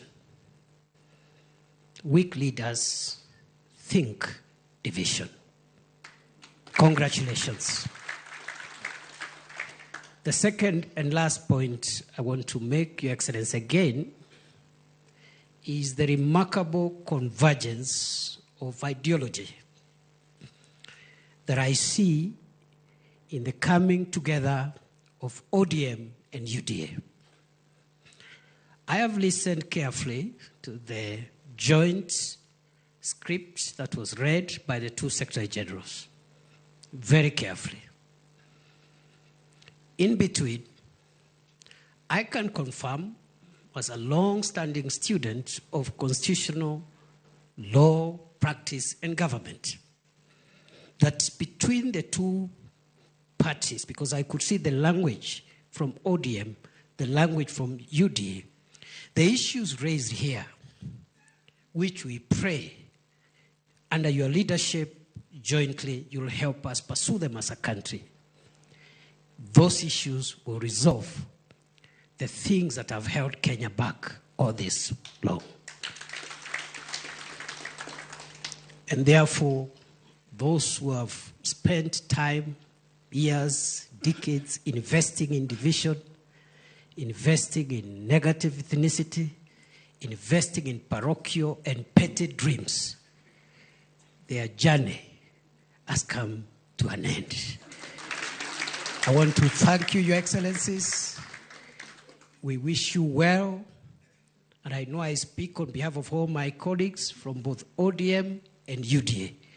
We wish you well, because if you succeed in leading us, Kenya will succeed.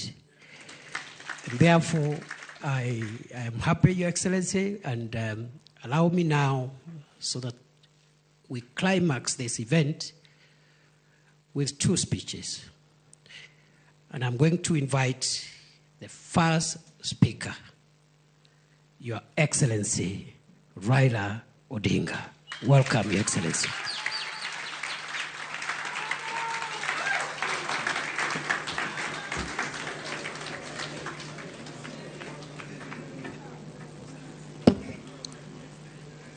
Hi.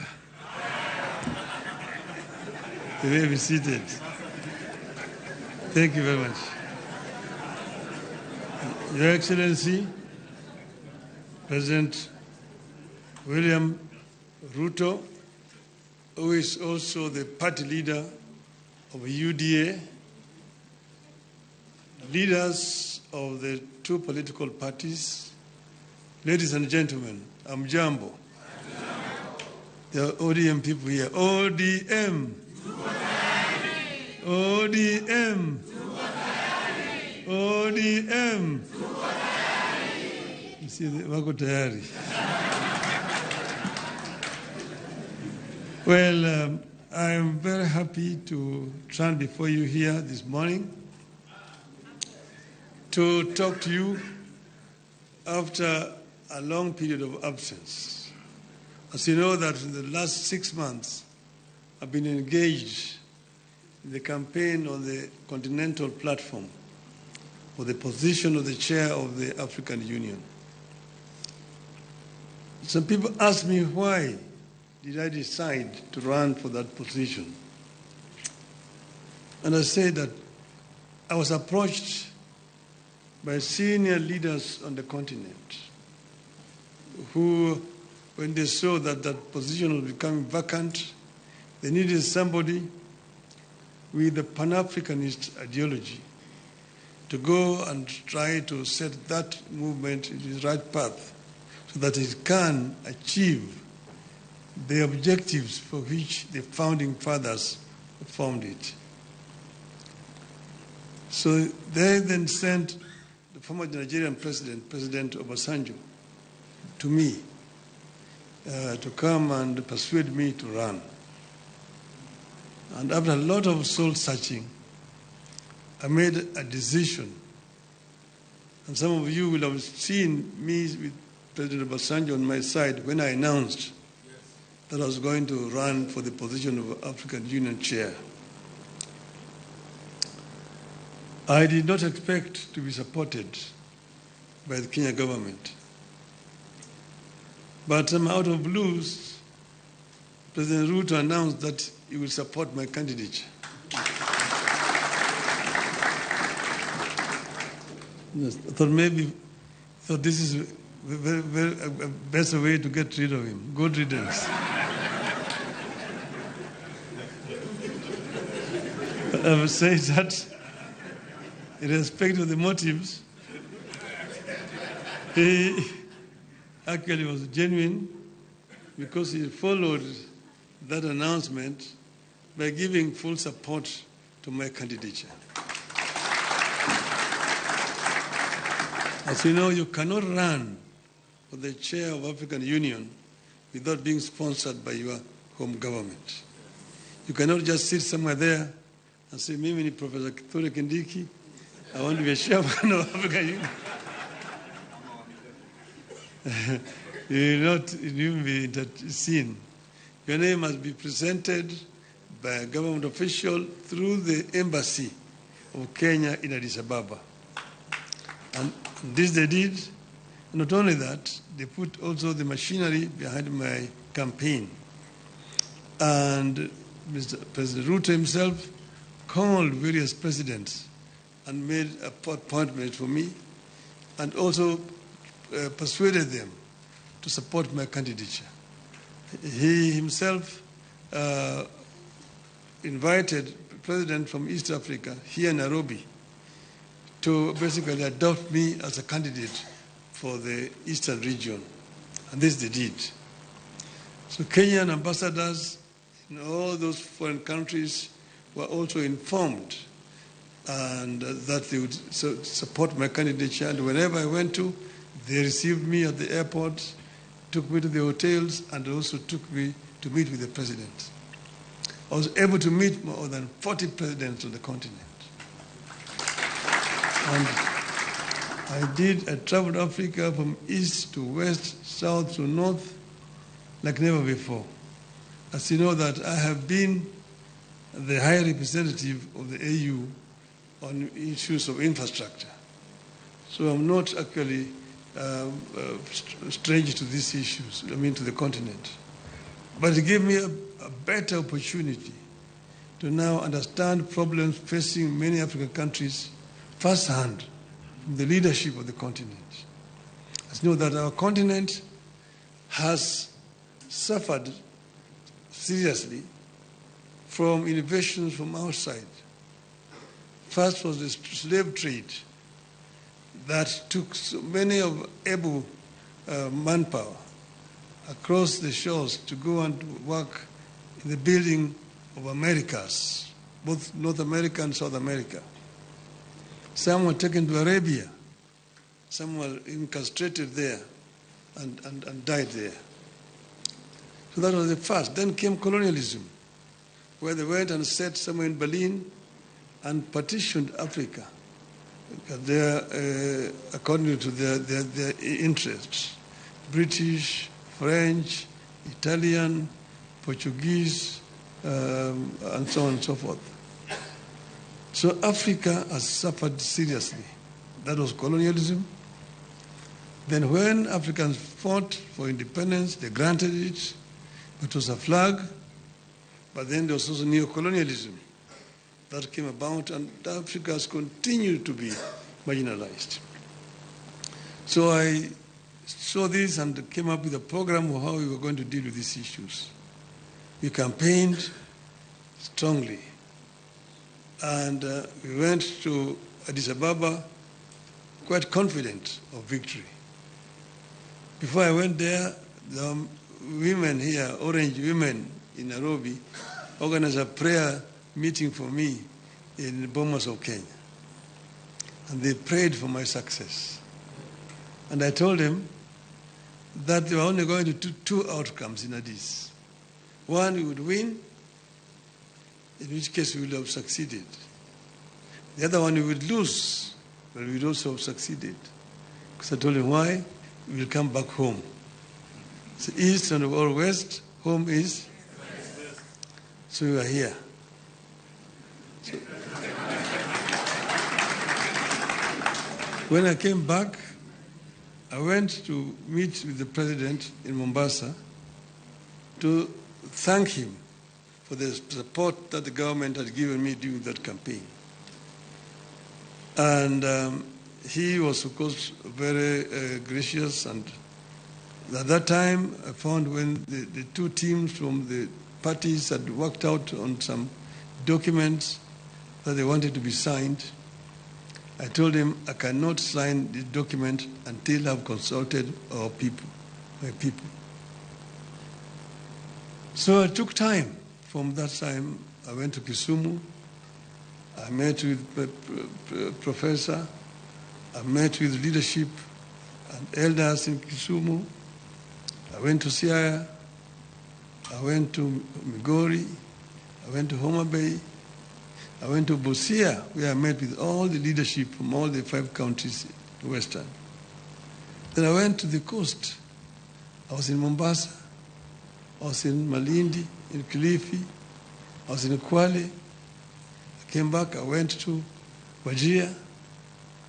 I came back. Yesterday I was in Kisii. I was in Narok. I was in Nairobi, here in this same building here with leadership of Nairobi. That is what you call random sampling. And I think I managed to get the feeling of my people, my supporters. And that's the reason why I am today able and confident to sign this document. So I want to say this of note. Today, you have signed a memorandum of understanding between Orange Democratic Movement and the United Democratic Alliance. The cardinal goal of the MOU is to help ease the prevailing tensions in the country, reconcile the population, alleviate their suffering, and move the country forward by addressing the critical social, political, and economic issues our people are grappling with today. As leaders of the largest political parties in the country, we arrived at the understanding that in a time of significant changes and challenges to our nation, it is not enough to merely grandstand or stand aside and criticize, easy as those may be. They say any madman can kick down a barn, but it takes a good carpenter to build one. We have agreed to help build a barn for our country, rather than merely kick down what we have. We have agreed to use our parties as a broad platform, bringing together various voices, opinions, and concerns to address the critical challenges facing the country through a formation that is truly national and inclusive in outlook. A core problem we agreed to prioritize is youth unemployment and resulting hopelessness that has made them easy fodder in political contests in which there is nothing tangible for them. In this MOU, we agree to embark on steps to realign the country's economic, social, and political priorities to address the youth agenda that has progressively fallen behind in the last 62 years of our independence. Through this MOU, we commit to uphold the Constitution, the rule of law, and respect for human rights. Importantly, we pledge to tackle unemployment, cost of living, crippling poverty, inequality, and failure of the institutions that have been eroded by inefficiency and corruption over the decades, making them unable to deliver to Kenyans. We seek a more equitable country in which all peoples of all backgrounds are included in the enjoyment of socio-economic benefits and are equal members of one indivisible nation. All Kenyans must feel that they belong here by right and the right to access, without any form of discrimination, whatever Kenya has to offer. We commit to protect and to strengthen devolution as a machinery for ensuring a more inclusive development across the country. In this regard, we will be tabling a proposal that the unbundling of functions that has been recently concluded, counties should get not less than 450 billion shillings in the 2025-2026 financial year. We will also seek the faithful flow of funds to political parties, being vehicles for the channeling of hopes and aspirations of the people. We will use this platform to revisit the constitutional provisions on leadership and integrity, corruption in public life, fundamental freedoms like free speech, protest and assembly, and preservation of the rule of law. We recognize that many of the issues this country is struggling with are as old as the country itself. It will take mutual trust between leaders and the creation of a conducive environment for them to be tackled with honesty and objectivity in a broadly constituted formation. As leaders of and our parties, we commit to hold regular consultations on pressing issues, exchange expertise and information on the best practices in the governance of the Republic of Kenya, and facilitate and participate in public activities of interest to the people of Kenya that relate to their problems. We make it clear that the memorandum we have signed today does not define the formation of a political coalition between ODM and UDA. However, its successful implementation could inform the basis of steps toward the establishment of a broadly constitutive and progressive formation for a stable country in future.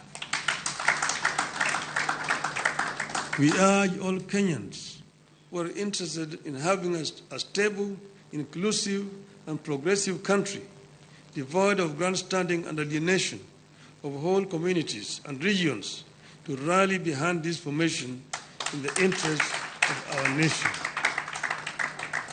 God bless Kenya. Thank you. It's my pleasure now to invite my brother, William Samoei Ruto, to come, the party leader of UDA. Congratulations. Thank you very much, the Honorable Prime Minister, and please let's take our seats.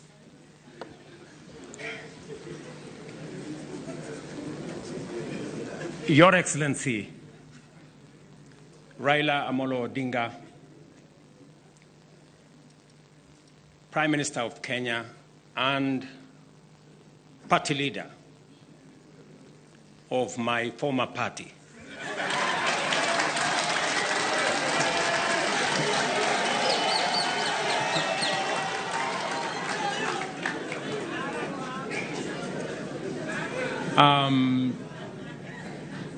Your Excellency, the Deputy President of the Republic of Kenya, Excellencies, leaders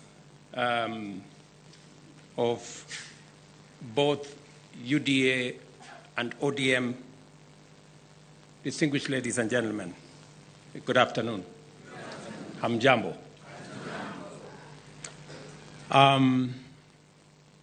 I want to associate myself with the comments that have already been made by my elder brother, Raila Odinga, on the journey that we have come as our two political formations. When His Excellency Raila Odinga decided to run for the position of Africa Union Commission Chair, it was obvious to me that Number one, as a citizen of this country, I owed him support. And it was also clear to me that knowing him as a Pan-Africanist, as a leader with experience, and that he had immense understanding of issues Africa, he qualified for not just my support, but that of the government of Kenya. And that is why we went out of our way to support his candidature. As he has said, there were many propositions about his candidature. There are those who said my support for Raila Odinga was so that I could exit him from the stage. But there are those also who told me that by supporting the Honorable Raila Odinga and by him being the chair of Africa Union, I will be empowering him so that he can come and compete with me. And I had a very clear answer to them that my support for Raila Odinga is not conditioned on him supporting me or him surrendering his aspirations for whatever reason. It was very clear to me that this support was deserved as a Kenyan. And I said then, and I will say again, that the Honorable Raila Odinga was a great candidate. He went out of his way. He ran a beautiful campaign, and I am very proud of his candidature. The outcome notwithstanding. And when he came back, we have been working together in the broad-based arrangement that we have that is inspired not by what is in it for me or him, but how we can close ranks and deal with the issues that affect the people of Kenya. And that brings us to this moment. And I must congratulate the Honorable Raila Odinga and the ODM party for their boldness and courage to take the position for Kenya and for the people of Kenya. That to me is a very bold decision. It's a very courageous decision.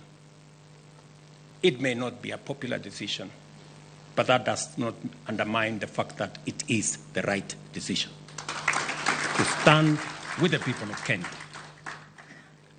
And allow me to say that our country is undergoing major shifts across socio-economic and political spheres. Many of these transformations are occurring within the broader context of globalization and unprecedented technological, geopolitical, climatic, and demographic changes, creating an atmosphere of immense pressure, formidable challenges, and even an existential crisis. Never before have Kenyans expressed such a deep and widespread yearning for positive change and political, economic, and socio-economic transformation that leaves nobody, no community, no region, no religion behind. The expectation for fundamental progress is unanimous, consistent, intense, and universal across the nation. There is no one part of Kenya that does not yearn for progress and transformation. These aspirations, grounded on our nation's enduring character of boldly pursuing freedom, democratically managing our diverse interests, and engaging progressive institutions such as a clear notice for all of us that the time has come for us to seize this historic opportunity unite more strongly than ever before, and deliver meaningful change to the Kenyan people. We undertake this commitment with the understanding that while our political parties may differ in strategy, we share a common goal: to build a united, secure, and prosperous Kenya under a government that is capable, committed, and willing to ensure abundance and opportunity for all without exception. This realization has enabled Kenya's largest political movements to engage constructively, recognizing the unique opportunity before us. As leaders and as a generation of citizens, we must embark on a bold and radical path of national transformation, confronting and resolving the fundamental issues that have shaped every national crisis since independence. And we have had an able listing of what this is. This is the path towards the promised land where freedom and opportunity are guaranteed for all. We recognize that this moment is unlike any other. It is not enough to merely identify systemic and structural obstacles that have denied generations a fair chance to achieve their aspirations. More importantly, we must rise above political differences and embrace a higher vision of the Kenya we all deserve. Understanding, therefore, that jobs, wealth, enterprise opportunities, and social services must be provided within an environment that is free, open, democratic, and competitive, we move forward with a shared commitment that is not only doing the right thing for our nation, but also to ensuring they are done right. We, the leaders of UDA, Kenya Kwanza, and ODM, commit to implementing the NADCO report to address key national issues, including the cost of living, youth unemployment, and gender inclusion. We also pledge to foster inclusivity in governance and development, protect and strengthen devolution, invest in creating opportunities for the youth, uphold integrity in leadership, and safeguard the right to peaceful assembly. We will raise and manage national resources responsibly to reduce our debt burden by ensuring transparency, responsible borrowing, and an audit of past debts. To realize and to know what has been borrowed, for what purpose, and how is it going to be paid. I attempted to set up this audit. It didn't work. I am confident that under this broad formation, we will now be able to audit our debts. This moment is not about William Ruto or Raila Odinga. This agreement, this memorandum of understanding, is not about sharing positions or winning elections. It is about the people and the interests of Kenya.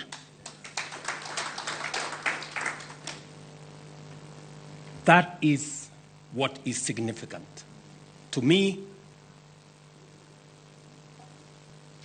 the interests of this great nation. We have talked about Kenya of potential for far too long. It is now time that we close ranks as leaders, because this nation can succeed. We have what it takes to be a great nation. But we haven't made the steps and the decisions that would make this nation great, because we have always been making politically correct decisions.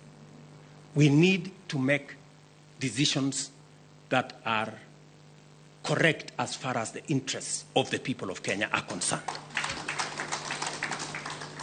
I must congratulate His Excellency, the Right Honorable Prime Minister Raila Odinga, and the courage he has to make difficult decisions. Not many leaders can make the kind of decisions the Right Honorable Raila Odinga can make. Very few people can put the interests of the nation and the interests of the people above or ahead of their own personal interests. I say that without fear of any contradiction, because I know the kind of difficulty my elder brother has got to go through in getting us to this position. And my brother Raila Odinga, history is going to charge you fairly for what you have done for this nation.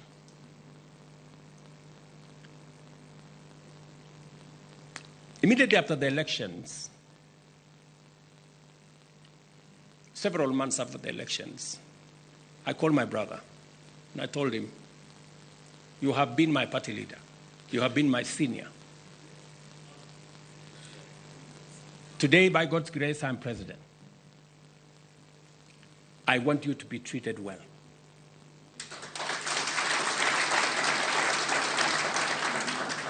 And I will do whatever it takes to make sure that you have respect in Kenya." And I am not doing this so that for any other reason that is selfish to me. I am doing this because I'm a younger person. You are an elder as far as I'm concerned, by age. And the contribution you have made to this Kenya deserves respect and deserves support. And that is the relationship I have built with the Honorable Raila Odinga. And I am very clear in my mind that going into the future, it will take more than Raila Odinga and myself. It will take every one of us to pull this country together and to achieve the things that will change Kenya for the better. Let me say this, that equally we will fight corruption decisively, eliminate public resource wastage, and uphold the rule of law and constitutionalism, ensuring that government officials respect judicial decisions and protect the rights of all citizens. Our collective goal is a just, equitable, and prosperous Kenya for all of us. Thank you very much to all of you. May God bless our great country, Kenya. Asanteni sana. Another round of applause for the principals, please, as I seek your indulgence, Your Excellencies, for a quick photo opportunity. If we can kindly just move the tables, if you'll just give us a minute to move the tables, we'll have a quick photo opportunity, starting with the two principals.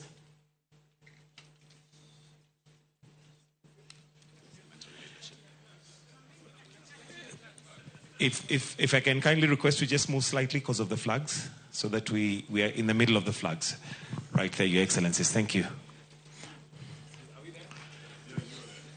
The second photo will have the party chairs and the Secretary Generals to kindly join in.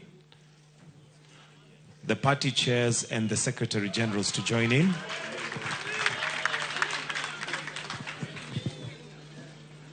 Then on standby, we'll have the deputy party leaders after this to join in the same photo. The deputy party leaders, and the last photo will have the parliamentary leadership to join in the photo.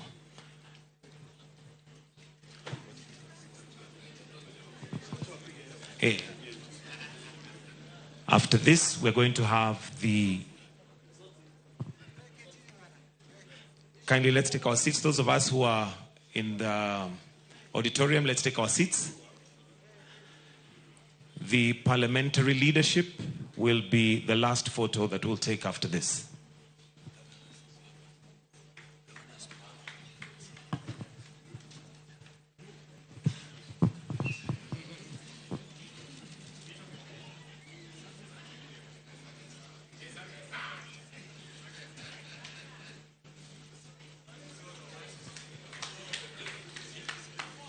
All right, and due to pressure, governors present. There is a lot of pressure for governors to join, so we can have maybe the parliamentary leadership to leave the chairs and the secretary generals, and we have the governors to join. So we can have just the principals, the party chairs, and the deputy party chairs, then the governors. This will be the final photo.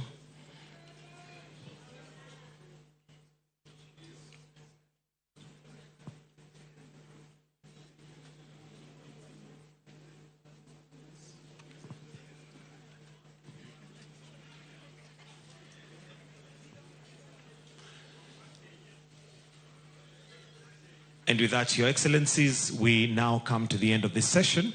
I request that we all be upstanding, but remain where you are. You need to be addressed after as we allow the principals to leave. Please maintain your position. We have a short address after the principals have left, and you are requested to kindly stay put.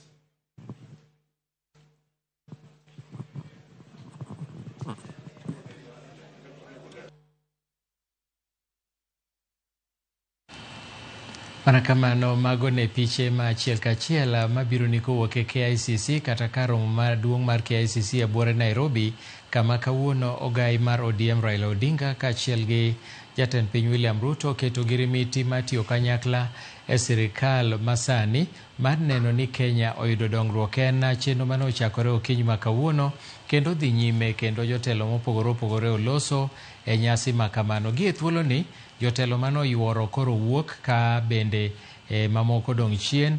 Jotelo ariyo madongo gin Raila Odinga kaachiel kod William Ruto bende koro osewuogi e kinde ni, ka koro sani en thuolo ma bende winjruok osebedo kaka gibiro tiyo kanyakla. Weche mathoth owuok kanyo ka jatend piny owacho ni ong'eyo mbi ma Raila ni godo kata teko kod gigo ma Raila osetimo ne Kenya.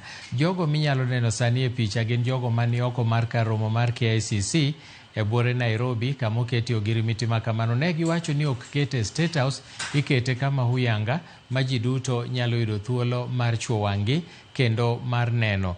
E studio ka an gi janon weche mag siasa Meshak Odede. Machiegni Meshak, iwinjo gik modhi mbele kar romo mar KICC. Mokwongo an iluonga ni Milton Ochieng. Iwinjo mago duto modhi nyime kar romo mar KICC. Jatend piny William Ruto owacho ni ong'eyo mokwongo kane ochako loso, oluongo Raila ni the right honorable prime minister.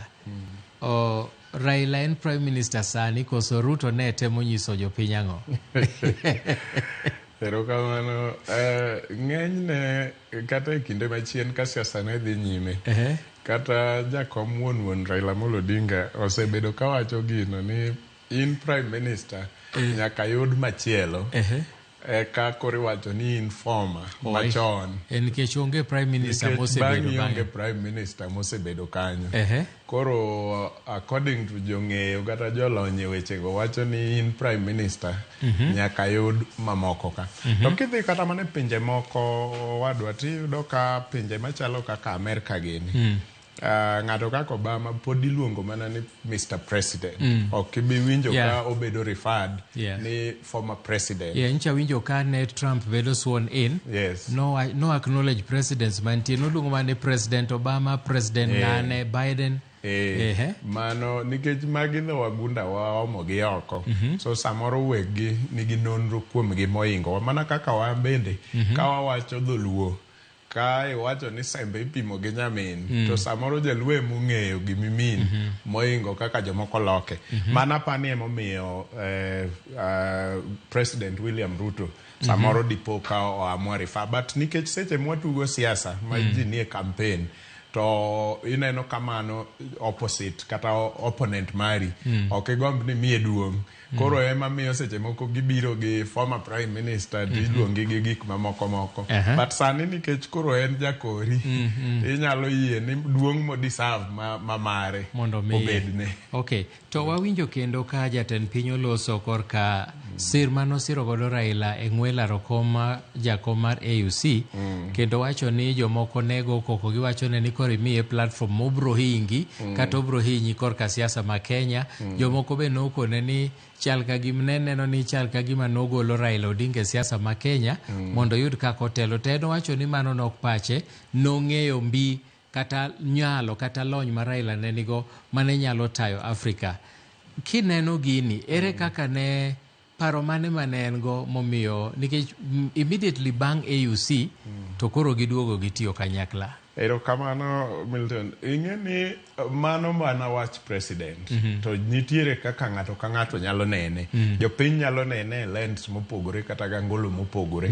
To bende ok wabi bedo gima dho ngere luongo ni naive to say ni gimoro amora ma president owacho nwa kamano ni mano e adieri mar wach te. Mano nyaka wach nikech mano ema ochuogore maber gi dwaro mare.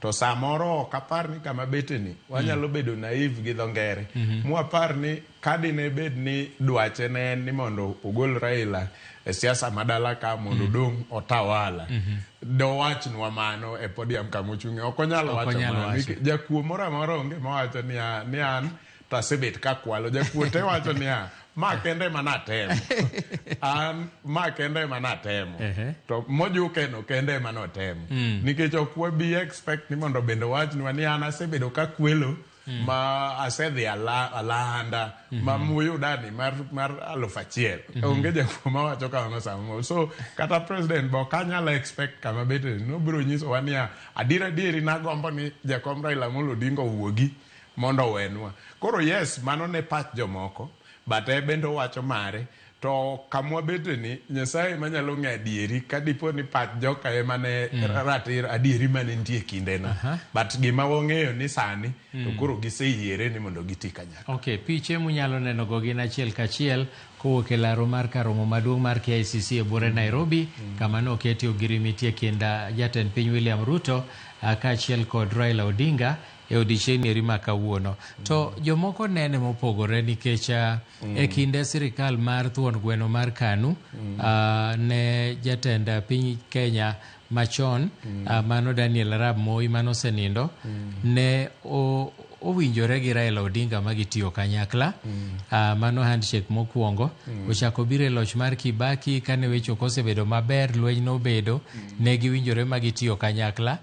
To kaeto gi mar Uhuru Kenyatta e mokwongo mar Moi ne gitiyo kanyakla makmana ni nochopo kama winjruok nokobedo mar Raila nowuok gi ji mang'eny e riwruok ma kamano kane section 2A bendo biro gik machalo kamago. Kaeto bang'e no e mar Kibaki bende winjruok nodhi chwanyruok nobero nikech nomiye lemo moro makoro iluonge go ni to nokomiye teko bende nochako wuok to mar Uhuru chato ne gidhi nyaka giko. Koro ji neno ka gima Raila Odinga oyie mana timo handshake gi ng'ata jomoko wacho ni master of handshake gi sirikande duto makata ka pod intiere sirikal moro modonjo to pod obro timo handshake. Ineno nang'o wach? Erokamano Milton. Adieri mantie ma jowa samoro wigi wilgo ni ang'o ma dipo ni necessitate kata kelo dwaro mar mondo president matiyo obed machiegni gi jakom Raila Amolo Odinga. Gimoro nitie ma jowa mang'eny miss out on kata jo Kenya mang'eny miss out on. Ka wachako nono handshake gi te gin mage madipo ni Raila ema nomanyo nikech moko nitie mamanyo Raila handshake gi moko kuom gi manyo Raila kaka sani handshake mantie ka sani ok inyal wacho onge akiana ja Kenya mane ma wiye rach manyalo wacho ni Raila ema owuok odhi omanyo handshake ni William Ruto but sami kwano gi to wadwa kwano gi ni en sirikal moro amora nitie handshake mar Kibaki Raila no komanya. We both know kata mana sani nitie jok mane nie sirikand Kibaki kindecha. Nyocha ni eka Madam Honorable Martha Karua wuoyo. Ko wacho ni ok en gadieri ni William Ruto kata Kenya Kwanza noyombo yiero manyo waeni. To kipenjo ni nango ka jofwambo penjo to wacho ni king'iyo Senate, king'iyo National Assembly, Azimio coalition ne nigi majority. Omiyo okan gi yie ni jokocha noyombo wa. To awacho gi chunya sechego ni madni bedie gi paro ni 207. Seche mane wan bende wawacho ni Kibaki nigi wabunge 40 against wabunge maromo 100 mag Raila Odinga. Ere kaka ne uclaim noyombo esecheka kane ogik kama jopiny owuok nikech ne wantiere jomoko kuom wane nitie mano neno kaka piny notuk gi lweny nochuno ni nyaka pinje maoko nyaka African Union gini bi ket jogi e mesa gini ema nonyuolo handshake ok Raila ema nowuok e ode to wacho ni an koro oseyomba dhi manyo handshake so seche mwawacho ni Raila osebedo e handshake gi president mopogore opogore nyaka wang'e ni mane wuon ma ene mano create odhi omanyo to situation mage mano kelo mamoko mano handshake gi Kibaki handshake gi Uhuru bende nyo biro e kinde ma Uhuru bende ne neno ni e samo segike ni ochune kaka president mar piny mondo riu piny Kenya to Raila nigi nus mar piny ochung go kocha ene mowuono chune nikech en bende nowuok e podium kama mowacho ne jo Kenya ni ane mana wuok adhi amanyo jaduong' kuma ne nitie so ok wanyal siko kwa wacho ni Raila en master of handshake ni omanyo handshake kuondegi ei handshake gi te kanitie pengine handshake moro ma diawach ni Raila nomanyo dipo ni en mar KANU nikech mar KANU ka jok mane giringo gote ka owuok to en nowacho ni an adhi tiyo gi ng'awa adhi tiyo gi rais mosenindo Moi dipo ni mano kende handshake according to me kang'iyo nonro matut mar handshake gi te mano manyo to modongi osebedo kamanyo Raila Amolo Odinga. Okay, to kuom ranyisi iparo ni ji duto te mantiere ODM oyie gi wach riwruogni kuom ranyisi nchene jagoro maduong' mar ODM Edwin Sifuna nowacho ni kama koro bro chune no resign mowe bedo jagoro maduong' en ni ka Raila oriwore owacho ni koro gitiyo gi Ruto to en ng'at ma kawuono yie moloso mowacho ni gini ber ifani ochune go koso en kachiel gi jomoko. Erokamano Milton adieri makende ni ji te ok nyal yie gi hatua ma jakom Raila Amolo Odinga kawo kawuono mana kaka kor William Ruto bende ji te ok oyie jo UDA te ok oyie ni mondo mi ne o extend a handshake ne Raila Odinga mamano achiel kuom gik moko ma samoro nomiyo jomoko oringe dweche machien ka koneno ka obed en gi muolo moro en gi wang' mar muolo kong'iyo Raila Odinga mane opiem kode so kor Raila Odinga bende nitie ji mang'eny ma ok oyie to jomoko bende ok otamore but maybe gineno ni ok onego bed kaka en ni nitiere kaka onego time mopogore gi kaka Raila Odinga gi William Ruto time omiyo jagoro marwa maduong' e chama Edwin Sifuna osebedo ka ochiwo duonde ahinya oko kanyo ma maybe wanyalo mana wacho Milton maybe nyoro Raila Amolo Odinga timo consultation gi jo Nairobi moko go nyo sebedo ko onge kaka secretary general mar chama to nyoro bedo e yie kata godhiambo nyo wan KICC kamoro dipo ni nyo winjo duond jopiny ok duond Raila Odinga samoro dipo ni duond jopiny ema nyo winjo ka Raila penjo ne to wadhi koni koso wadhi koni to jopiny odwoko resoundingly kamoro ema miyo kawuono entie nikech jopiny gi e joge motelo ne Nairobi. Kumbuka ni en senator mar Nairobi be. To nyoro consultation nyo en mar jo Nairobi. To Raila winjo kawacho ni gimotimo no mani miluongo gi dho ngere ni random sampling. So random sampling mar Nairobi nyo kelo jo ODM man Nairobi. To samoro nyo koro jogo ema wacho. Koro Sifuna bende kaka jatelo nyalo rachni, but mane kuma nyaka dhie nikech jogi ema telo negi, to jogi ema in senator gi, to in ma itingo party gi, itingo otiko mar party gi. Koro kagi wacho ni gidwa dhi koni. Angi ni timri nade kata karachni. Nyaki many mana kakitiyo e bogini. Bang' keto kogni ogirimiti makamano, moluor Raila Odinga no loso motelo ne jatend piny Kenya. No wacho ni winjruok makamano, winjruok obedo ni gibu uphold the constitution, kendo gibiro luwo chik, gibiro luwo gima katiba dwaro. Motelo kata kancho sewuok Addis Ababa, Raila Odinga nche no wacho ni jogo manondhi gi sirikal mar Kenya Kwanza, jogi onego yud ratiro nikech nitie moko manondhi to onegi, oyud kotho, moko bende no lal godo kamano. Sani koro mawinjruok nitiere ni. Be pod Raila nyalo wacho ni jogo mondo yud ratiro margi, to be ko wacho mano, sirikal mar Kenya Kwanza dhi miyo jogo ratiro margi nikech ne giwacho ni gin gi kia joma nondhiyo jogo, gi kia joma nonego jogo ok ni e lwetgi. Erokamano. Milton, gima jopiny onego ng'e sani ni Raila no wacho wach ndhicho mar rawere matindo kata ma ne yudo kamoko kuomgi okawo ngimagi. No osiko kokwero, osebedo kokwero chien kucho. To nokwero anyalo paro chieng' moro kata Karuto ni Homa Bay. Nokwero Karuto ne kanyo e pap maduong' mar Raila Odinga Homa Bay. Kowacho ni Ruto ni kata sekwere ni gik makamagi ok owinjo bed ni timore e sirikal. Kata kamano jo sirikal to ne pod kwer ni gin jogo ok ging'eyo. En mana ni gima nasewacho kata studio ni chien kacha ni sirikal ema ni onego bed gi duoko nikech gin ema ne gikawo muma ka giwacho ni gibiro rito mwandu jo Kenya to gi ngima ja Kenya moro amora. Koro ka ok gin to onego bed ni giwacho ni en ng'a gini to gisetime ang'o. So either way sirikal ema nyaka jopiny blame kata ji te nyaka blame. But sani nikech koro gisesaino girimiti, ok ang'e ni pod en sirikal mar Kenya Kwanza nikech sirikal ne en mar Kenya Kwanza ka ji e yiero 2022. To sama koro girimiti obedo signed ni, chal na ni koro ok en sirikand Kenya Kwanza. Koro en sirikal ma gibiro nyiso wa nyinge. To nyaka obedie gi pogruok nikech Kenya Kwanza pachgi ne en ma. To Raila Odinga biro ka en bende en gi gik moko mokelo ni mondo okaw kipao mbele e seche ma gidwa dhi nyime kanyakla. Gichalo jok ma owiere ni wadhi e wuodhni kanyakla. But ma e kaka ji nyaka rwakre, ma e kaka ji nyaka dhi behave ka wachopo kama kacha kaka welo, to ma e gima onego watim komiwa chiemo.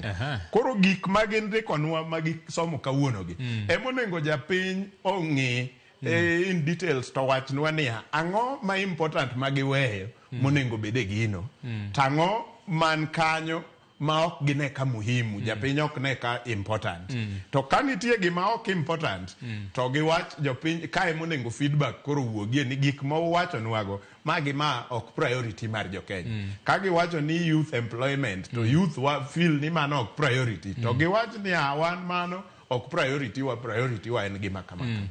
Okay, to kuom ranyisi kama koro giriwore ni magi yie tiyo kanyakla, nitie joma noseyudo positions moko gin jotend migepe, jogoro mongirore, parastatals nitiere telo mopogore.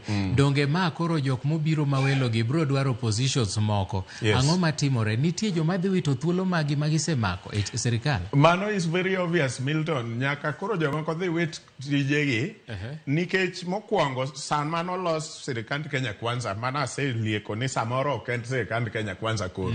Sani gibiro nyiso wa nyinge maybe ka giwuok kanyo. To sirikand Kenya Kwanza ema ne okelo jok manie tijegi. To moko kuom gi nokel kata gi manen jatend jalup president manyocho sethicho oko. Gin loyal to jalup president machon. Manyiso ni gin kai wacha dieri gi integrity tema dhano. Kapok oriemb gi onego be ni giwuok kendgi. Giwacho niya an an loyal ne bwanacha to bwanacha osepogore kodi e paro to ene manokela kaber to onengo bed ni jogo wuok kata kendgi unless ni gin bende nitie kaka bwanano ologi magibe ne gisewe to pok giwuok giwacho ne jopiny ni bwanano nikech wan ng'eyo mana kaka joge Raila nyoor kata kane pok gini obedo sign nomiye positions moko moni ore Honorable Paranya to ore Joho to ore Wandai Gini ing'e ni jogo gin loyal to Raila Odinga nikech Raila ema noorogi ir bwanacha mondo gikonye tich koro sechegi kopo ni Raila okethore gi William to kata gin onengo integrity onyisgi ni wawuogi nikech koro ok wawinjre koro joge rigi ji bende kane beto sani onengo wuoga kendgi kata kane pok ogolgi to kata kamano kuom penjoni en ni Raila nyaka bi gi joge mabiro tekeleza gik magindikogi koluwo kore to Ruto be nyaka bed gi joge koro jok magin joge rigi ji mane en jatend piny Kenya machon onengo bed ni wuok kendgi to ka ok giwuok kendgi to for sure idhi golgi. Okay, to nitiere argument moro ka ni yiero mokalo ka ok wang'iyo kata ni samoro ne nitie mibadhi kata nang'o ni jotelo gi noyombore gombulu maromo 200,000 koro jomoko nego kwan kaka wacho ni jolony moko ni kapo ni Raila Odinga no oamua ni chung kende to thoth ombulu mowuok Central joka no osewito nikech kaluwore gi chwanyruok mano bedo ka ni dino ka ombulu go do bedo ne mayot mokalo mar kawo telo to motelo ne mano Raila Odinga dino kawo komno mayot lakini kaluwore gi gik moko ma bende nosetimore nitiere ng'anyo moko mosebedo mag Gen Z mag ang'ojo manok mor ma bende jomoko bende kuonde mane gilute ombulu pachgi osea kanyo ma kapo ni ne luto ombulu sani to figa cha ok nyal bedo 200,000 nitie joma noluto ne president to samoro gineno ka telo ok dhi maber taxes ang'o ginyalo dok koni donge Raila do kawo gini mayot mokalo kade ok giriwore gi jatelo. Ero kamano. Milton mano pach jomoko kendo gin bende gin mana gi ratiro mar bedo gi paro makamano. To mano nikech nitiere imagination ni joge Raila Amolo Odinga ne dong kaka gin to sanja mal thoth mowuok kuom President William Ruto mang'eny gi gin jo Mount Kenya region ne nyalo duogo koni kaeto support jakom Raila Amolo Odinga mano scenario namba 1 siasa nigi scenario te but koro wadoga ne KICC aneno ka Sakaja loso kanyo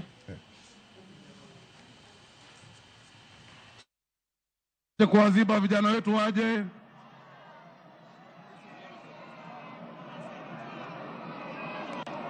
Haya, tusalimiane kwa hewa. Nairobi oye! Kenya oye! ODM! UDA! Leo ni leo. Leo ni leo. Wangapi wanataka kumsikia baba? Wangapi wanataka kusikia Rais Ruto? Your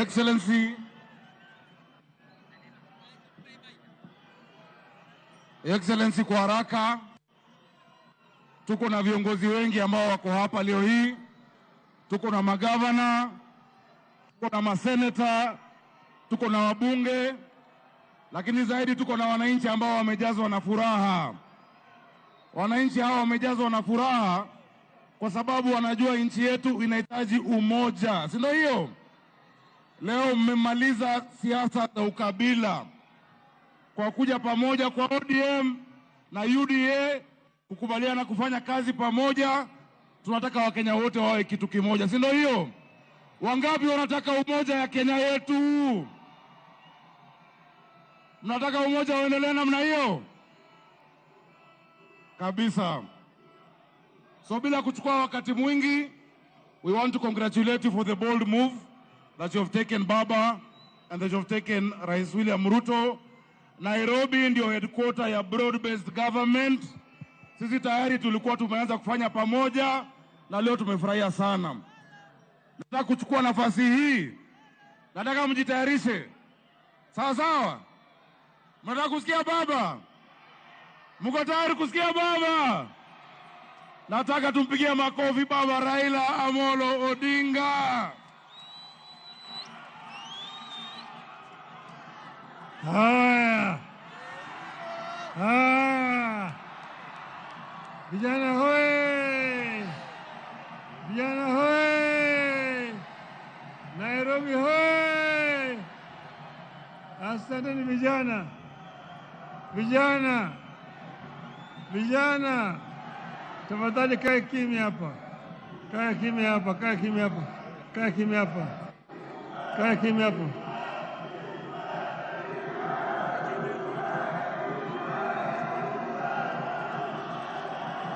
Haya. Vijana mna furaha. Mna furaha. Jana nilikuwa na mkutano hapa. Vijana walikuwa wamejaa chungu mzima. Lakini niliwaambia sitaongea na nyinyi jana. Nilisema nitangoja mpaka kesho, sio? Hayawi, hayawi. Hayawi, hayawi. Hayawi, hayawi. Imekuwa sasa.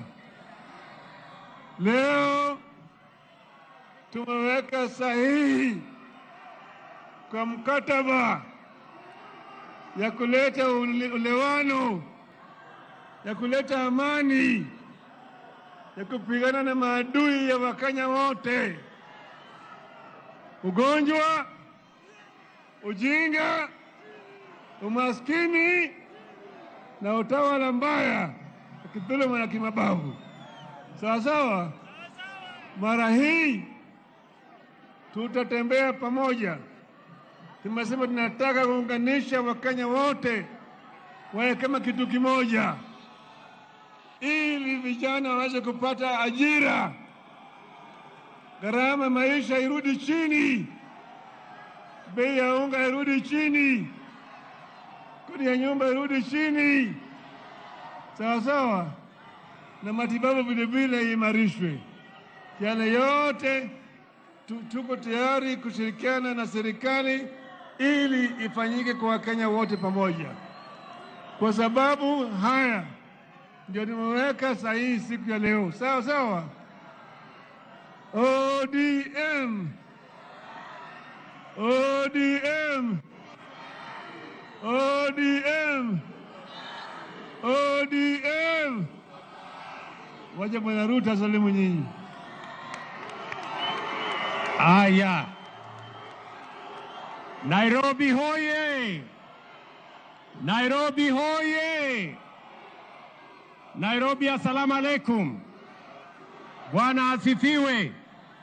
Hebu nione kwa mikono watu wa Nairobi, nione watu wa Nairobi. Vile baba amesema, hayawi, hayawi. Leo ni ile siku. Leo ni ile siku ya kumalizana na ukabila, kumalizana na chuki, kuondoa ubaguzi na kuunganisha Wakenya wote. Mimi nataka niwaulize wangwana wa Nairobi.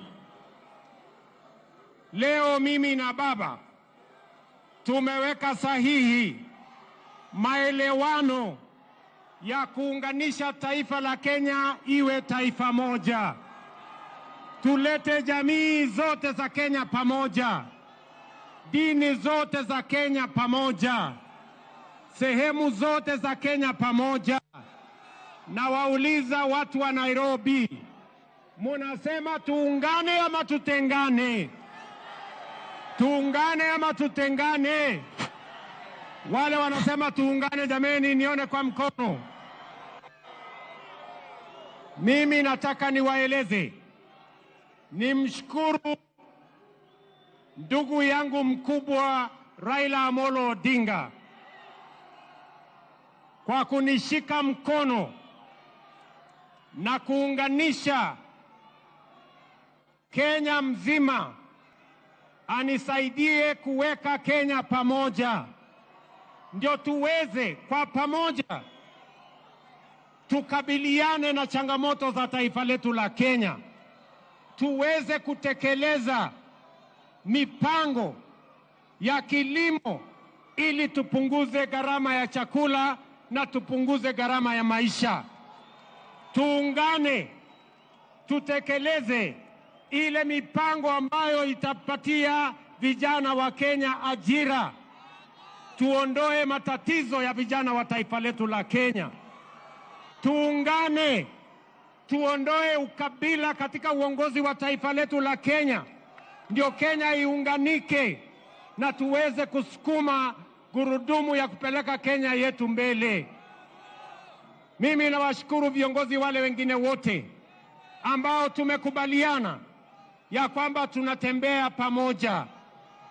Na wauliza ndugu zangu, ile mkataba tumeweka sahihi hapa leo sio kwa manufaa ya mtu binafsi, sio kwa manufaa ya Raila Odinga ama William Ruto, ni kwa sababu ya manufaa na interest ya vijana wa Kenya, kina mama wa Kenya, watu wote wa Kenya. Tuweze kutembea pamoja, tuishi katika nchi yenye haina ubaguzi, tuishi kwenye nchi yenye iko na umoja, na tukabiliana changamoto za Kenya, tupige hatua ya kwenda mbele kwa pamoja.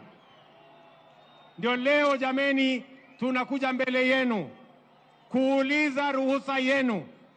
Watu wa Nairobi, mumekubali tuungane, tushirikiane, tufanye kazi kwa pamoja?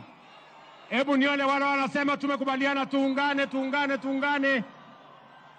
Kwa hivyo asanteni sana. Leo tukisonga mbele, hii ni mkataba na makubaliano na ushirikiano wa kihistoria wa kuunganisha Kenya, ili yale mambo ambayo tumetafuta kuyatekeleza na kubadilisha nchi yetu yawezekane, ndio tuweze kupiga hatua ya kwenda mbele kama taifa. Asanteni sana, tunawapenda Kanairo. Tumekubaliana ya kwamba wiki ijayo kuanzia Jumatatu tutaenda katika miradi ya Nairobi County. Kuanzia ile Nairobi Rivers Commission tunaanza pale Jumatatu, tusafishe Nairobi, tusafishe Nairobi River na tuhakikisha kwamba tunawapanga ajira vijana wa Nairobi. Asanteni sana, tunawapenda sana, tunawatakia baraka ya Mungu. Thank you very much.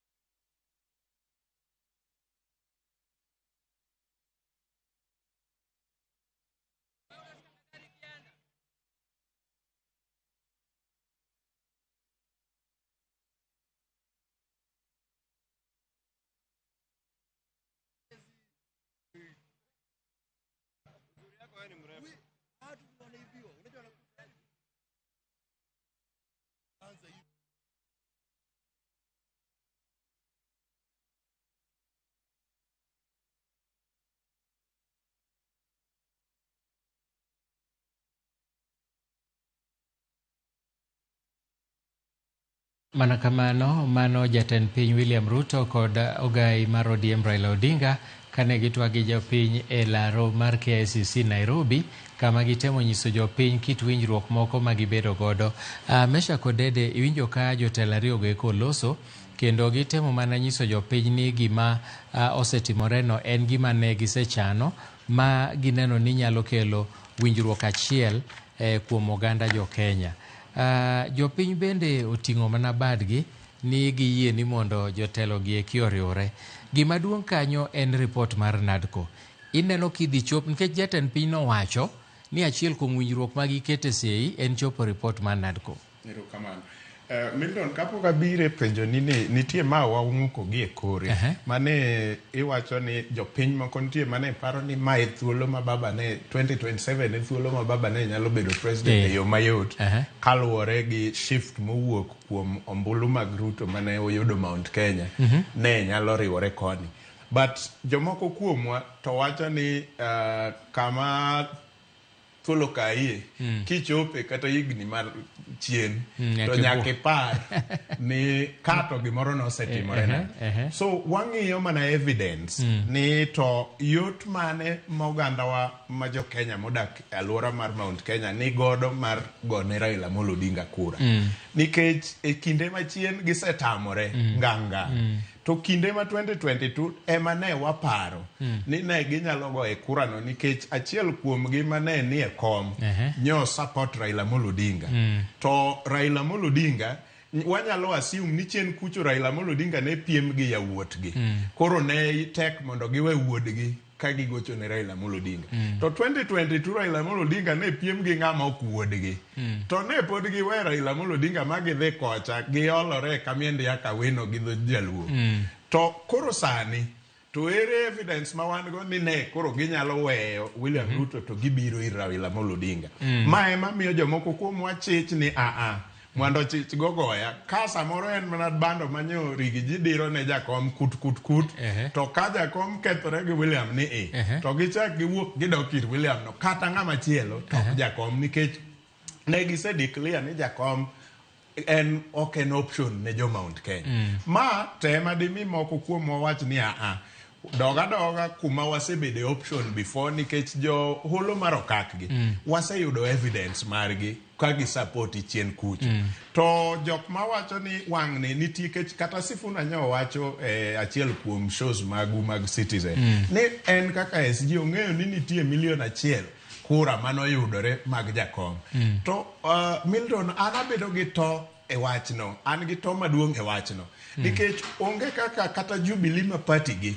ne nyalo anono maonge mbunge kata chiel ne wera ma jogo no support Raila Amolo Odinga to million people to gone Raila kura na onge gi evidence ne kech ka wan gi evidence mar kuch jo Kalenjin manowuok e holo mar Okak 207 ne wan gi wabunge kuno ne wan gi councillors gi gik makamago to kura 1 million ma jomoko wacho ni nogone jakom e Mount Kenya ni eto evidence ne ni kanye nikech kata polling station mar Martha Karua jakom nokoyombe kata polling station maisha weri Karuru Kenyatta jakom nokoyombe eto evidence ne ni kanye mar 1 million votes gi ka entie to nyako bed jowa Waluya Wakisi modak e Kiambuka kata modak e bombe ma Mount Kenya gi e kurano lakini jogotiye to noko gone jakom kura mane pacha mano pacha omiyo koro kane ng'ato wacho ni ani sani joka ne nyalo support jakom apane mano kut mar gweno to ok en gima dieri to ko bire mogik ni penjo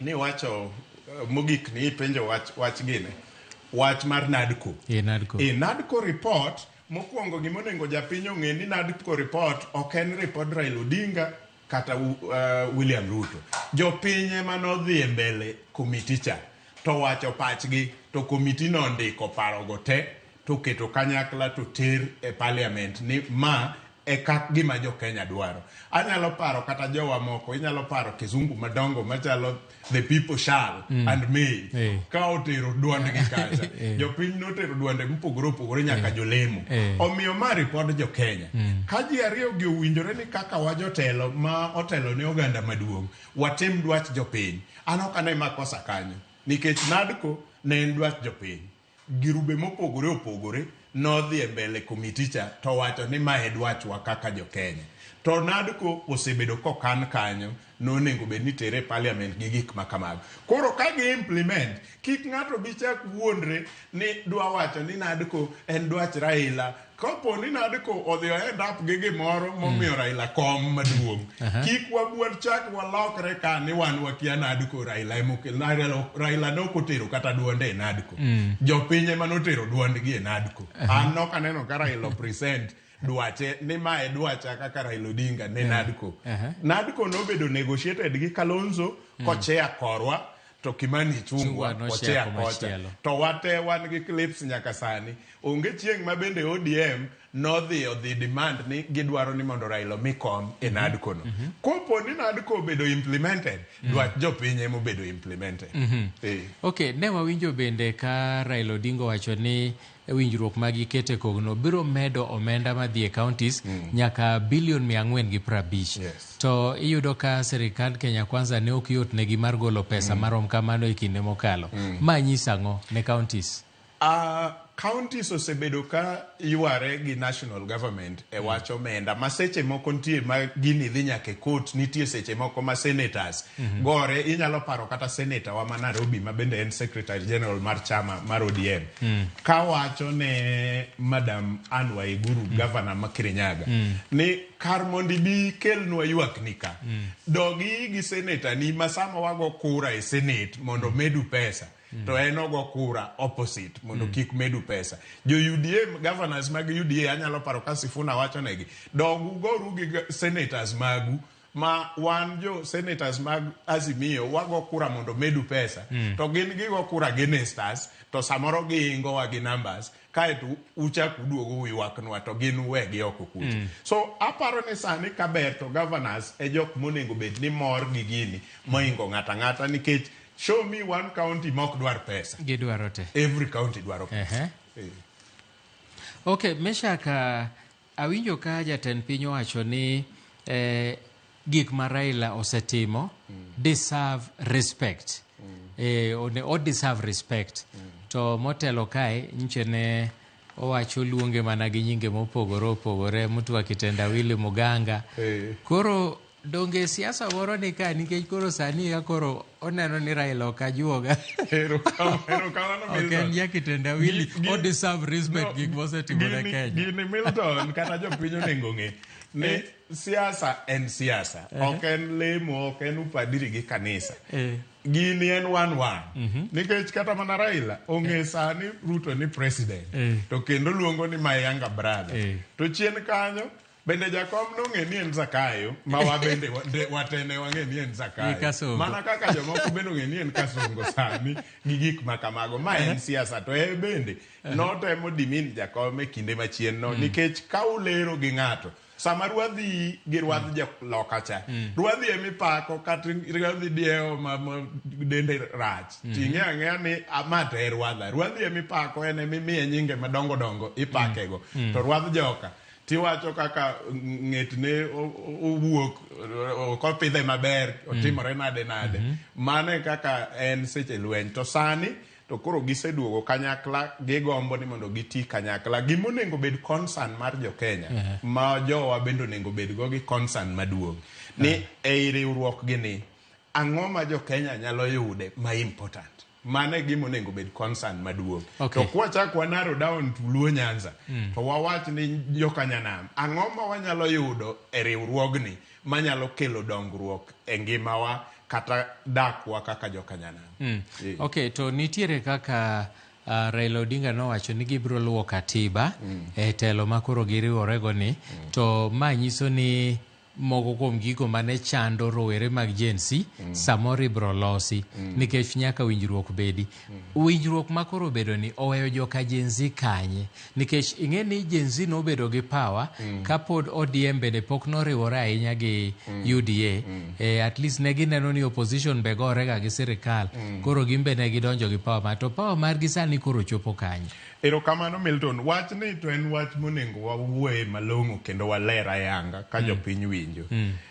The so-called Gen Z noriwore kendo ng'enygi kata tekogi maduong' ne wuok kuom Raila Odinga, supporters mag Raila Odinga kata jo lup mag Raila Odinga. Emomiyo sama ne Raila Odinga wacho ni wachno koro ok odwa donje matut. Wach barabara. To Gen Z notho. To ng'amo setamogi e barabara onge nyaka sani gitemo kata bang'e no giluongo moko chien kanyo mane ok odhi nyime. Mano nyisang'o. To ne giwacho ni gin gionge jatelo to bende gionge chama. Koro baba bende wacho ni kare ka an to gi chamba nikech hata jatelo chama wan wadhi kama gini notho. To kidwa ng'e ni wach Gen Z is neither here nor there. Kikala gi Dhurai mitie Kotong, Nairobi gi Kiambu idonje Mount Kenya. Jite gin supporters mag Rigathi Gachagua kendo Gen Z onge kuno. Show me one Gen Z Mount Kenya ma is stand alone ma ok look Rigathi. Ok ibi yudo. Kata kiyudo ji 11 eminya yudo kochung stand alone to chiko luwo bang' Rigathi. Ang'o momiyo koduogo korwa koni emidware Gen Z ma stand alone ma en ok olu Raila, ok olu Ruto, ok olu Rigathi, ok olu jogo te. ok timre kamano miyo an Gen Z is neither here nor there. Nikech kidonjo i Mount Kenya ok inegi to kata mana seche mane ji otuk ma the country no tuk techa. Ok ang'e ni Gen Z marom nade manotuk Kitui e gweng' Kalonzo. Anyalo paro manotuk nyaka Sugoi Eldoret. To picha maro ok bede obwongo na mar akiani une manutamoru nyiso wa Kitui. But ne waneno nyaka Eldoret kotuk magi wuo Wilbaro cha giketo piny gi kuonde mopogore opogore Kisii, Mombasa gi kuonde makama. To Kitui to otama picha no ongewa obwongo na nyaka sani.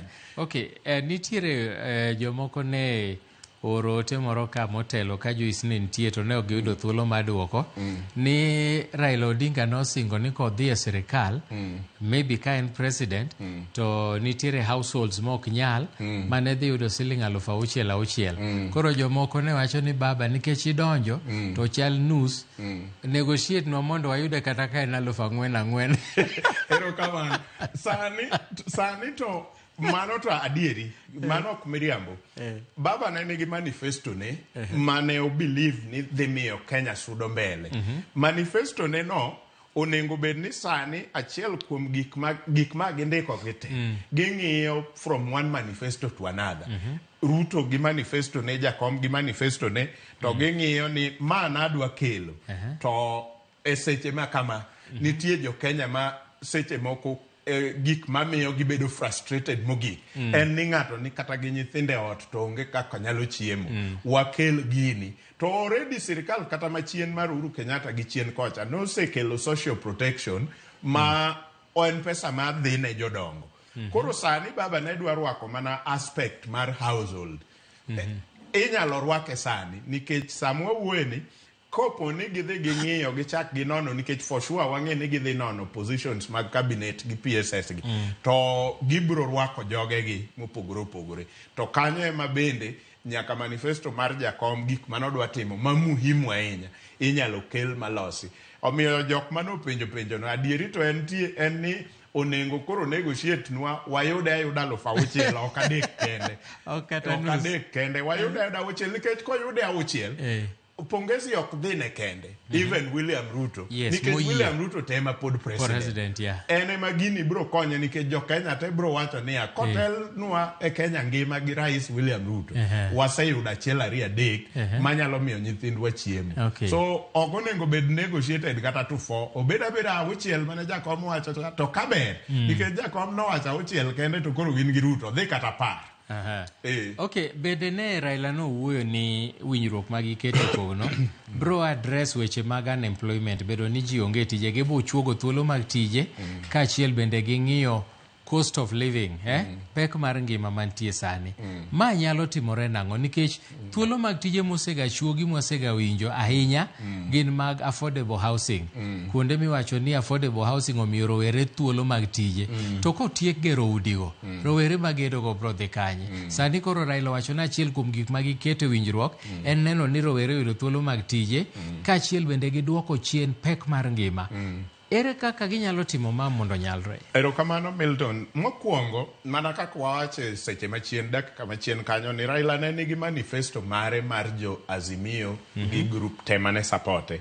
Achiel kuom gik madongo manoketo ne en creation of employment to noketo inyalo pare manifesto ne kano wacho niya one company a county ma ne nyalo miyo manufacturing timore to manufacturing katimore to nitiere chain mar tije mawuok koa e raw material e farms nyaka ang manufacturing kata ka en pamba for example kochakore jopur gi yuto ka giseng'e ni market nitie ka to jok ma supply fertilizer kata ma supply gik manyalo medo pambago jok matiye farms go kamano nyaka chieng' ichop kama koro pamba ni bende chak iloko lewni factory ni pod timore atima nade pod kelo mana tije so magi achiel kuom yo magi nyalo kelo go tijegi ka giwinjore kendo gin genuine adieri ni gidwa tero Kenya mbele magi gik monengo Jakom koro gole manifesto ne okel e wang' tich tir mondo bed implemented biro create a lot of employment. Gima ng'eno chwanyo sirikand ni maduong' sirikand Kenya Kwanza manyo koro wae wadonje ma podakia nyinge. Gima ng'eno chwanyo sirikand no maduong' and the sudden shift of everything. Gin ne gibiro chenjo gimora mora atago. Kata ngima ni e odi gik moko ok change kamano dichiel te. Ka gibiro to gimora mora ok ni gitune kuonde maricho. Gin gibira mama igolo completely kelo gimanyien emo kelo nwa tabu kata mar shift gi shagini. Gima jakom nyalo konyo go sirikand ni maduong' en ko kelo the institutional memory to girango gik mane dhi nyime ka to kuonde maricho oloki obedo mabeyo to gik moko songa. Kane en funding model ni ng'iyo ok ne samoro ne ok ochuno ni nyaka gole te ma puke oko tikelo manyien a new model. Inyalo wach ni model ma wantie ni shida en ni kagi ka. Koro kagi ka emwaloso to gik moko dhi nyime. Kagi dhi nyime gi creation of employment plan ma nikech Kenya nigi plan maduong' mar Vision 2030 kata obedo ni 2030 odong' mana higa 5. Ginyalo ng'iyo gima jakom bro konyo go bwana ni nosebedo e position mar prime minister e kinde Kibaki manitie plende madongo makata mamoko kuom gi manyo uru implement gi moko kuom gi gin plende ma jakom nobe oketo ka gin gi Kibaki. Inyalo paro Milton ka jakom timo bypasses ma Nairobi kagi kata mana southern gi eastern bypass ma jomoko kuom gi ne ywak kang'iye politically ni Raila muko utegi nikech joluo onge udi Raila muko utegi to sani jok ma enjoy wach barabara gi mugik gin jogo. So eseche ma jakom odonje sirikal machalo ma onyalo miyo Ruto paro ma jomoko kuom gi mane Ruto nego gi onge go nikech ne entie seche mane chako project some of this project to ng'eyo kuma ne giaye magigike to kata part of kuma uru okelo gie but bwana ni kano odonjo to inyalo paro no odonjo gi team manyien te ma kata jok ma ing'eno uru gima nokonyo matin kende en ni uru nitie joge Kibaki moko mano adopt kano chako tende inyalo paro kata mana ji machalo Kinywa gini no miye institutional memory onyisi ni ma nyowa go ka dhika to kaber to kunenge wet gi okote kauma to bathe ma ok ti werigo to bwana ni kanyo donjo to en obiro gi joma nyien te maonge jok moa e sirikand cha manyalo nyise ni magi ma e paro maduong' mane wan go kuom project. Okay, thoth oganda penjore ni to gik moko to osewachi to nitiere gik ma koro oseyudore ma bende osetimore machalo kaka osuru mang'eny moseketi juok mopogore opogore mosedonje payslip mag ji kaachiel gi jo ohala giwacho ni kata kobedo ni winjruok koro osebedo manyien bende bro nyalore mondo gigi obed reversed te nikech nitie moko makata na Raila Odinga owuon ne opingo kabisa to sirikal no maneuver their ways kata kapo no wite oko to giluoro gitimo changes modogo donjo ma achiel kuom gi affordable housing jopiny penjore ni to bende gigi bro bedo reversed. Milton duoko mantie ni moko kuom gigi nyaka bed reversed mondo change ma Raila okelo no bendo nere jakom kamora mora ma entie owinjo wach nyaka bed ni kata consultation gik moko ariyo adek manyo nyise ma important nyaka bedie wach ushuru mar payslip ji to gi gik machalo shift gi SHA health kata machalo new funding model. Gima timore momiyo gigi nyalo bedo reverse en ni finance bill watimo every year to nyiso niya iga ka iga itimo manyien kata sani itimo moro ma ibiro kelnwa dweche ma wachiko kagi yot mondo gik mamoko kuom gigi obed reversed nyi ok onego bed ni en iga ka iga to jolony e weche mag uchumi bende wacho ni kane ber to ok onego bed ni wabedo gi finance bill iga ka iga onego wabedo gi gine mar regime koro miyo gima dho ngere luongo ni tax regime bedo stable maka in ng'at madwa keto pesa ne e ohala ti in gadieri ni in the next 5 years magi ma tax mabiro bedo kachulo to mabiro iga ka iga ni samoro destabilize kata jotimo ohala nikech iketo kawuono kichiko oteguni ka nikech ing'e ni magi mae tax midwaro kuoma, to ka waloko higa to wachak wamedo tax kata wagolo ma warwako macha, koro miyo ok ibed gi stability e ohala. So e seche gi mapok wakete for 5 years onyalo bedo reversed e finance bill manyien ka gin gi adieri ni ne giwinjo kwayo mar jopiny. Okay, ne moluor John Badi ma en jatend migawo mochune weche mag omenda nowacho kane osewito oko finance bill ni chopo kama ne onego beni moko kuom gik manogol onego bi opar kendo nyadiriyo mondo oduoki nikech kaluwore gi collection ma kata ma KRA collect ok nyal konyo Kenya moromo. Koro nitie paro moro manen go to koro sani to ji to dwaro lokruok. Kapo noduok moko kuom gik moko manomiyo wit oko finance bill mokalo ni. Ang'o madhi timore? Ineno Milton wang'iye gi this angle. Adieri ok en ni wawinjo pek kaka jo Kenya nikech ushuru midwa ni wachul.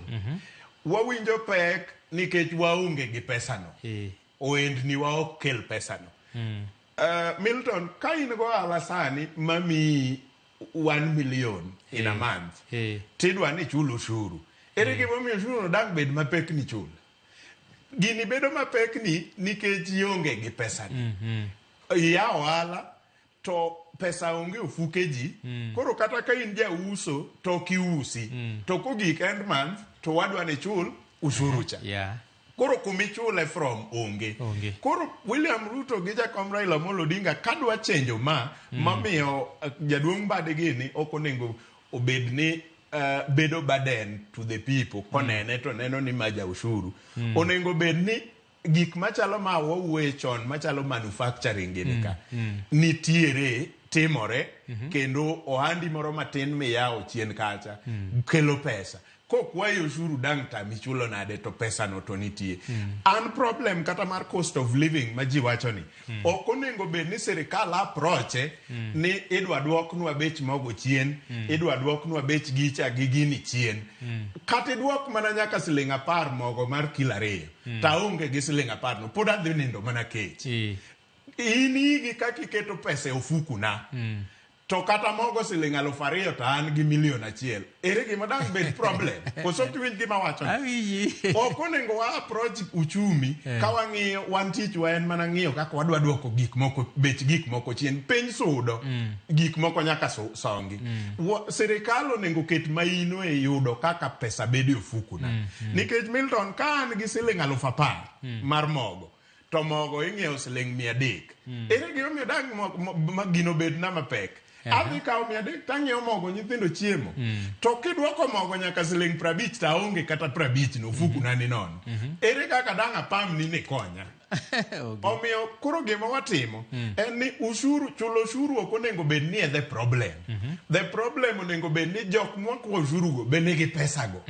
Ka wayudo kaka business ni dongo, ka wayudo kaka ichuli maber kamitiye, ere gima omiyo ushuru dang' tamichulo. Sani kata for example watch gik machalo Premier League tuke mag adhula.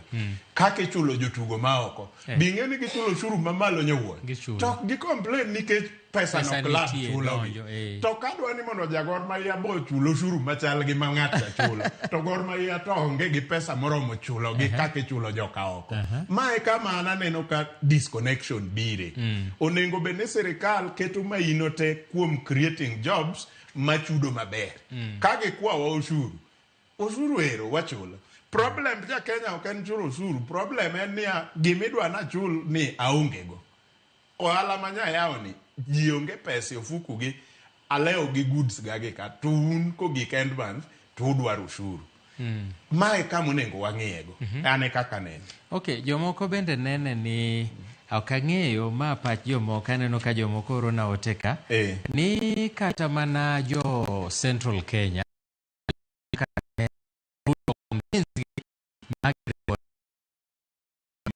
yudo yiero bang'o yiero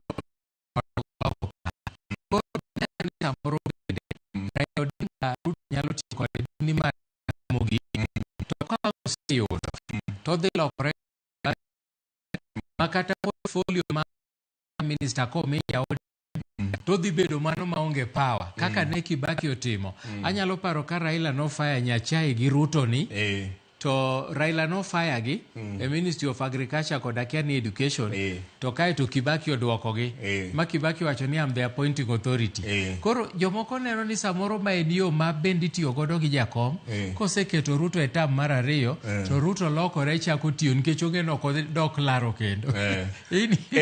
Mago to kwanyal dispute. E siasa onge giminyalo wacho ni no at the beginning, like ni an affirmative no. Mana jo Mount Kenya kende mang'e nosewacho no to Raila Odinga since the beginning. Jo modongi to lokore kama. To gin to gisewacho emomiyo wabe sani wakwa oganda wa ni wambe wawacha no. Ating no. Nikech gibe gisewacho nwa no. Odinga kawo Kenyatta gole jela mitelo no. Kenyatta dhi keto oath kocha mondo kik ng'ata ma korwa ka hotel. Kibaki gone campaign kanie wheelchair mar Raila tere London thiedhe kigiduogo to no. Kamano nyaka sani nyo Uhuru wajola ka nyaka jogi oriembo. Gipod gigonwa no. Uhuru bo convince to gidagi. Gine mang'e ni margi osebedo constant no. Omiyo wabe sani gima jakwajo kama. Wabe ena constant no. Kamano to kwaduoge ma siasa to lokore. Gik moko lokore. Kata Ruto nyalo lokore odhano. To gima koro nengo wang'i ni kopo ni en gima gidhi create out of the law. To konengo wa create anything weak nikech jowa bende ok nyal blame jokocha sate. Wabe nitie seche moko mwasebedo over excited gi telogi ma wiwa wil gi tune gik moko e pend chikegi mamiyo wa power mwadwaro. Omiyo wang' ni ka nitiere jok ma jakom tiyo go mwa e gwengewa ma negotiate gigi nikech ang'e ni document abilani oseng'iye gi jowa man machiegni gi jakom kendo ma olonye weche mag chike. Gine ma wabro blame gi nikech ka gin kanyo nikech wan gi abila Jim gini mane nie negotiation. Ang'o miyo onge ng'ama penja Jim kong'iyo wang'e tir niya gini ne unegotiate mayom nang'o tung'e ni jogi ne nyalo lokore. To une ma un gi lony. So ok onego bed ni wiwa wil gi jowa ma bende seche moko ni ei gini to ok gin ka gisewuok giwacho nwa ni jakom osemi gini to gitieko. Koro an Meshak Dede ni nanyalo timo ang'o mondo mi na make sure ni document no obedo tuned ma jakom omi power mano nengo bedgo. To renga jimie mane nie iye kata gi jowa mamoko. Gin bende nyaka wasiem wang'gi gi muolo kaka jowa kendo jotendwa. Un bende sani ka Raila donje gima chal kama. Kik jaduong' nyong'o gini nikech nyong'o ng'ama riek. By all standards. By world standard. Nyong'o riek. Kacha na onge ento entie. Document nan pokaneno sani en nosenene kanochakore. Kopo no we gimoro bedo mayom manyalo miyo William Ruto short change wa mbele ka. To ene mwabro dhi e dhode gi demonstration. Okay, Meshak wach moro tie ma samoro nyalo chanda to chando ji mang'eny. Nyocha machiegni nyicha wayudo kado o rule on who should be the majority. Yes. E od bura. Koro ne Wetangula no chako tamore wach dono mowacho na pana UDA ema pod majority. To ODM bende neno ka nodhi mo occupy seat mag majority kinde ka Junet gini Mili gini. To koro sani koro jogi oriwore. Iparo ni ywaruok mar ng'ano ma majority ni obro dhi mbele. Ywaruok no bidhi nyime Milton. Gimomiyo ok bidhi nyime en ma gima jogi otimo kawuono signing that agreement.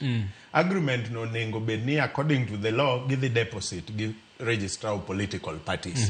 Negin gi post election pact ma the outline gigo te. Koro kagi set deposit ma register of political party o confirm. To nyiso ni this is a new arrangement. Koro new arrangement ni give the yiero jotendgi e bunge. Kaka nyi neno gisechako.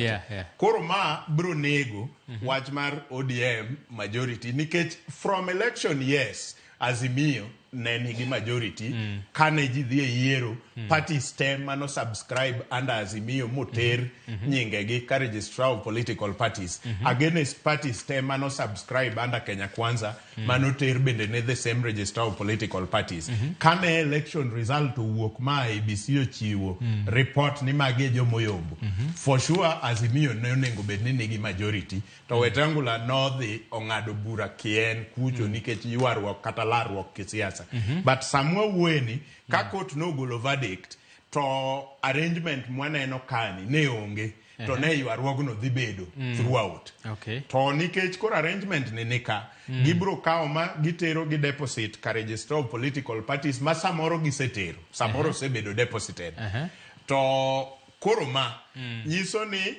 koro jok ma ineno ka chien kacha party bila mar Martha Nyos nosendiko barua osewuok Azimio to moko be nitie to nyiso ni ODM bende koro nyalo dhi ndiko barua Samuel Weni mondo giwuog e Azimio nikech gin arrangement manyien kae to koro mano dhi miyo parties ma onge arrangement ni ema koro dong kocha ting'iyo ni be gin gi majority koso mae manigi majority koro ywaruogno ok dhi medo sudo ka dhi nyime e weche mag ohala samoro nitie kaka Kenya mwandu mag import kowuok e pinje maoko nyalo bedo ni nitiere gimiluongo ni gross domestic product iyudo ni samoro gik mag import kowuok oko kabiro Kenya ka ng'eny molo ma Kenya uso oko to Kenya ka